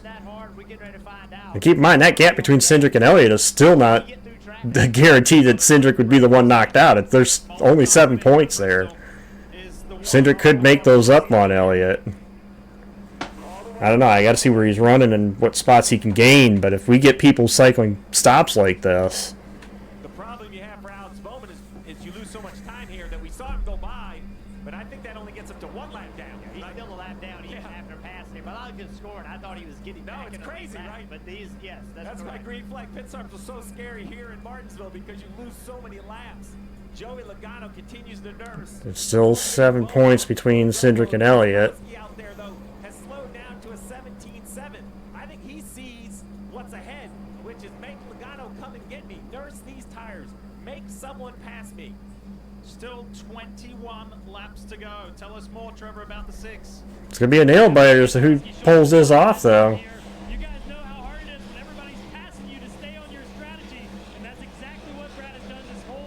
19 to go at Bristol. Brad Keselowski, who is a former winner here. Won here twice.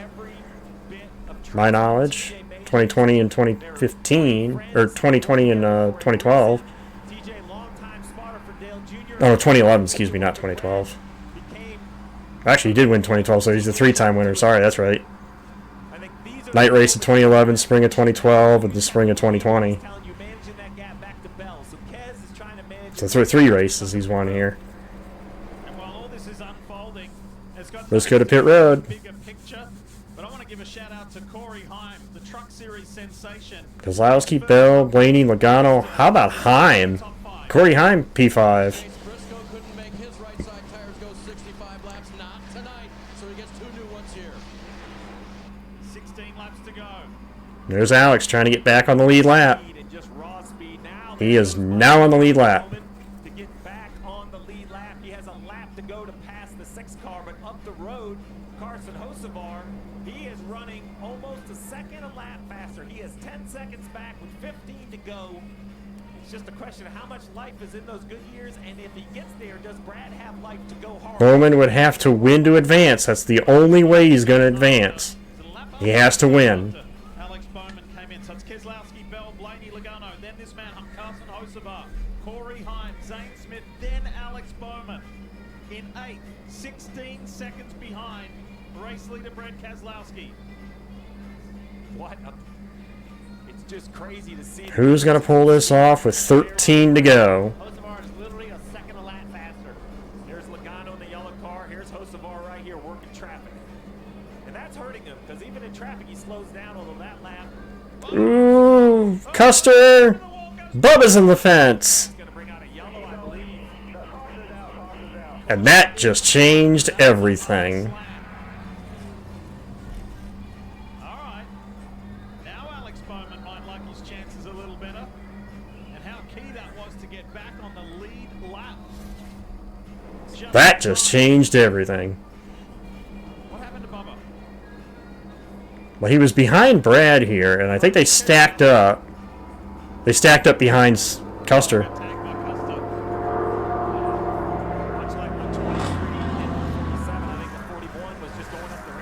Yeah, they got pinned behind Custer, and that created all that.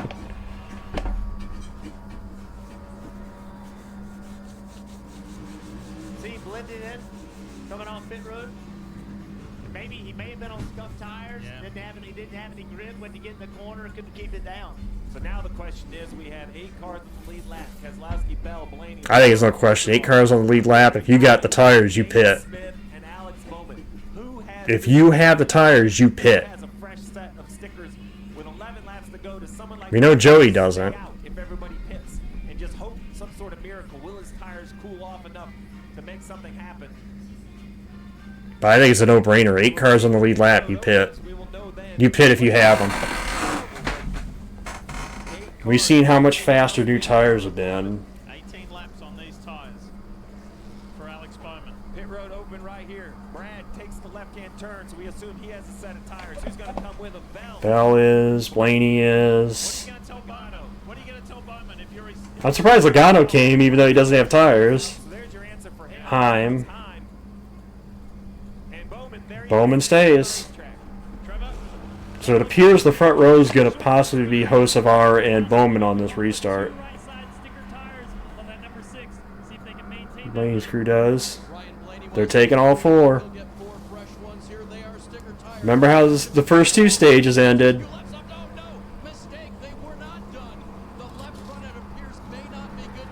Come on.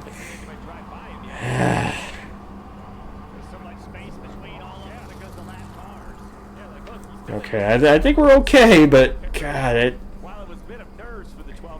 made me a little nervous there, guys. Yeah, I don't think he lost a position, so Looked at the left front. He dropped it before he really. That's how you do it. I mean, I think he's okay. I think we didn't lose a position, but man. Pit stop anymore. Jackman almost has to assume that everything's tight. Yeah, and I take that back. Blaney being on the back stretch might have got beat off by 1 or 2 cars on the front stretch. The 23 after big contact. Big fire. Another fire. Again, that's all rubber. Let's talk more about this intriguing Alex Leaf blower to the rescue. scenario, Kim. Yeah, you saw Alex Bowman stay out part of the Well. reason they were out of right side stickers. They only had left side stickers left for the night, and so Again, it's down to this. Looks like he's going to be P3 on the restart. Some of the best pick calls I made there for the ones I had no choice in. And it's going to come down basically to him and Cindric. We don't have any tires. Well, then stay out. That was my second option. There's Blake Harris. Spare a thought for him. This is nerve-wracking. Be maybe 6 to go, I think, when we get the green. But I will say, so the Then it comes down to basically Bowman and Cindric. Bowman advances if he wins. If not, Cindric does. pit road, some other issues. They came here with their back against the wall and they put themselves in position. Now, I don't know if these old tires work, but the simple fact is, here he is. Right, there is a pathway forward. A restart, something goes the right way. My bigger fear for the 48, Jeff, is every restart. The 48 is Yes, that's the only fear, is that car is not taken off on the restarts. And basically, this is good. This is it. You're only going to have short runs, even if we get another yellow and we go overtime. You're only going to have a short stint.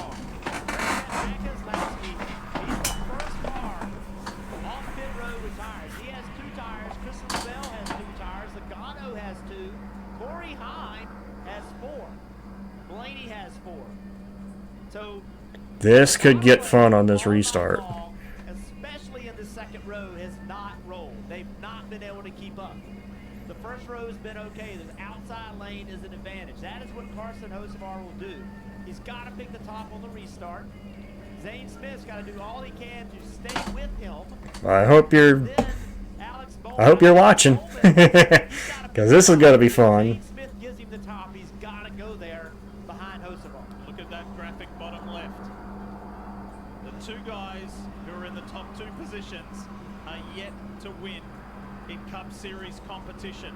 I remember, I know I said it a couple times, but I did say it earlier. The drivers that have won their first career Cup win here. Hocevar and Smith have never won a Cup race. How about this? So And we're gonna have less than what I thought. Yeah. We're coming around to 5 to go at the choose. Green flag. So yeah, 4 to go. And it's only 2 miles of racing. So Hocevar is going to take the top.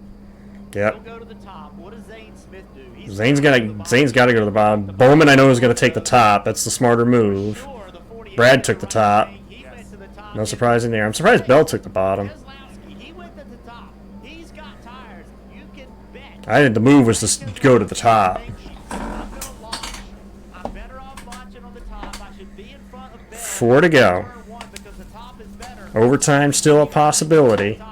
See if I can make something happen. The only question I have about 3 wide is the track clean enough for it to work? With all Well, at this point, Fiverr, he knows what's in front of him. He knows what he's got to do. He's just got to give it everything he's got. He's got no choice. He's never raced a cup car here. The Truck Series sensation is in the mix of it, is in the thick of it. Heim is the first one on 4 tires on that Highline. Oh, 4 to go. And we're green at Bristol. Who gets through 1? Bell. 3 wide for the lead. Bell to the point. How about Christopher Bell? What a restart. 3 to go.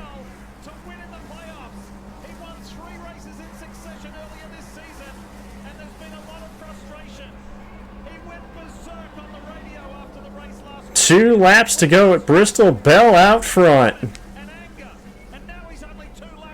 Wow. What can I say? Brad's going to make a run. White flag at Bristol. Bell. Brad. Who wins it?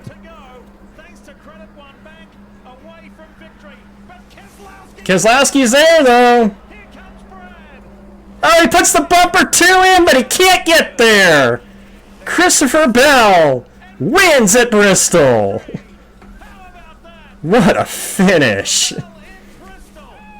3 wide for the win. 3 wide pass for the win.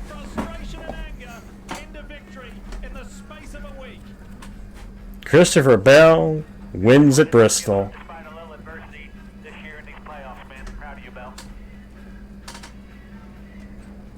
How about that? Excellent job. Proud of you guys. 1, 2, 3 for JGR in the 3. How about that? And watch that 20 fly. Yeah, they both get a great acceleration in lane 2. They go down into turn 1. It was all this restart. Look at that. And Brad almost made it a race, so. Brad gave him a run. I'll give him that. Brad just quit. I don't think Brad's car could turn just quite enough to take advantage of putting the bumper to Bell like he did. Yeah, Hamlet finally paid off. Of course, we just had to wait for Bristol.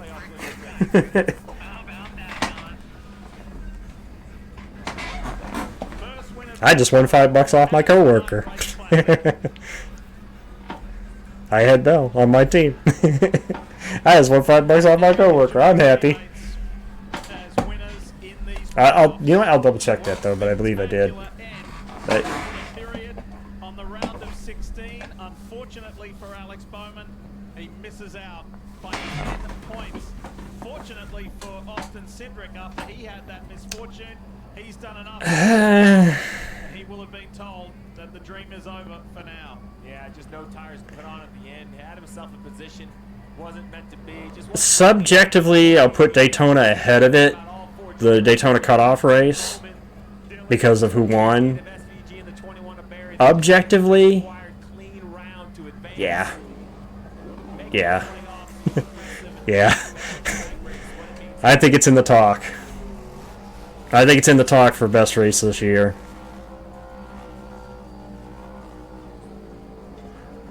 So the bottom 4 out, unofficially. Bowman, Dillon, SVG, and Barry.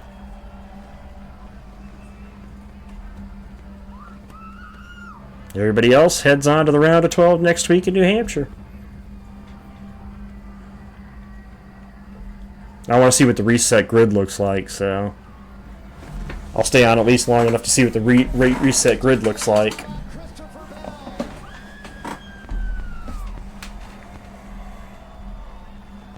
Delivering win number 3 for Joe Gibbs Racing in the round of 16. Wife Morgan with a big hug for her husband and this team. What a week to rally. Fucking done, baby. Let's go. After the frustration last Sunday, they deliver on Saturday night in the Bristol night race.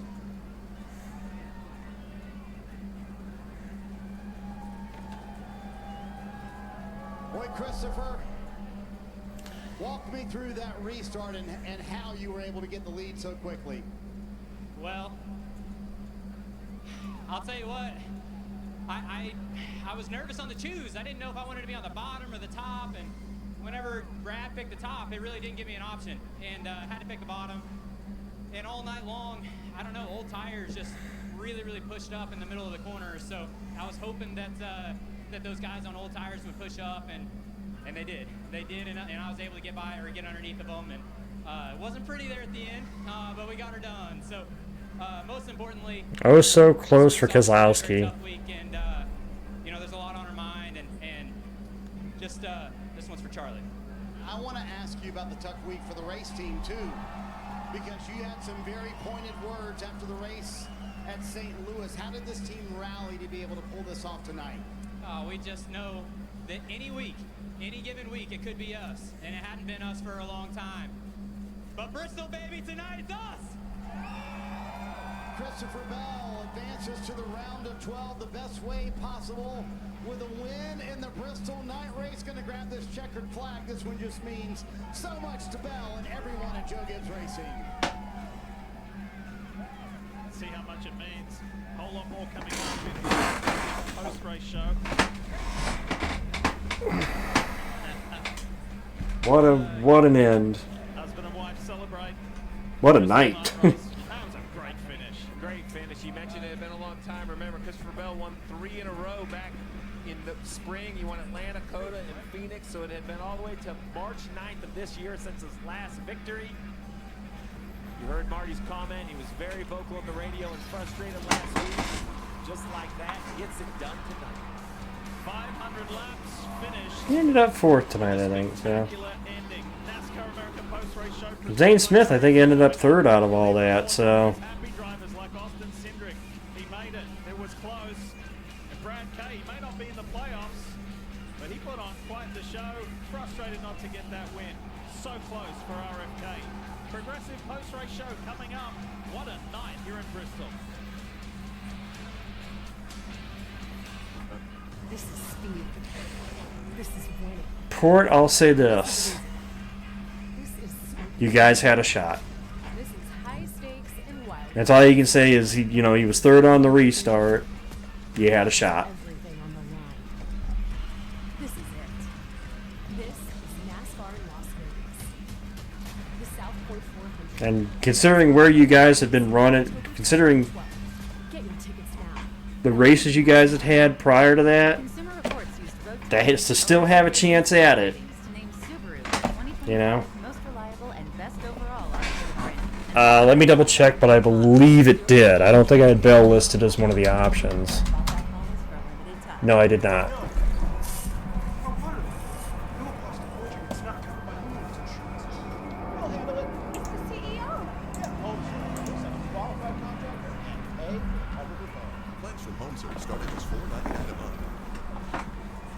Well, again, last lap that matters. Show presented by Progressive. And oh, what a night. Here in Bristol, Tennessee. Under the lights, it did not disappoint. It was tense. It was Same to you, Bumble. dramatic.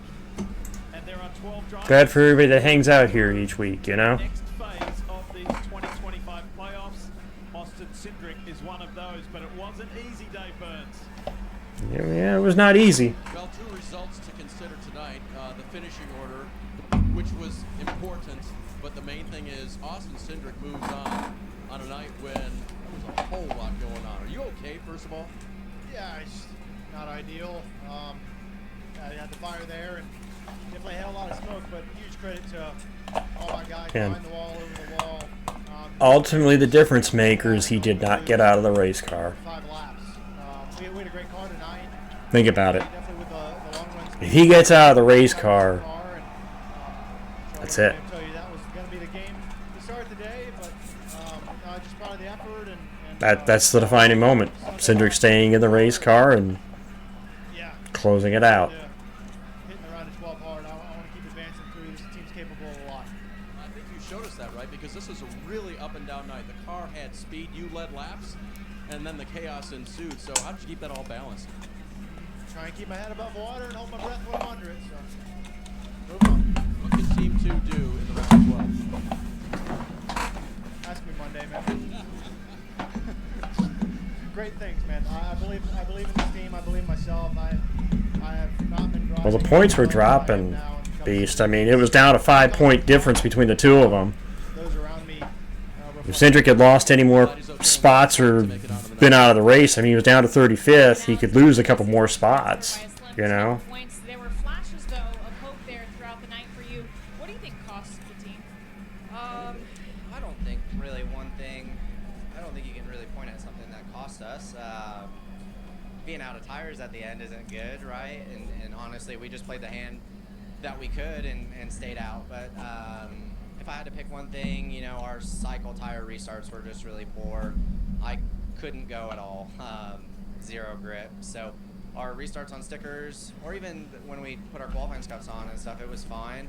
But cycle tires, really bad. He didn't have tires. That's why he stayed out. 4018, they did a really good job throughout the course of the day, and not much he could do. For a rough last 2 weeks, and I think we swung in the right direction, and we can continue to do that for the next what do we have, 7 weeks left. So yeah, we just got to keep digging. Certainly sucks to not transfer, but our back was against a wall coming in here. We knew it was going to be a tough thing to do. So yeah, not a terrible day for us. We'll keep digging. As you look at the next 7 races, what's the big takeaway from this first round? I know you're out of the playoffs, but what you guys can do to finish the season on a high note?